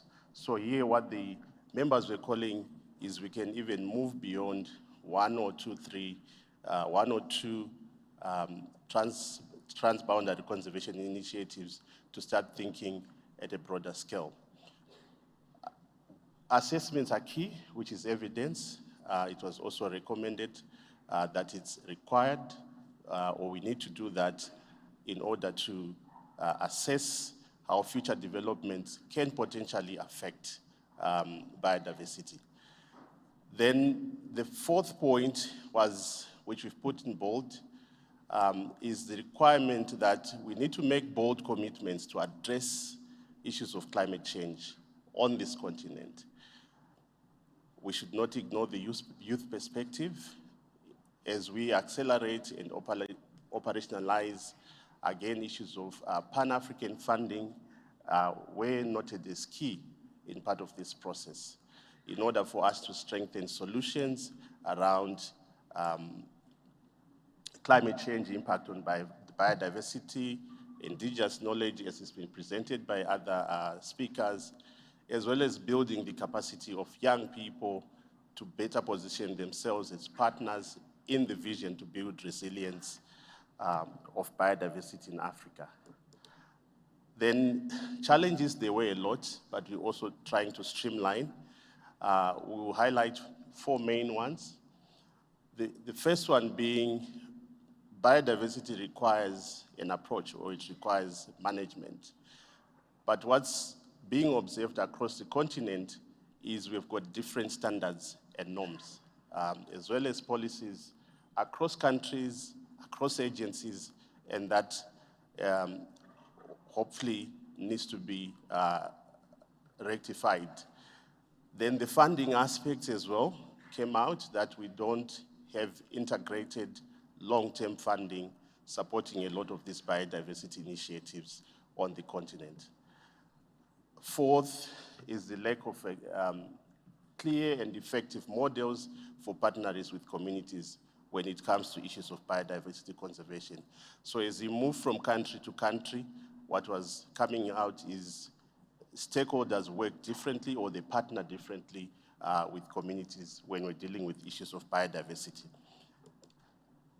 Several opportunities were highlighted, one being the fact that there's a willing private sector that is ready to invest, support in developing and marketing the resources that we have on this continent. There's also an opportunity to enhance value chains through payment for ecosystem, bioprospecting, as well as investing in high value biodiversity value chains. Given the exchange of information around here, there's also a recognition, there's also an opportunity, as other previous speakers have indicated, for us to develop communities of practice that allow us to see these things from a continental perspective rather than at country or community level. Some of the suggestions are issues around policy, the community models that I talked about, as well as data and data systems around protected areas. Then the next is around quotable courts. There's been realization amongst the other streams that gender is quite key. And one of our most impactful session was the all-female convened plenary, and that's where we picked our quotations. Jennifer Mohamed Kacherere says, I don't know many women in conservation who think linearly. Most women in conservation think dynamically. They think about connections. Whether we get that as men, I'm not sure, but I think the session itself helped unpack how we need to be incorporating all the different worldviews in how we relate with nature. Then the next quotable quote is in the struggle for indigenous control over lands and ability to get food from their lands, we realize we need to build capacity of our women. Again, the realization that women are close to biodiversity as well as feeding us, so we cannot ignore that. And the last one from Solange says, research has shown us when women have secure rights, which allow them to participate meaningfully in natural resources management, conservation results improve. So I hope these quotes help bring the gender balance that's been reported as missing in some of the sessions. And then I move to the recommendations. We've split our recommendations and try to identify to whom these recommendations will apply. And like what the previous speakers have said, this is work in progress. For African governments, it is recommended that they should assist communities that are vulnerable and around our protected and conserved areas in ways that put less pressure on biodiversity. This could include channeling finance to people, as well as communities living in and around these areas, so that we enhance resilience. For the IUCN, we recommended that it should support the establishment of the Women in Conservation Congress and invest in women's solidarity networks, particularly around indigenous women, to support conservation in Africa. Then we've got two general recommendations that are going to countries. One being that they should adopt the no net loss biodiversity, the no net loss of biodiversity for approved infrastructure projects, as well as enhance synergies with private sector.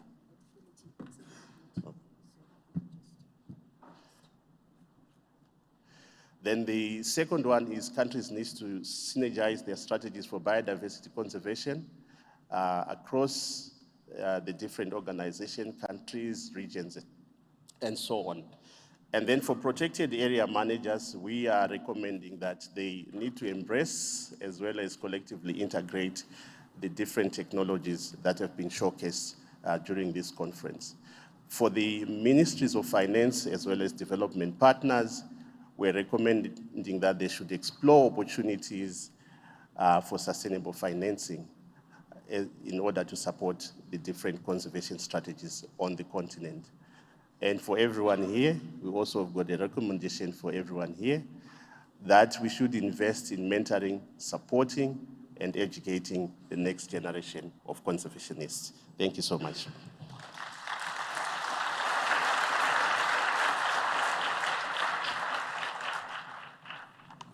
Thank you, Shilok. Thank you for these highlights. A lot has been discussed this week about empowering youth voice in conservation. And it therefore gives me a great pleasure to invite Johnson Koikoi, a young man from Liberia, to take the stage and entertain us with a song. Johnson, where are you? We are all waiting for you. Wow. We for youth.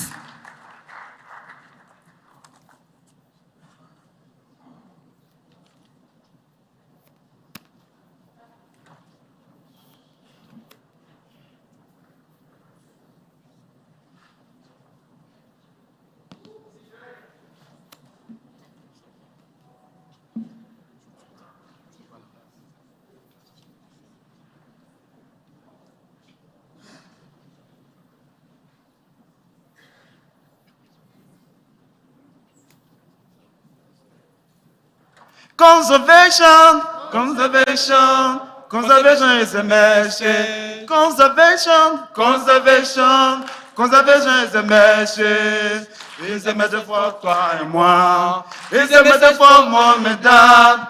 It's a message for everyone. Conservation is a message. APAC youth, we are the voice of the people. We are the banner of this vision. From the forest to the ocean, into our future. The conservation, conservation, conservation is a message. The conservation, conservation, conservation is a message.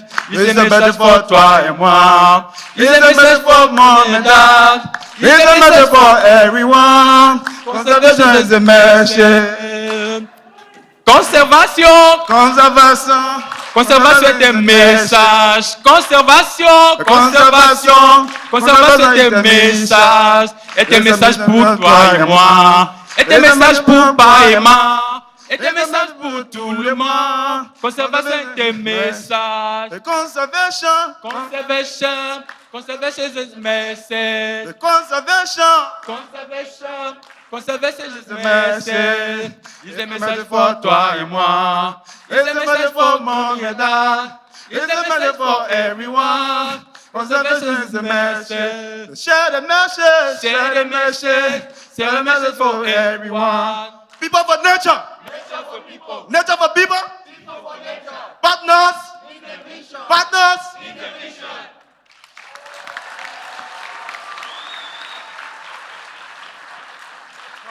Wow, wow, wow, wow, wow, wow.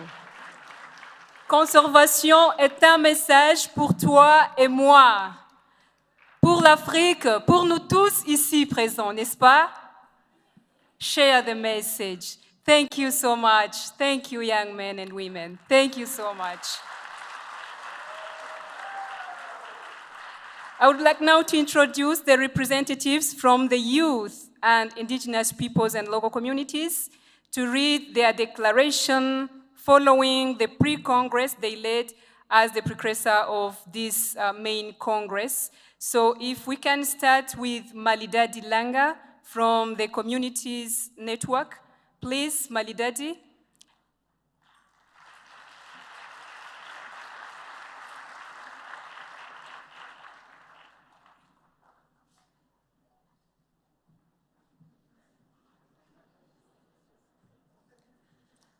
Thank you very much.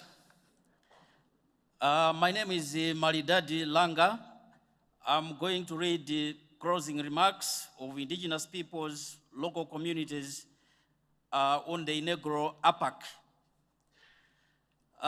Your Excellencies, the Honorable Minister, distinguished delegates, ladies and gentlemen, cognizant of your honorable presence and participation in the various plenaries and side events that we have undertaken during this inaugural APAC, it is with great pleasure and satisfaction that I now deliver these closing remarks titled, "We are inseparable from nature, we as in people." On behalf of indigenous peoples and local communities, IPLCs, gathered here, and some already on the way back to their various countries. Our commitments. We commit to transferring knowledge and practices to preserve Mother Nature, to working in solidarity with those fighting to protect nature and limit climate change, to speaking up on our grievances and to present practical remedies with an open spirit,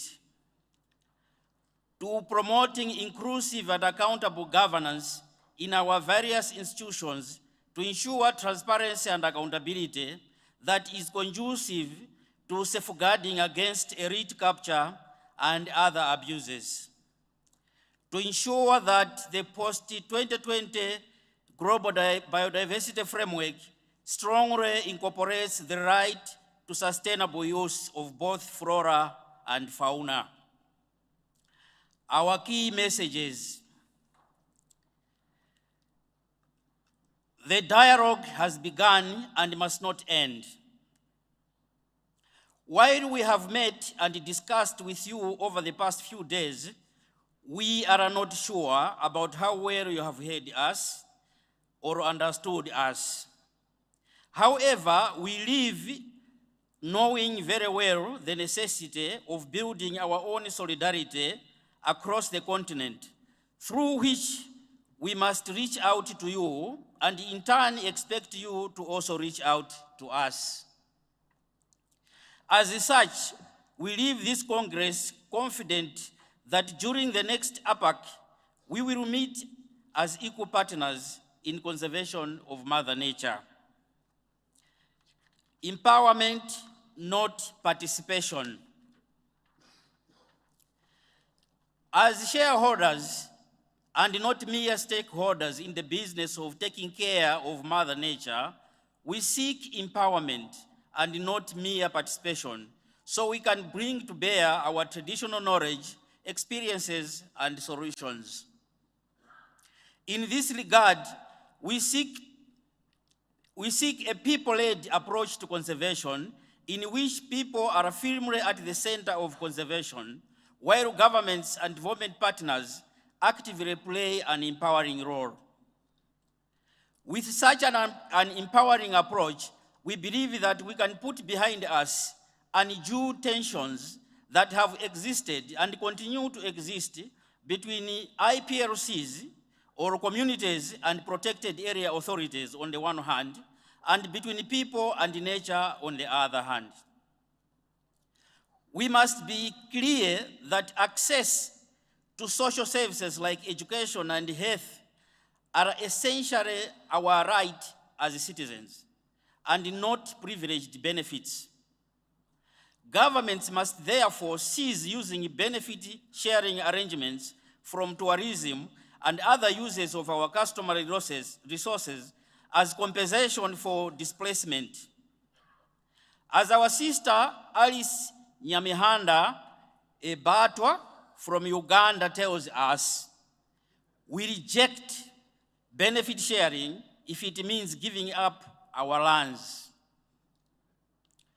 Decolonizing conservation. Consistent with our aspiration to empowerment as opposed to mere participation, we seek decolonization of conservation through abolition of policies and laws that perpetuate neo-colonial approaches to conservation that seek to separate us from nature on which we depend and lead to militarization of protected spaces. While being the continent's major land and resource dependence, we have demonstrated our ability to take care of Mother Nature through the community-managed or community-owned parks and protected areas, forest reserves, foreshores, and inland waters. Our specific ASICs. Once in your various destinations, please act on the following specific requests. From governments, advance IPRC efforts to recognize and respect the customary corrective tenure rights of IPRCs. This should start by implementing the 2003 World Parks Congress Durban Accord and Action Plan and the United Nations Declaration on the Rights of Indigenous Peoples by prioritizing the restitution of lands and redress where sought and needed, and refrain from establishing new protected areas. Begin, or if you have already begun, accelerate legal recognition of customary collective ownership of our lands and resources, our territories of life, without whose security our efforts to conserve and sustain Mother Nature are undermined. End militarization of protected area spaces, violence and human rights abuses, including endless eviction and displacement of IPRCs, and bring all offenders to book. Put in place policies and laws that would compel conservation funders and other agencies to take responsibility to ensure direct funding of IPRC organizations, and not to fund organizations and actions that do not respect rights-based approaches to conservation. Respect and implement international and regional decisions of the African Union, mechanisms, structures, and work towards honoring these judgments, recognizing that justice delayed is justice denied. Recognize IPRC tenure rights as a strategy to achieve 30 by 30 targets.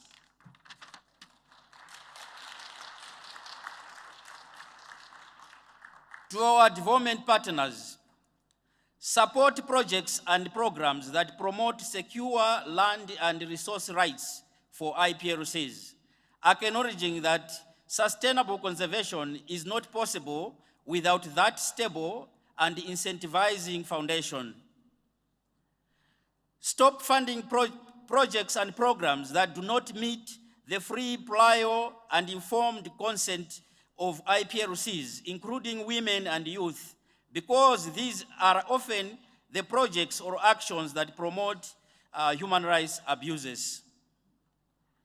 Make available direct funding to IPRCs and their organizations to ensure that funds are directed at the level of impact. To our conservation organizations, decolonize conservation and redefine the concept of protected areas, particularly Category 6, that upholds the national enforcement of creating protected areas.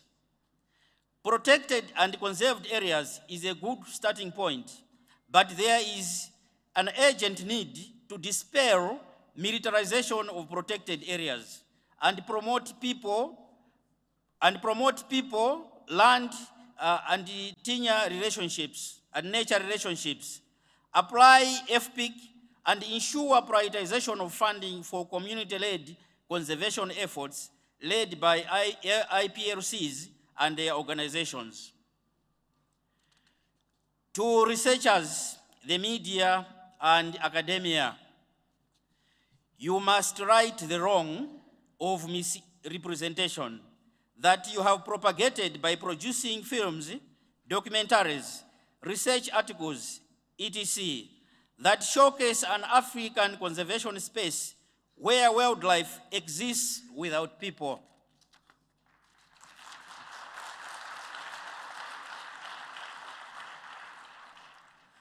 Once again, as IPRCs, we thank you for considering a number of our deliberations in the plenaries, in the panels, for listening to our stories and experiences, and most importantly, for the Kigali call to action that will be presented also. That is promising, and we hope that it will be acted upon. I thank you very much.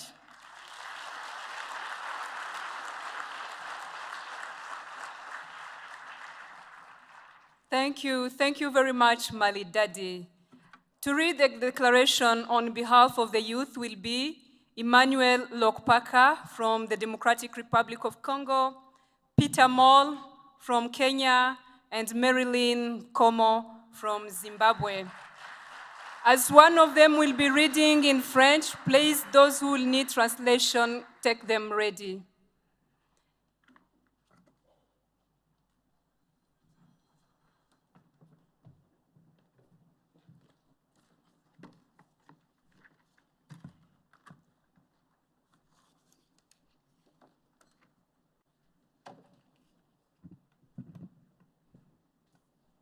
Mesdames et messieurs, bonjour. Je suis Emmanuel Okaka et je vais vous lire la déclaration de la jeunesse. Déclaration de Kigali de la jeunesse africaine au Congrès inaugural des aires protégées d'Afrique, APAC 2022. Partenaire dans la vision pour les personnes et la nature. Nous, en tant que jeunes de l'APAC, reconnaissons et apprécions les efforts et les réalisations du gouvernement du Rwanda et des co-organisateurs IUCN et AWF. Nous, la jeunesse africaine, reconnaissons que l'Afrique est jeune, diversifiée et dotée d'un riche patrimoine naturel et culturel, réunis pour unifier nos voix afin de préserver notre avenir. En ces jours, la population africaine compte environ 1,4 milliard de personnes, dont 70% de jeunes de moins de 30 ans. Pour le développement durable, l'inclusion de jeunes signifie que les principales parties prenantes sont incluses dans la co-création, la co-planification, la co-mise en œuvre, la co-gestion et le partage des bénéfices. En tant que jeunes de la PAC, nous pensons que nous sommes le plus grand atout du continent et que nous devons être traités comme tels. Nous, les jeunes, sommes les leaders d'aujourd'hui, les partenaires dans la vision, non seulement les commentateurs, mais aussi les bâtisseurs de l'avenir, prêts à combler n'importe quelle lacune et à être la solution. Nous nous sommes mobilisés de toutes les régions du continent et réunis à Kigali, au Rwanda. Plus de 65 jeunes africains de plus de 23 pays représentant plus de 60 organisations et 6 réseaux panafricains se sont réunis pendant 3 jours, du 15 au 17 juillet 2020, formant la délégation de jeunes africains. Nos ateliers ont structuré et cartographié la position et les engagements de jeunes dans leur participation au congrès inaugural de l'IUCN sur les aires protégées d'Afrique et au-delà. Nous reconnaissons l'importance de toutes les conventions, de la Convention cadre des Nations Unies sur la diversité biologique, de la Convention cadre des Nations Unies sur les changements climatiques et de la CITES et bien d'autres pour leur pouvoir de mobiliser et les rôles qu'elles jouent dans la conservation de la nature. En tant que jeunes de la PAC, nous sommes entrés au congrès principal avec esprit ouvert, de l'espoir et de la passion, prêts à un leadership transformateur en matière de la conservation. Positionnés à table pour jouer notre rôle, mais la table était un peu en désordre avec quelques couverts manquants ici et là.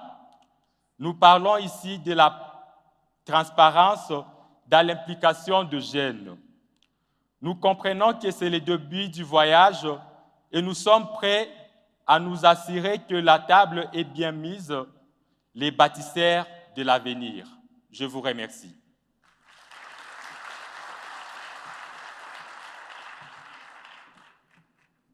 Ladies and gentlemen, I'm Marilyn Nomusankomo from Zimbabwe, and underfunding, pun intended, we as the APAC Youth Movement welcome the establishment of the African Conservation Trust Fund, which will be key in ring-fencing the financial resources needed for implementing the Kigali call to action.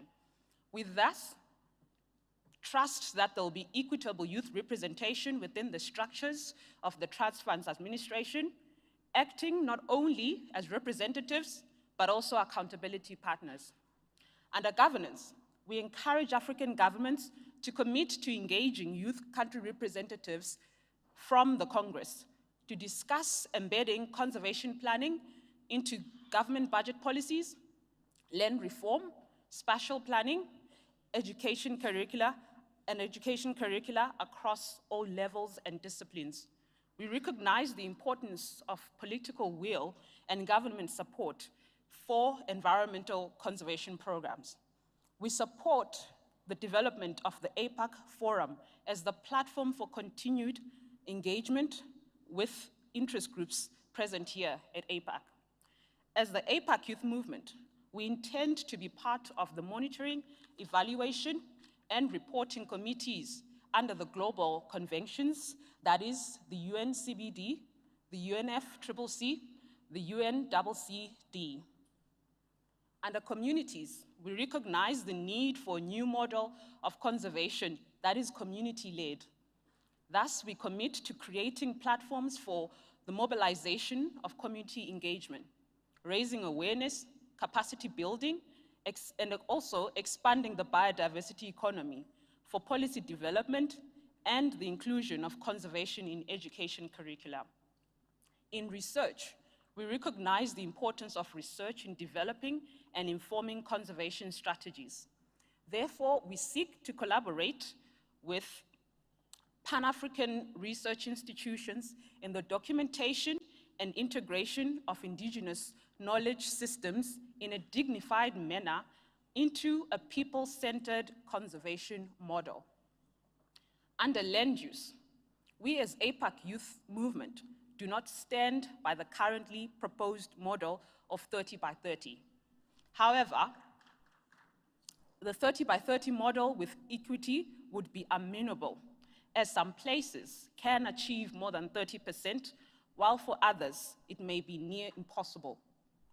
We also stand by full dignity for the communities throughout the process and free, prior, and informed consent as recognized in the United Nations Declaration on the Rights of Indigenous Peoples. Under conservation, education, and awareness, as APAC Youth Movement, we understand that education and awareness are key in strengthening and influencing perspective towards conservation efforts. We see the need for a wider continental drive to educate people on the value of conservation of biodiversity. We will enlist the use of traditional broadcasting platforms, digital and social media platforms to create, package, and distribute current conservation trends. I thank you.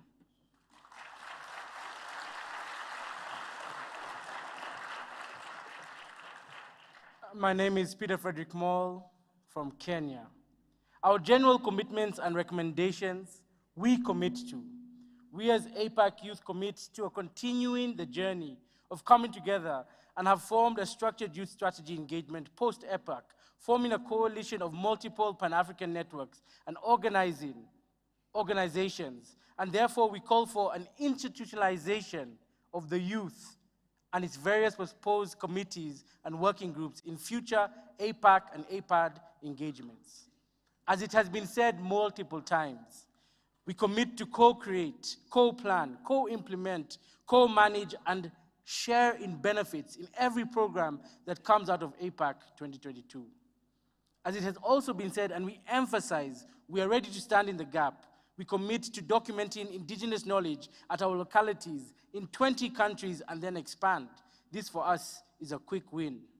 We as the APAC Youth Movement commit to increasing the grassroots projects linked to protected areas by mobilizing resources for the best practices and scalability. We as the APAC Youth Movement commit to mobilize funds to send a delegation to the UNFCCC COP in Egypt with the APAC Secretariat and other interest partners to ensure that the youth attendees of APAC pre-Congress can take the call to action of Kigali and the commitments and outcome documents and push them at the COP. We as the APAC Youth Movement commit to documenting best practices, ensuring that we package and distribute in covering all disciplines and regions in order to scale and pool funds. We as APAC Youth Movement commit to working with the EAC, SADC, and other regional blocs such as the Africa Union Commission and other regional bodies to ensure that the outcomes of this Congress is taken forward. We as APAC Youth Movement commit to creating an intergenerational exchange mentorship program that we shall see mobilize mentors such as yourselves to engage with youth delegations across Africa to build back better. We as the APAC Youth Movement commit to volunteering our time to make all commitments possible until available funding is found. Emphasis until. And to facilitate the technical and implementation of the committees, even if there is a lack of resources, it will not stop us. We as APAC Youth Movement commit to mobilizing information, packaging and distributing it within our delegation in order to share opportunities and knowledge and much more. We as APAC Youth Movement commit to creating campaigns to raise awareness about what has gone on here in APAC, to raise awareness about the agreed outcomes and messagings, to ensure we continue the momentum and nothing is in vain. We as APAC Youth Movement commit to having all delegates go with the Kigali Call to Action 2020 to the relevant ministries in the 23 countries that we represent to find ways of engagement and synergy, and we hope you shall help us. We believe in you. Believe in us. We need you. You need us in order to safeguard tomorrow. The science is known. The reports are there. But at this moment in time, we must be courageous to act, to be brave enough to rewrite the storyline and create history. Bravery is the instinct. When you're in that boardroom, when you're at that decision, you must be brave through your instinct. Courageous is deliberate and intentional. We must be courageous in our actions, courageous in our plans, courageous in our movements.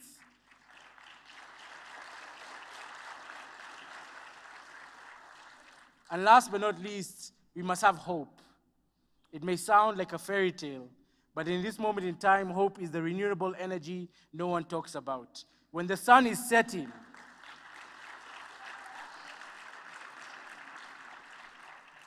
when the sun is setting and you think of solar power, you may think that it is done, but there is always the sunrise.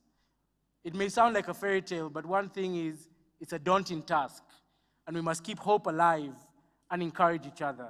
For the future cannot be crafted without us, because we shall live in this future without you. Thank you.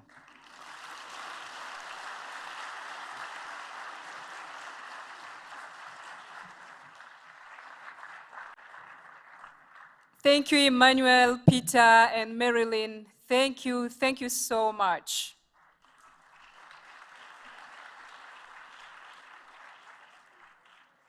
Ladies and gentlemen, both the APAC patrons, His Excellency Hailemariam Desalegn and His Excellency Mahamadou Issoufou, have been here with us the entire week, which is indeed a sign of their commitment to this Congress and to the African conservation agenda at large. It's now my pleasure to welcome His Excellency, the former Prime Minister of Ethiopia, His Excellency Hailemariam Desalegn, to deliver a few remarks on behalf of the APAC patrons. Your Excellency, welcome.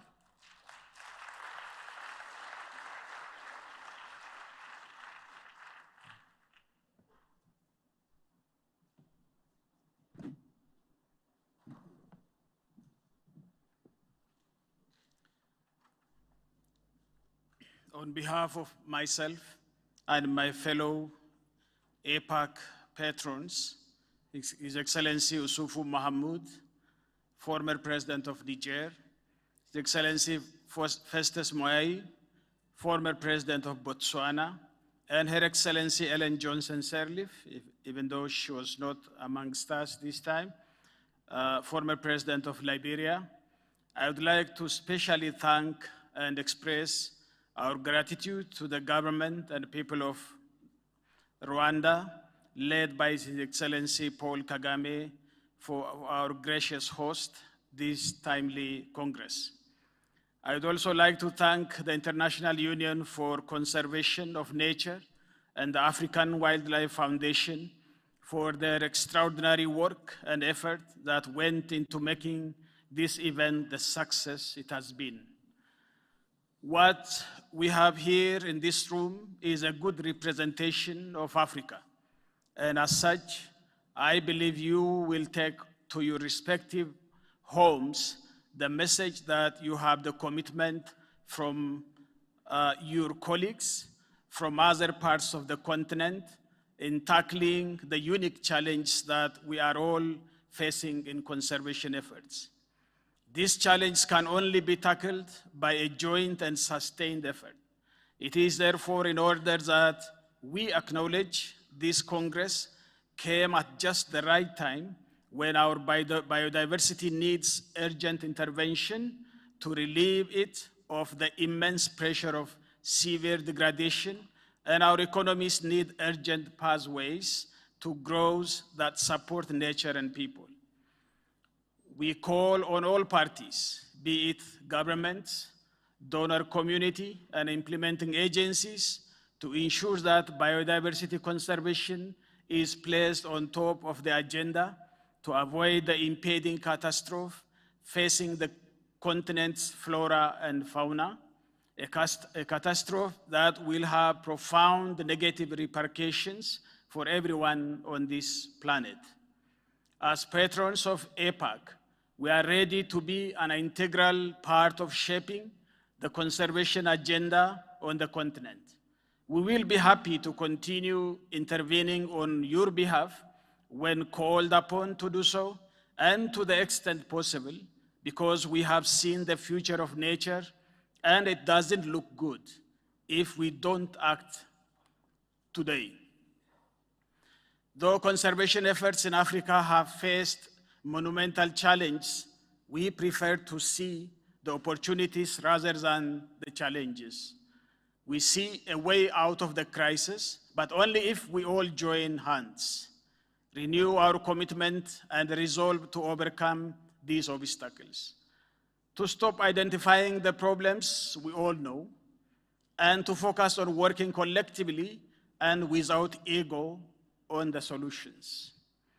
Conservation must and should be seen as a joint effort by all, a journey that we all must undertake jointly, because a failure to do so has such severe consequences that we dare not even contemplate them. It is with this in mind that we propose the IUCN Africa Protect Area Congress become a platform for bringing all Africa's conservation stakeholders together as recognized by the African governments and all conservation stakeholders. And we look forward to all of you carrying forward the recommendations of this Congress, and for this momentum built here to be carried forward in future Congresses that embrace all Africans' conservation stakeholders, development partners, international NGOs, and the private sector, and a mechanism to do so. We acknowledge the efforts made by the respective ministers in charge of environment and tourism and wildlife in the various countries represented here. You are the torch bearers in conservation efforts, and you have shown great initiative in dealing with the delicate matters touching on conservation. Continue making conservation a priority and engage your government so that biodiversity protection is no longer on the fingers of discussions or fringes of discussions, when your country's development priorities are being set. We urge the African Union to take the opportunity in the ongoing review of the first 10 years plan, that's 2013-2023 of Agenda 2063, and the development of a new 10-year plan, 2023-2033, to include conservation as a priority and pillar for economic growth through wildlife economies. We urge you to fight for resources to be allocated for environmental and biodiversity conservation, even as we acknowledge the fact that there are serious budget constraints and competing needs. We ask national government to supervise and have close oversight on all funds flowing in the name of biodiversity conservation and protected area management, whether they are reaching the beneficiary communities and serves as a catalyst for real biodiversity conservation. There should not be any leakage thereon. We recognize the fact that funding has been a serious and constraining factor in our conservation efforts. This is an indisputable fact. That's why we would like to work towards institutionalizing a Pan-African Conservation Trust, APAC, as soon as practical, so that we are assured of sustainable funding that will greatly aid continental conservation efforts. We also note that APAC is a homegrown solution that has crystallized around the immediate challenge facing conservation. This is as it should be. We must be the architects of our own future. We urge donors to also play their part and enhance their support to the conservation agenda. As you are all aware, conservation is an expensive task. A sustainable financing mechanism, a first and crucial step if we are to make a meaningful and lasting impact on conservation in Africa. We particularly commend the youth who have shown their unparalleled commitment to biodiversity conservation. Africa is the most youthful continent, and it is therefore crucial for leaders to give the youth a chance to shape the future, engage them in decision-making at all levels of conservation practice as shareholders. Going by the enthusiasm we have seen here and total immersion by the youth in all matters regarding conservation, we are content in the knowledge that the future of conservation is safe in their hands. Again, we must stress the need to commit and engage the youth in governance and implementation of conservation in Africa, and specifically in the Kigali call to action. They are a necessary cog in the conservation wheel.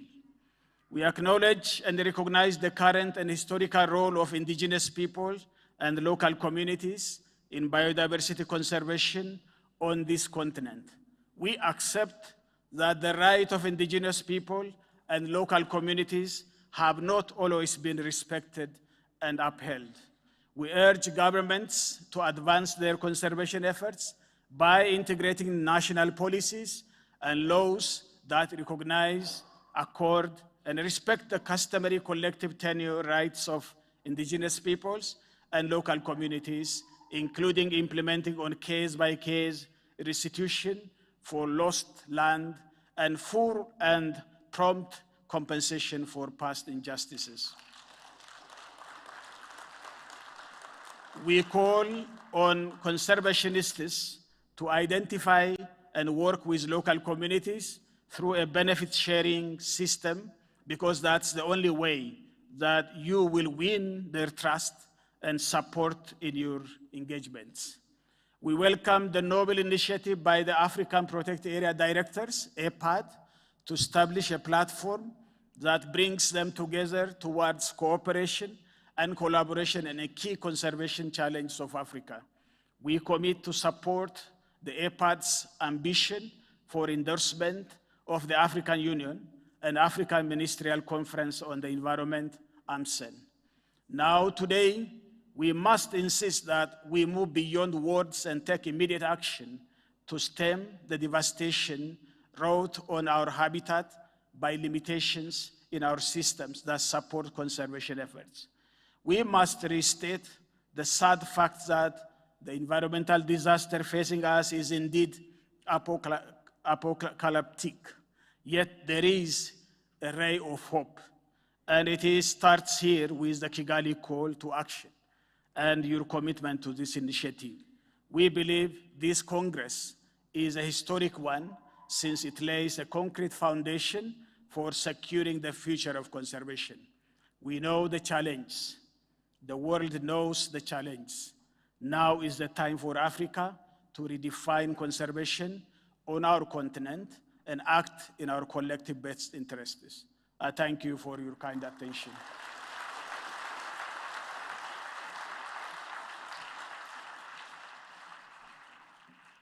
Thank you very much, Your Excellency. Your dedication and commitment to this process has been inspiring.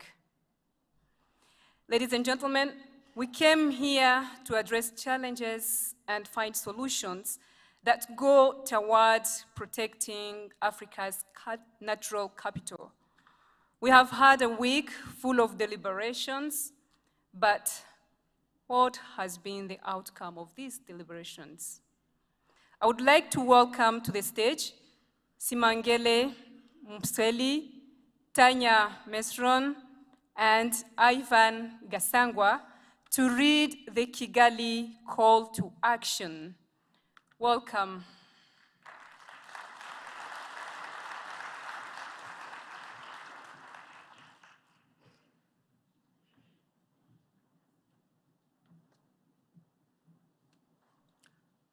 Dear MC, thank you very much. It's an honor to deliver here the Kigali Call to Action for People and Nature of Africa Protected Areas Congress today, July 23rd, 2022. More than 2,400 participants from the 53 African countries and 27 other countries participated in the inaugural African Protected and Conserved Areas Congress, APAC, in Kigali, Rwanda, from the 18th until the 23rd today of July 2022. It was convened jointly by the government of Rwanda, the International Union for Conservation of Nature, and the African Wildlife Foundation. The Congress attracted participants from across the African continent and beyond, representing governments, African regional bodies, NGOs, national and international experts and organizations, local communities, indigenous people, and youth, academia, judiciary, development partners, and the private sector. It was a Congress by Africans and for Africa, celebrating and acknowledging the skills and commitment of Africa to conservation, sustainable use of priority of nature and human well-being. Under the theme for the people and nature, the Congress identified priority actions to strengthen Africa's protected and conserved areas in a manner that is just, equitable, and fair, that will deepen the involvement of indigenous people and local communities. Congress participants committed to act with urgency to address the biodiversity, climate change, the health crisis, and their relationship to human development and well-being, yielding a nature-positive outcome. We, the participants in the Africa Protected and Conserved Areas Congress, call for the identification, recognition, and empowerment of all custodians of nature in Africa to lead the way in conserving Africa's rich biodiversity through protected and conserved areas that are fair and just, and would achieve ambitious targets to conserve the continent's lands and waters in effective and connected systems. In particular, We call for the support of Africa's indigenous people, local communities, women and youth, working in partnership with governments, civil society, and private actors to sustain the wisdom, traditions, scientific and traditional knowledge, and customary approaches that will result in effective conservation and long-term resilience of nature, culture, livelihood, and the human well-being. The acknowledgement of past and ongoing injustices experienced when indigenous peoples and local communities have not been accorded their rights, roles, and responsibilities, and expectations in the pursuit of conservation goals, and for these injustices to be halted now and in the future. We call for a mechanism to hear their voices, understand options for resolution of their grievances, and reach agreement on remedies that will rebuild confidence and for the relationship between the conservation and people to be restored and respected, so that the nature conservation in Africa puts people at the center. Greater public and private financial investments in nature conservation, protected and conserved areas concomitant with their value and the flow of ecosystem services. In the wider production landscapes and seascapes to support human livelihoods and well-being. In particular, to direct funding through mechanisms that are fair, equitable, and efficient, and that provide a direct support to indigenous peoples and local communities, women, youth, and non-governmental organizations to address priority conservation and social outcomes. A more integrated approach to address the climate, biodiversity, health, conflict nexus of issues involving all relevant stakeholders. In particular, we call for enhanced Pan-African collaboration, cooperation, and partnership for protected and conserved areas systems throughout the continent, involving all governance authorities and organizations consistent with African Union's Agenda 2063, with its goals for inclusive and sustainable development and the Pan-African drive for unity, self-determination, freedom, progress, and collective prosperity. We further deliberated on issues facing the African continent in 3 streams and 6 cross-cutting themes. Pre-Congress workshops organized by the IPLCs and youth, as well as pavilions and many other side events, we distilled critical actions for effective governances and management of protected and conserved areas in landscapes and seascapes informed by the Africa's context and in ways that benefit African people.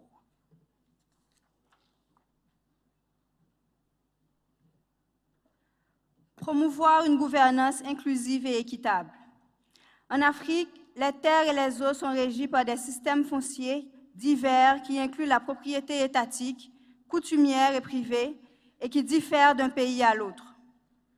De nombreuses zones régies et gérées par les peuples autochtones et les communautés locales et des partenaires privés contribuent à des réseaux de conservation efficaces et bien connectés, mais ne bénéficient pas d'une reconnaissance légale. Ce congrès souligne la nécessité de reconnaître, respecter, admettre et soutenir les droits, l'identité et l'autorité de gouvernance coutumière et des détenteurs de ressources, y compris les femmes, les jeunes et les personnes vulnérables, ainsi que les systèmes et les lois coutumières qu'ils utilisent pour maintenir les ressources et pour promouvoir la légitimité, la transparence, la responsabilité dans la prise de décision et le partage juste et équitable des coûts et bénéfices découlant des aires protégées et conservées. Nous demandons d'assurer la participation équitable, effective, générationnelle et sensible au genre de tous les détenteurs de droits et parties prenantes, y compris les peuples autochtones et communautés locales, et les jeunes, à la prise de décision relative à la biodiversité à tous les niveaux, y compris l'accès à la justice et à l'information, le respect et la promotion de leurs droits sur les terres, territoires et ressources, et d'assurer leur jouissance équitable des avantages découlant de la conservation et de l'utilisation durable des ressources biologiques et génétiques. Une meilleure compréhension des relations de pouvoir entre les parties prenantes afin de contribuer à arrêter l'accaparement par les élites, l'injustice et la corruption, et de garantir que les personnes marginalisées, les femmes et les jeunes, véritablement durables des ressources naturelles et l'investissement. La promotion d'une utilisation dans la mise en place d'une économie appropriée de la faune et de la flore sauvage par le biais d'approches fondées sur les droits et avec la participation des détenteurs de ces droits et des parties prenantes, tout en mettant fin aux violations des droits de l'homme liées à l'application des lois. Un soutien et des ressources plus importantes pour les gardes forestiers, y compris les gardes communautaires, afin qu'ils puissent mener à bien leur travail de manière professionnelle, respectable et redevable dans le respect des droits de l'homme et des femmes. Nous demandons instamment au gouvernement et aux autres organisations d'adopter le nouveau code de conduite de l'International Rangers Federation présenté ici à l'APAC. Des mécanismes de plainte basés sur des normes claires, directes, accessibles aux peuples autochtones et aux communautés locales pour garantir une résolution rapide et appropriée des conflits et des injustices. Des stratégies de résolution des conflits entre l'homme et la faune sauvage et la création d'un fonds spécial pour indemniser les communautés touchées par ces conflits. Une meilleure compréhension et capacité à reconnaître les pratiques et connaissances traditionnelles et à soutenir les autres mesures efficaces de conservation par zone, IUCN, sous diverses formes de gouvernance qui contribuent aux objectifs nationaux et mondiaux en matière de biodiversité.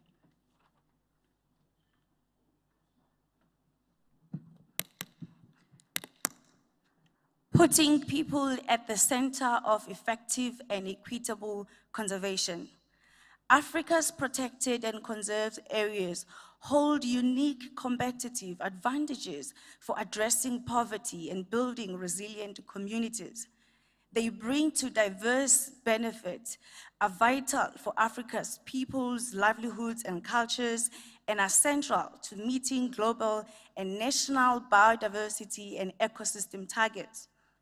Africa's protected and conserved areas are the backbone of natural infrastructure underpinning development aspirations on the continent.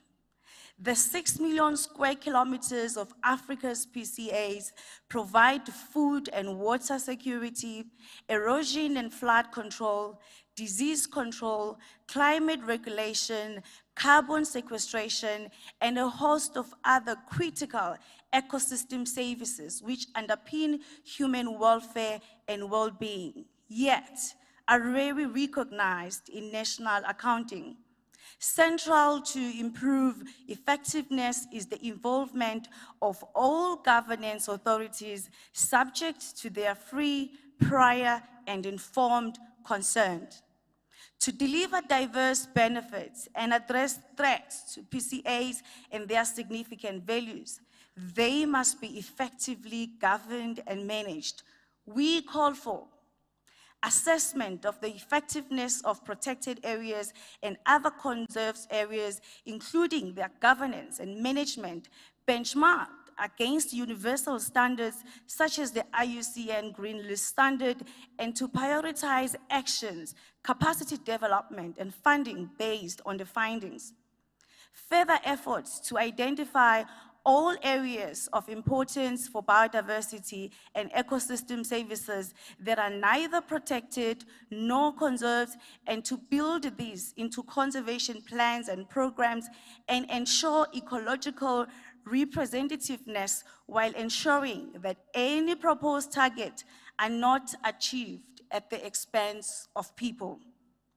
Identification and recognition of all areas in the custodianship of governance authorities that meet the definition of other effective area-based conservation measures, and to seek their inclusion and support in national systems following the free, prior, and informed consent of their custodians. universities, governments, regional observatories, and research institutes to support the collation of information and knowledge and promote greater collaboration between formal science and indigenous peoples and local knowledge to build capacity and to share experiences at national and regional scale, to apply best practices and to celebrate and reward success in achieving conservation outcomes. Governments and non-state partners should collaborate to transform educational curricula at all levels so that nature conservation is integrated into all disciplines, including the humanities, physical, biological, and social sciences, technology, and innovation.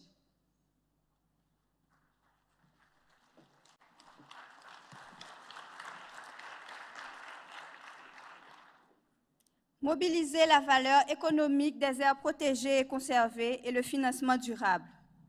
Les aires protégées et conservées d'Afrique contribuent de manière efficace au développement économique au niveau local et national en générant des services qui soutiennent les paysages terrestres et les paysages marins environnants. Ces aires protégées et conservées soutiennent les moyens de subsistance des communautés locales grâce à une utilisation durable et l'accès à l'emploi, notamment par le biais du tourisme. Néanmoins, de nombreuses aires protégées ne disposent pas de ressources nécessaires à leur gestion efficace. La crise du Covid-19 a entraîné une perte de revenus et a exposé la vulnérabilité des aires protégées et conservées au choc économique. Elle a mis en lumière les défis sous-jacents en matière de financement et de ressources auxquels sont confrontées les aires protégées et conservées en Afrique et partout dans le monde. Nous reconnaissons que les aires protégées et conservées africaines sont largement sous-financées malgré leur énorme valeur économique et que le financement public, l'aide internationale et les revenus ne répondent pas aux besoins, ce qui nuit à leur efficacité et à leur valeur. L'intégration des considérations de conservation de la biodiversité dans les secteurs de production de l'économie est essentielle pour réaliser le plein potentiel de la croissance de l'Afrique et de l'autonomisation de ses habitants. Cependant, ce n'est pas seulement le volume de financement qui compte, mais la manière dont il est utilisé pour faire face aux menaces et aux faiblesses les plus importantes, grâce à un accès juste et équitable à la prise de décision par tous ceux et celles qui sont impliqués dans la gouvernance et la gestion pour déterminer les priorités, y compris les détenteurs de droits et les parties prenantes. Nous demandons un leadership fort de la part des gouvernements africains pour intégrer les priorités environnementales dans la planification économique et financière, ce qui permettra de faire face aux crises de la biodiversité et du climat et de soutenir la valeur économique des aires protégées et conservées dans le développement et l'expansion de l'économie basée sur la faune sauvage. Une action urgente pour remédier au manque important de ressources des aires protégées et conservées d'Afrique par le biais d'une série d'instruments, notamment par un financement accru qui complète les ressources nationales, tout en maintenant une responsabilité et une appropriation nationale et locale forte et en veillant à ce que, bien que les garanties sociales et environnementales soient essentielles, que cela n'entraîne pas une préparation prolongée des projets ou des retards dans la mise à disposition des financements. L'investissement par le biais de subventions directes qui se concentrent sur les activités qui améliorent l'efficacité de la gouvernance et de la gestion et qui peuvent catalyser la participation directe des peuples autochtones, des communautés locales, des femmes et des jeunes. Accroître les investissements en utilisant des mécanismes de financement appropriés et diversifiés, tels que ceux énoncés lors du Congrès, notamment le Fonds fiduciaire APAC, le programme Nature Africa et la programmation en Afrique du Fonds pour l'environnement mondial. Politique, approches et outils de planification conduisant à un financement à long terme, à grande échelle, notamment par le biais d'instruments financiers mixtes soutenant les actions de conservation et la restauration des paysages. Mise en place d'un service panafricain de conseil technique en matière de financement durable par le biais des efforts existants en matière de financement des paysages afin de développer les capacités au niveau des aires protégées ou conservées et au niveau local qui peuvent débloquer des opportunités de financement.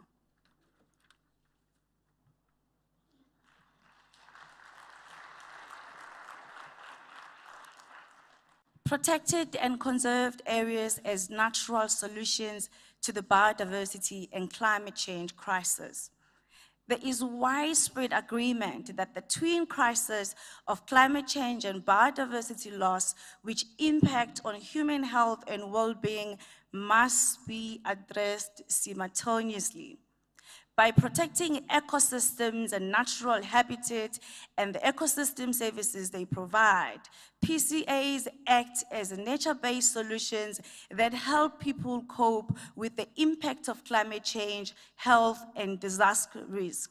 We call for recognizing that climate change would lead to geographic shift in the distribution of species, habitat, and impact human livelihoods and migration. African protected areas networks should be re-evaluated and redesigned to secure natural habitat and improve connectivity, thereby enhancing resilience of biodiversity and communities. Governments to consider PCAs as a first option for climate adaptation and mitigation and as nature-based solutions to address both the climate and biodiversity crisis through mutually beneficial action. This should be reflected in implementation and the next revision of Africa's nationally determined contributions, commonly known as NDCs. Restoring fragmented and degraded ecosystems and avoiding or mitigating the impact of climate change, new infrastructure, and environmentally destructive activities, thereby maintaining ecological connectivity through networks of protected and conserved areas, including OECMs and transboundary areas. Positioning of PCAs as a significant sector within One Health frameworks, ameliorating land degradation and contributing to sectoral and institutional cooperation and coordination for health promotion, detection and treatment of diseases, and better understanding of pathways to human and environmental health and well-being.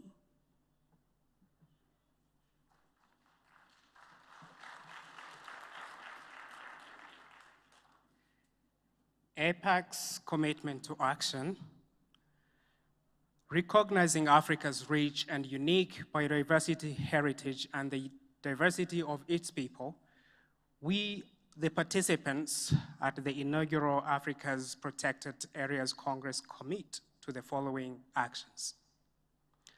To communicate our recommendations widely and call upon all the governments and stakeholders to support implementation with the necessary urgency and to monitor the implementation.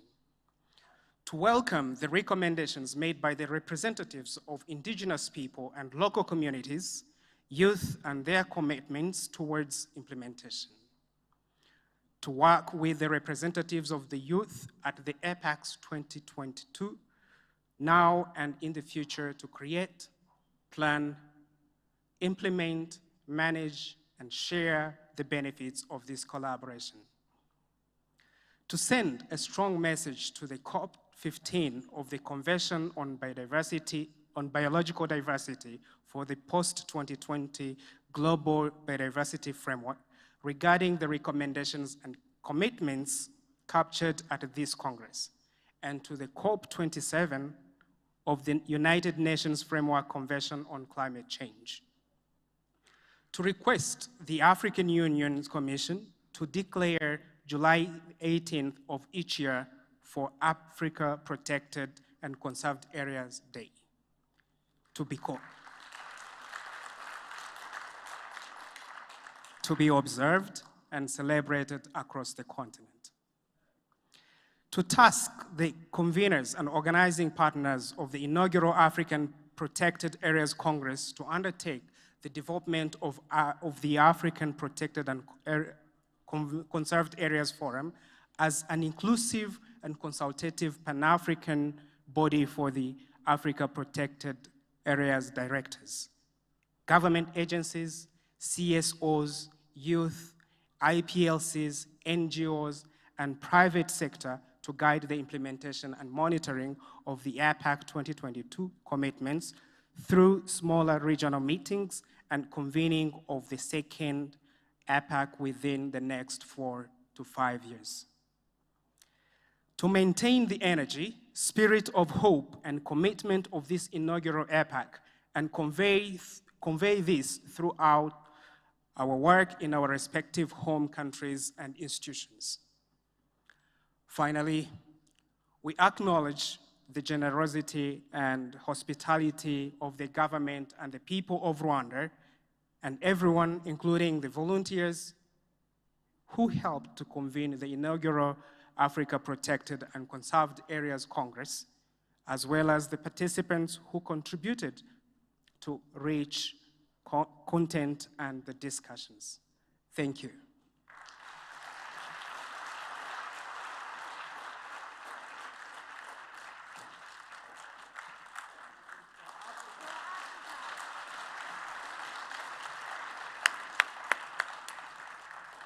Thank you.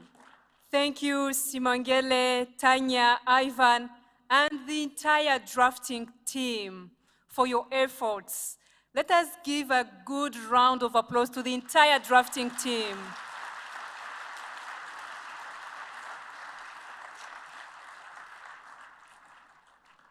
Next, we will watch a video to reflect on some of the key moments that took place the whole week. From 18th to today, let us have a look on the key moments and key highlights we've had.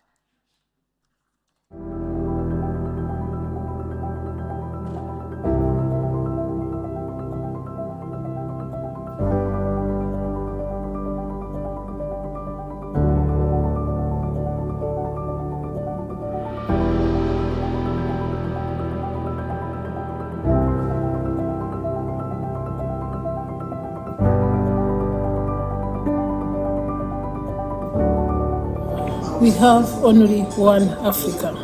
There is no Africa number 2. We have to protect Africa we have. This Congress is once again a vision to unite our efforts to make sure that the African biodiversity unite all our different efforts in one to make sure that we have African biodiversity protection. I'm really excited that this is the real strength of IUCN, bringing together the members, the commissions and the secretariat, working together to make a difference. Ça me donne une nouvelle énergie à bondir pour la conservation de la nature, main dans la main avec les communautés. APAC is incredibly important. It's an important opportunity for state actors, for non-state actors, for youth, for indigenous peoples to come together to discuss the role of protected and conserved areas. كمصرية أنا فخورة جدا إن أخيراً نقدر نتجمع كلنا في رواندا في أفريقيا يبقى لينا صوت واحد للحفاظ على الطبيعة ولحماية الطبيعة. L'Union réalise sa force, la transforme en action quand elle réussit à prendre la sagesse et le savoir de tous ses composantes. What we can take from this conference as Africans working in conservation communities, scientists, governments and NGOs, we can take to the CBD Convention, the final decisions on a global biodiversity framework, what we want for moving into the future, a sustainable future for all. La jeunesse a une force et cette force doit être valorisée et que la jeunesse soit entendue un peu partout dans le monde et que les actions soient promises dans tout le monde et que tout le monde accompagne la jeunesse. It's an exciting time here in Kigali where we have about 3,000 people engaged in discussing protected areas in Africa. 80% of them are Africans. Youth are partners in the vision. And we want to co-create, co-plan and co-implement. I like the fact that the APAC has given young people around the world like me the opportunity to come for such an event, to learn from other people. I'm feeling very empowered, and also to the rangers out there and also women around the world, I feel it empower them, a feeling that women can also be recognized as I have been done. Quand nous allons tous rentrer chez nous, ce qui nous attend, c'est la mise en œuvre des décisions qu'on a prises tous. Et on les a prises ensemble, on doit les mettre en œuvre ensemble dans nos communautés. APAC inspires me because for a long time, conservation found its way home here in Rwanda. Conservation is life, that's what we believe. So it's really good to host everyone, to see everyone here gathered to discuss conservation and take actions to save our most precious wildlife and wild places. On behalf of all councillors of IUCN, past, present and future, shukran jazilan. Merci. Muchas gracias. Thank you. Muito obrigado. Jërëjëf. Asante sana. Oh, njarama.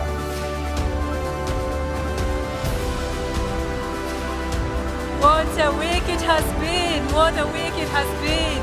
A more round of applause.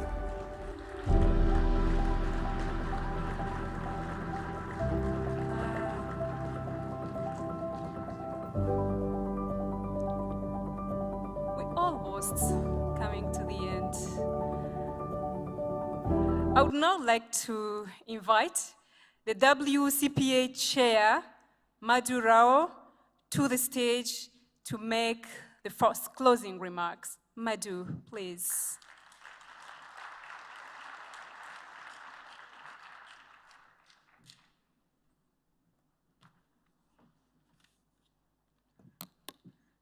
Your Excellencies and Congress participants, a very good afternoon to all of you. On behalf of the IUCN World Commission on Protected Areas, a co-convener of this Congress, I'm delighted to stand before you at this closing of the first Africa Parks Congress, an event that has been 4 years in the making. The concept for the Africa Protected Area Congress was born in the East Africa region when IUCN members, including NGOs, government agencies, and commission members persuaded the then WCPA Regional Vice Chair, John Whitaker, that the time was right for Africa to host its own Congress on protected and conserved areas. Many of those early supporters are here today, including Kadu Sebunya from the AWF and IUCN Councillor Ali Kaka. With all of you, the first Africa Protected Area Congress has successfully convened the region's leaders, practitioners, and decision makers from government, civil society, indigenous peoples, and youth from Africa to come together to collectively address some of the most pressing challenges facing protected and conserved areas in Africa. This has been an exciting and inspiring event, and we hope that the energy, enthusiasm, and excitement generated in Kigali are maintained to deliver commitments for effective conservation that will recover nature for biodiversity and for people. Continuing with business as usual is not an option. This Congress has provided the platform to look deeply into the transformative action that's needed to secure nature for a healthy future for our planet. The WCPA leadership has been proud to work with a dedicated organizing team from the IUCN regional offices and projects. Special thanks to Luther Aniko, Al Yufei, and their teams, Trevor Sandwith, Director, Center for Conservation Action, IUCN, government agencies and members from all IUCN commissions who have helped deliver this amazing and inspiring Congress. Special thanks to the 3 co-chairs of the International Steering Committee, Dr. Kathy McKinnon, Patrick Carrera, Kadu Sebunya, for their extraordinary dedication and commitment to get the job done. Heartfelt thanks to Fred Kuma from AWF, and our deepest gratitude to the government of Rwanda and all the sponsors.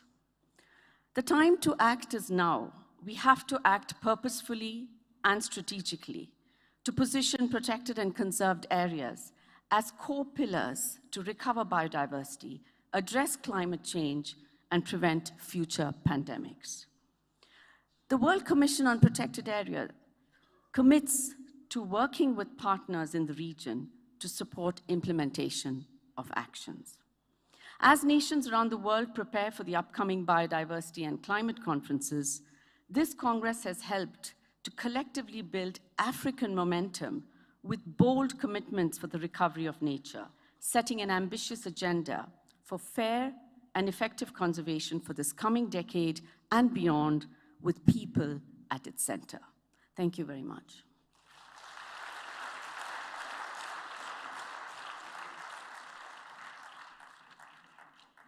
Thank you very much, Madhu, and the entire WCPA for playing a very important role to put together this Congress. Thank you so much. Ladies and gentlemen, I would like now to invite the CEO of African Wildlife Foundation, Kadu Sebunya, to also deliver the closing remarks. CEO, please.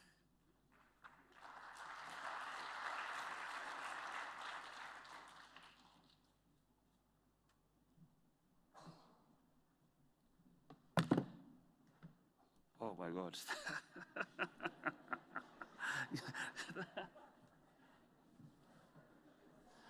Thank you very much. I have a 15-year-old daughter, so she would laugh at me for the rest of my life if she saw any photo of me standing on something. Your Excellency, the former Prime Minister of Ethiopia, Haile Mariam, the Minister of Environment, Republic of Rwanda, Honorable Jane Mujawa Maria, the CEO of African Development Bank, Madam Claire Akamanzi, honorable ministers present here today, distinguished guests, ladies and gentlemen. First things first, the African Wildlife Foundation commits to support the Kigali Action Plan.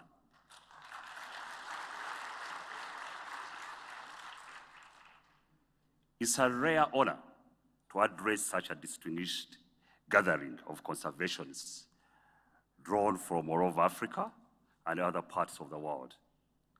Your presence here shows the importance you attach to biodiversity conservation in Africa, especially now it has come under intense pressure from increased population and its attendant disruption of its habitats. Before proceeding, allow me to recognize and pay tribute to His Excellencies,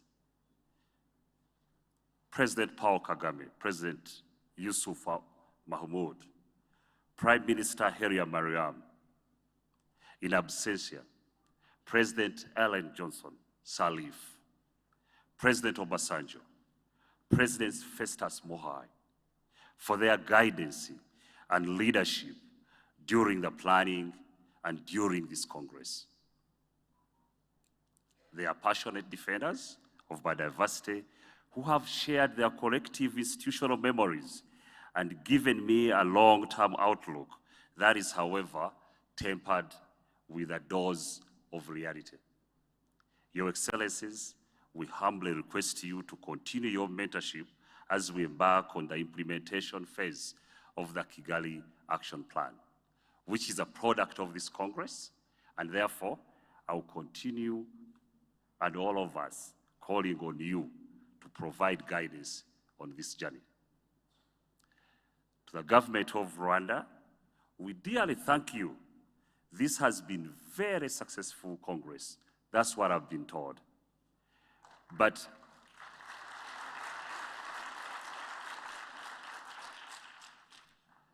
as a core convener, I know it's not because we have had good organization, but the infrastructure we found here. So thank you, Kigali. Thank you, Madam Minister of Environment. Also thank the sponsors and partners. Thank you for the more than 200 people who have documented all the discussions, making sure that the lights are on, the microphones are working, and made sure that I know where room AD4 or T3 is.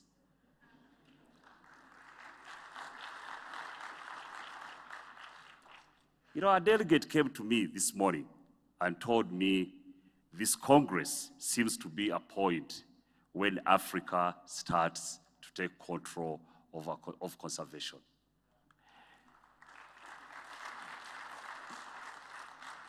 You cannot put a price to that. The input from various ministers and other government officials at the front line of conservation efforts have been without parallel. We look upon you, honorable ladies and gentlemen, to be our ambassadors in the court of your governments as we seek to realize some of the goals and objectives we have set ourselves under the Kigali Action Plan. We have heard from delegations all the way from Eswatini to Zimbabwe, Ethiopia to Niger, Rwanda to Cameroon, Germany to US, France, European Union. We are all wiser because of you. Civil societies. The capital is looking to profit from conservation. We need each and every one of you. Nobody has the monopoly of knowledge, and the various inputs has increased our aware of wisdom, and that will continuously draw from. But the challenge is Africa, and Africa has gone through a period of darkness. Like a Nigerian proverb, it can only get dark for us to be able to see the full moon. We should stay optimistic. I can say this with conviction that the last 2 weeks has laid a firm foundation and mark the draw of a new era of conservation in Africa. It might seem too dark, but that is the only way we can see the full moon. The Kigali call of action will be the definitive guiding master plan for conservation across the continent. Ladies and gentlemen, one of the issues that kept cropping up in all our various deliberations is the need to pave way for the youth to become more involved in conservation matters. The future is theirs, and the generations to come, and the onus is therefore on us, not to empower them, but we just need to get out of the way. The youth must lead the way by tapping into new ideas, driven by technology, to chart a new path in the conservation journey. Directed to the youth, I addressed you pre-conference. I told you of a generation that fought our independence, that was also youthful in their 20s. They had nothing compared to what you have today. I cannot imagine if Nyerere, Lumumba, Nkrumah, what they would have done if they had a WhatsApp group.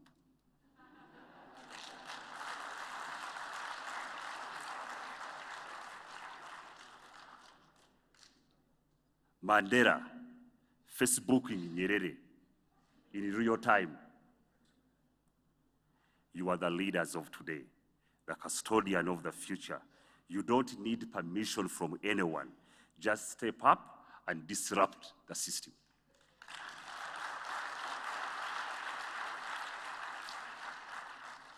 African Wildlife Foundation commits to continue exposing the youth to top decision and policy makers so that their voices can be heard with little financial support and mentorship. Also, systems must be put in place to ensure that local communities and indigenous people derive benefits from conservation efforts for them to become infused with a sense of ownership. Their human rights, as we've heard, must also be always protected to allow for a win-win, inclusive and sustainable solution to the biodiversity destruction that we have witnessed in the recent couple of days. Distinguished guests, today, the biggest elephant in the room, so to speak, is the shortage of funding for conservation efforts. It has hindered conservation efforts because our governments have too many competing demands for their constrained budgets. They have outsourced conservation responsibilities. The great minds attending this conference have proposed a solution to this challenge, the setting up of a Pan-African Conservation Trust, whose aim mandate is to raise sufficient and sustainable revolving fund to bridge the existing financial gap. It's not going to be easy to raise or even to build the trust. But in the words of Reverend Martin Luther King Jr., you do not have to see the entire staircase to take the first step. We are committed to develop this trust. But African governments must lead from the front and contribute substantially to this trust if we are to win the confidence of donors. Charity, as has been often said, starts and begins at home. Africa, in the conservation space, we know where our problems lie. And we are therefore best placed to find suitable solutions for them. With APAC, this is what we are doing. It's a diagnosis that identifies the disease and provides the cure. I would like to conclude by saying that the Congress is an event. The work starts from today with the Kigali Call of Action. We are living in the age where an increasing number of flora and fauna face extinction due to human activities. It is up to us. We know the problems, we know the solutions. Let's get to work. Thank you.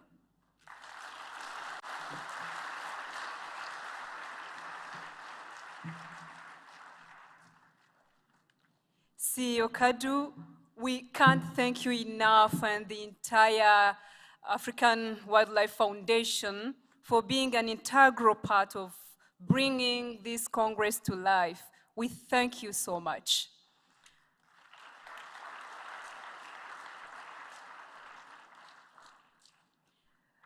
I would now like to invite the IUCN Director General, Bruno Oberle, to make his remarks. Welcome, CEO.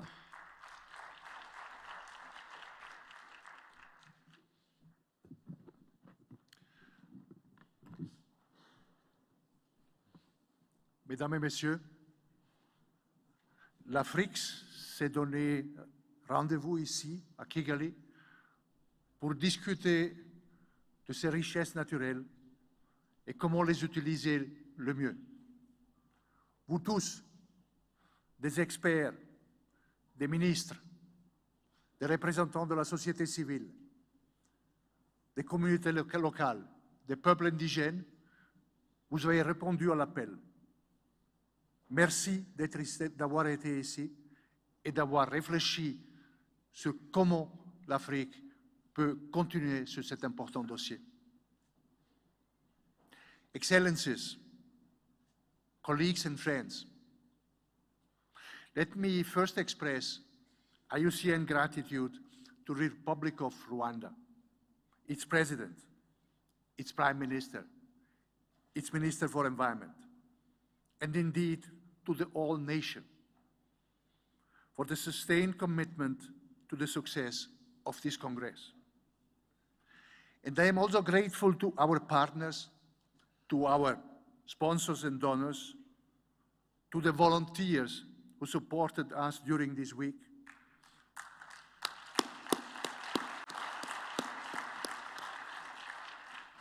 and to the organizing team who put together a fantastic event.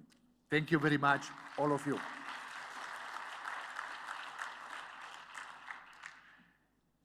It is a Congress of firsts.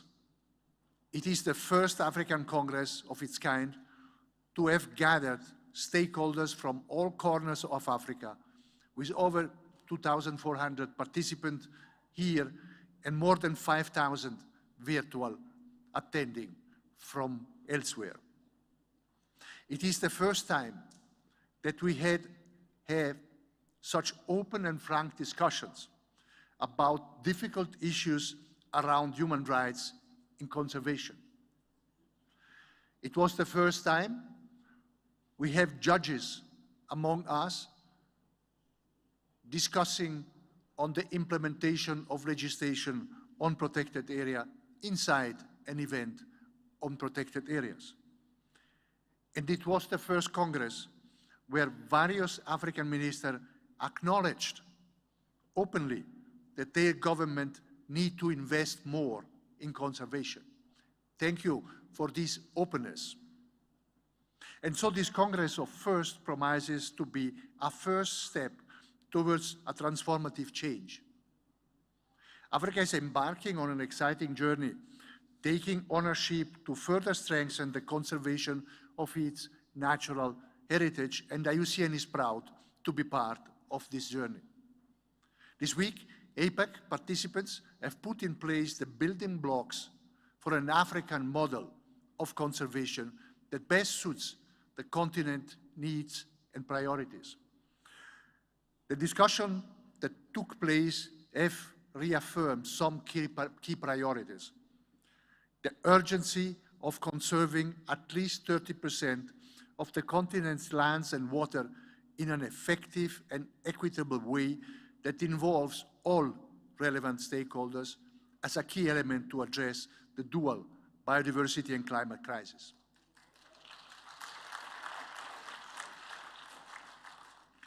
The need to acknowledge, respect, and uphold the rights and custodianships of indigenous people and local communities, and to implement rights-based approaches to conservation while putting an end to injustices in the name of conservation.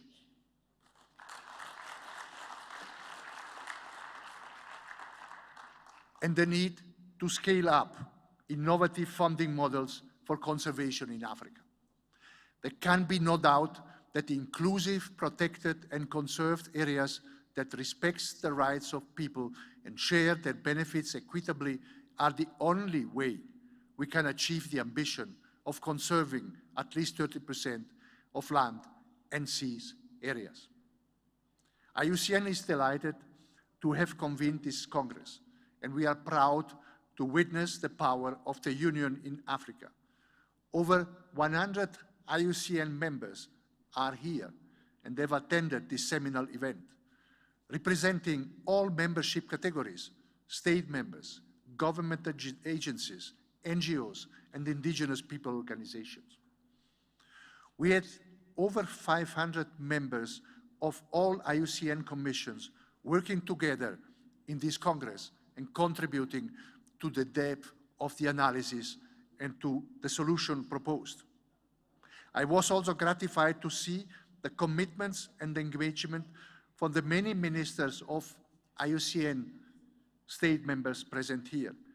Commitments to strengthen conservation in Africa, and particularly to unequivocal acknowledgement that people needs to be at the center of conservation efforts. The energy created by this Congress is palpable and motivated great interest from several governments already to host the next Congress. IUCN is committing to convene the second IUCN Africa Protected Area Congress. We look forward to engaging with you all to prepare for it.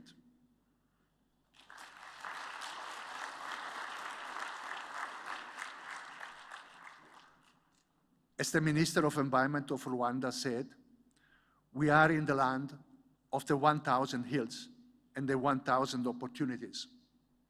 And indeed, the momentum created by this Congress of Firsts offers Africa the opportunity to make the united voice of its peoples heard at the upcoming Climate and Biodiversity COP, and to implement new models for effective conservation that delivers for both biodiversity and people. The moment for action to seize that opportunity is now. Thank you very much.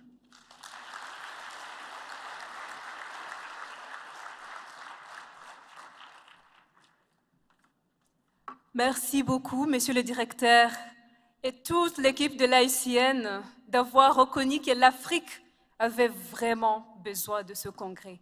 We thank you very much.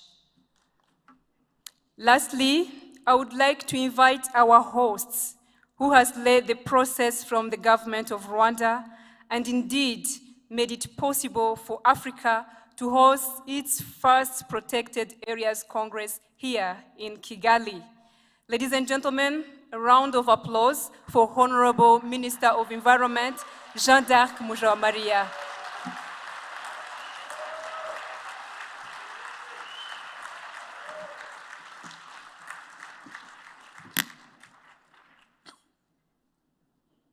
Thank you very much. Your Excellency, the former Prime Minister of Ethiopia, Haile Mariam Desalegn, Honorable CEO of African Wildlife Foundation, Honorable DG of IUCN, Excellencies, Ministers here present, I recognize my colleagues, the Minister of Guinea-Conakry, the Minister of Guinea Equatorial, the Minister of Central African Republic, my colleague, the CEO of RDB, and the custodian of conservation in Rwanda, and the DG of Mozambique representing her Minister of Environment, and other leaders here present. Ladies and gentlemen, dear youth, community leaders, good afternoon. I take this opportunity to thank the Right Honorable Prime Minister of Rwanda, who officiated the opening ceremony on behalf of His Excellency the President, and who unveiled the Nyandungu Eco Park on the first day of this Congress. I take this opportunity also to thank His Excellency the President of the Republic of Rwanda for hosting yesterday the guests and the leadership of partners. Ladies and gentlemen, this week has been an eye-opener. We have listened to young people, policymakers, indigenous peoples, and local communities tackle the burning issue of biodiversity conservation. It has been enlightening to engage experts in the various fields and APAC patrons whose wisdom and guidance has greatly enriched this Congress. We thank you. And Rwanda will be happy and ready to host this APAC annually in case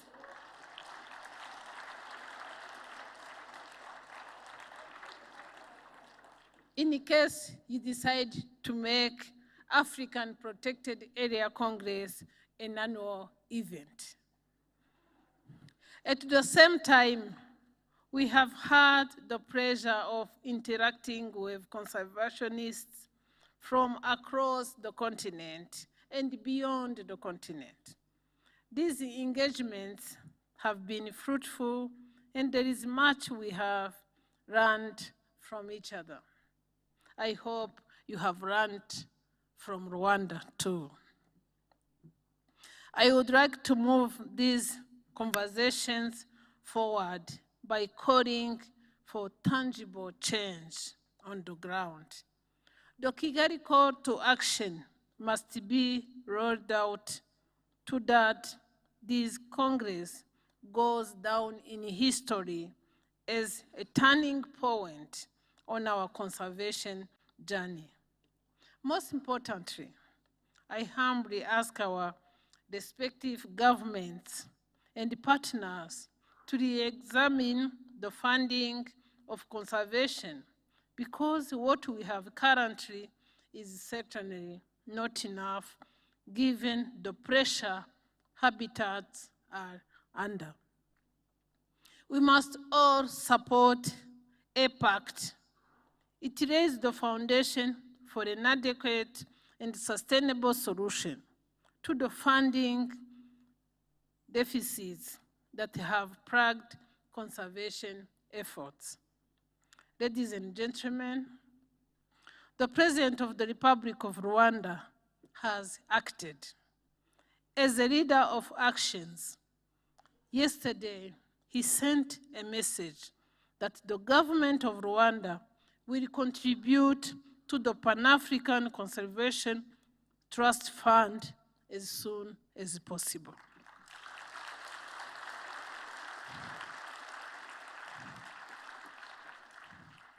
I would like to thank Your Excellencies once again for the leadership and the wisdom you have shared with us.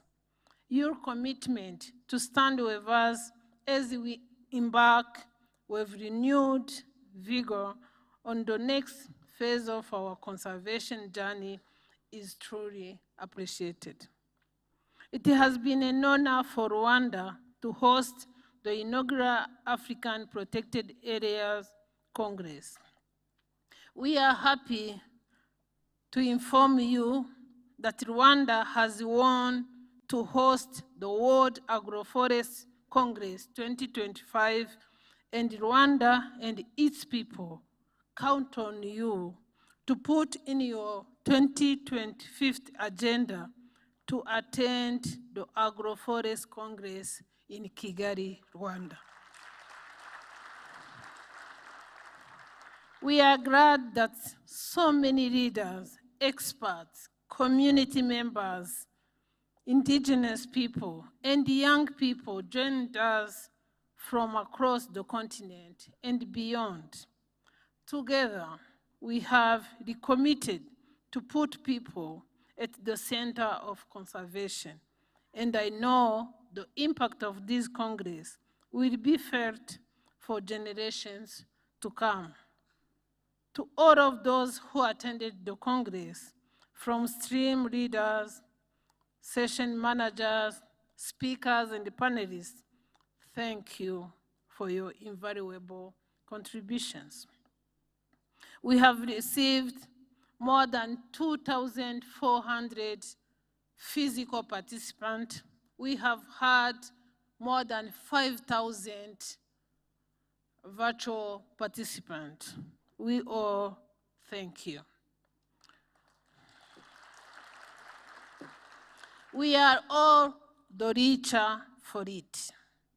To conclude, I would like to thank the teams from IUCN, the African Wildlife Foundation, and everyone who played a role in organizing this Congress. You have our heartfelt appreciation. I take this opportunity to thank all people from Rwanda and abroad who made this journey possible. Murakoze cyane. I thank you very much.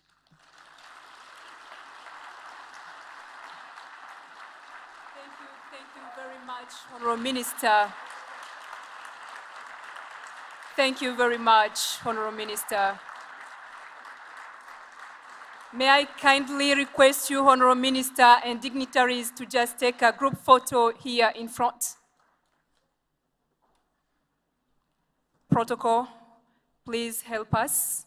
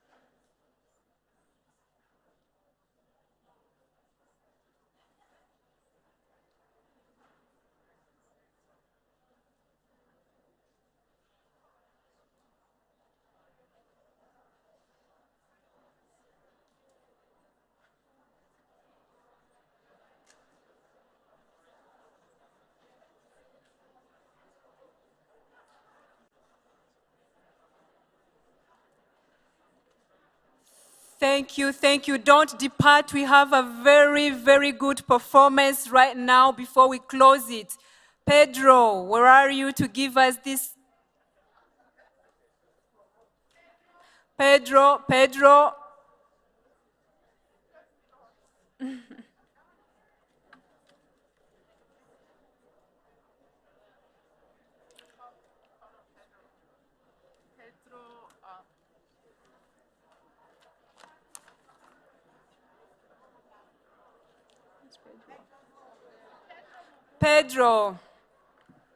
Pedro Mugura, can I please call on the rangers?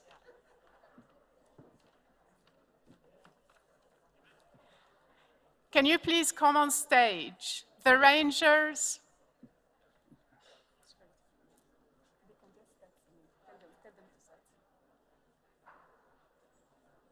They don't need an order. Tell them to just start. Yeah. Can we invite all the rangers to come up on stage? Thank you. Pedro, where are you? All the rangers. Up on stage, up. Yes, and the rangers, please.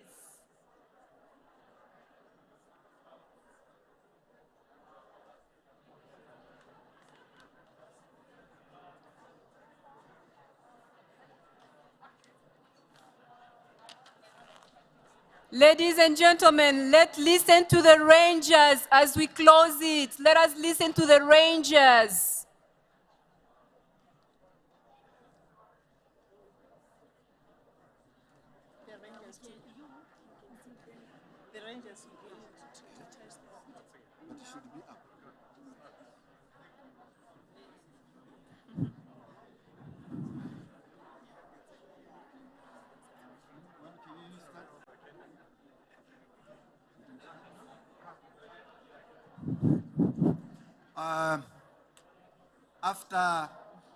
After being in this Congress, I was given the power to start singing our African anthem.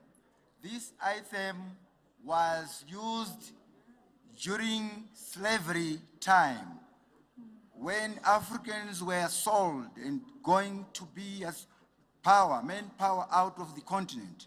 Is what now we are going to sing together. We want to request all of us, everybody with his own language. We believe that this song was used in different languages, but now we are going to use, especially us here on front, we are going to use Shona, but everybody is required to use his own language. Some people also will ask, why is Mozambican flag there? This suggestion was given from Mozambique, that we should start by singing African anthem before this Congress, and also at the last time to use the same song. This is Ishe Komborera Africa. Allow me to start. Ishe komborera Afrika, ngaisi musirwe sitarayo, inzwa imiteuro yedu.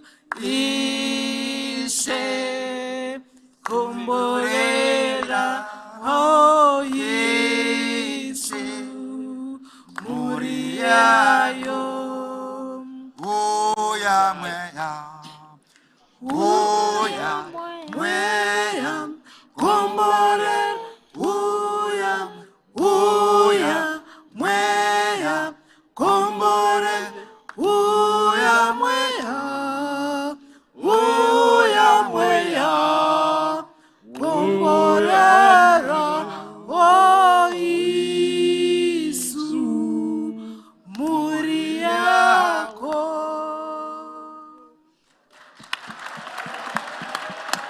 'Cause Thank you very much. Thank you, Your Excellencies, distinguished guests. We have come to the end of our ceremony. Thank you all for your participation during this APAC. Those who are going back, safe travels, and remember to come back to visit Rwanda. Thank you.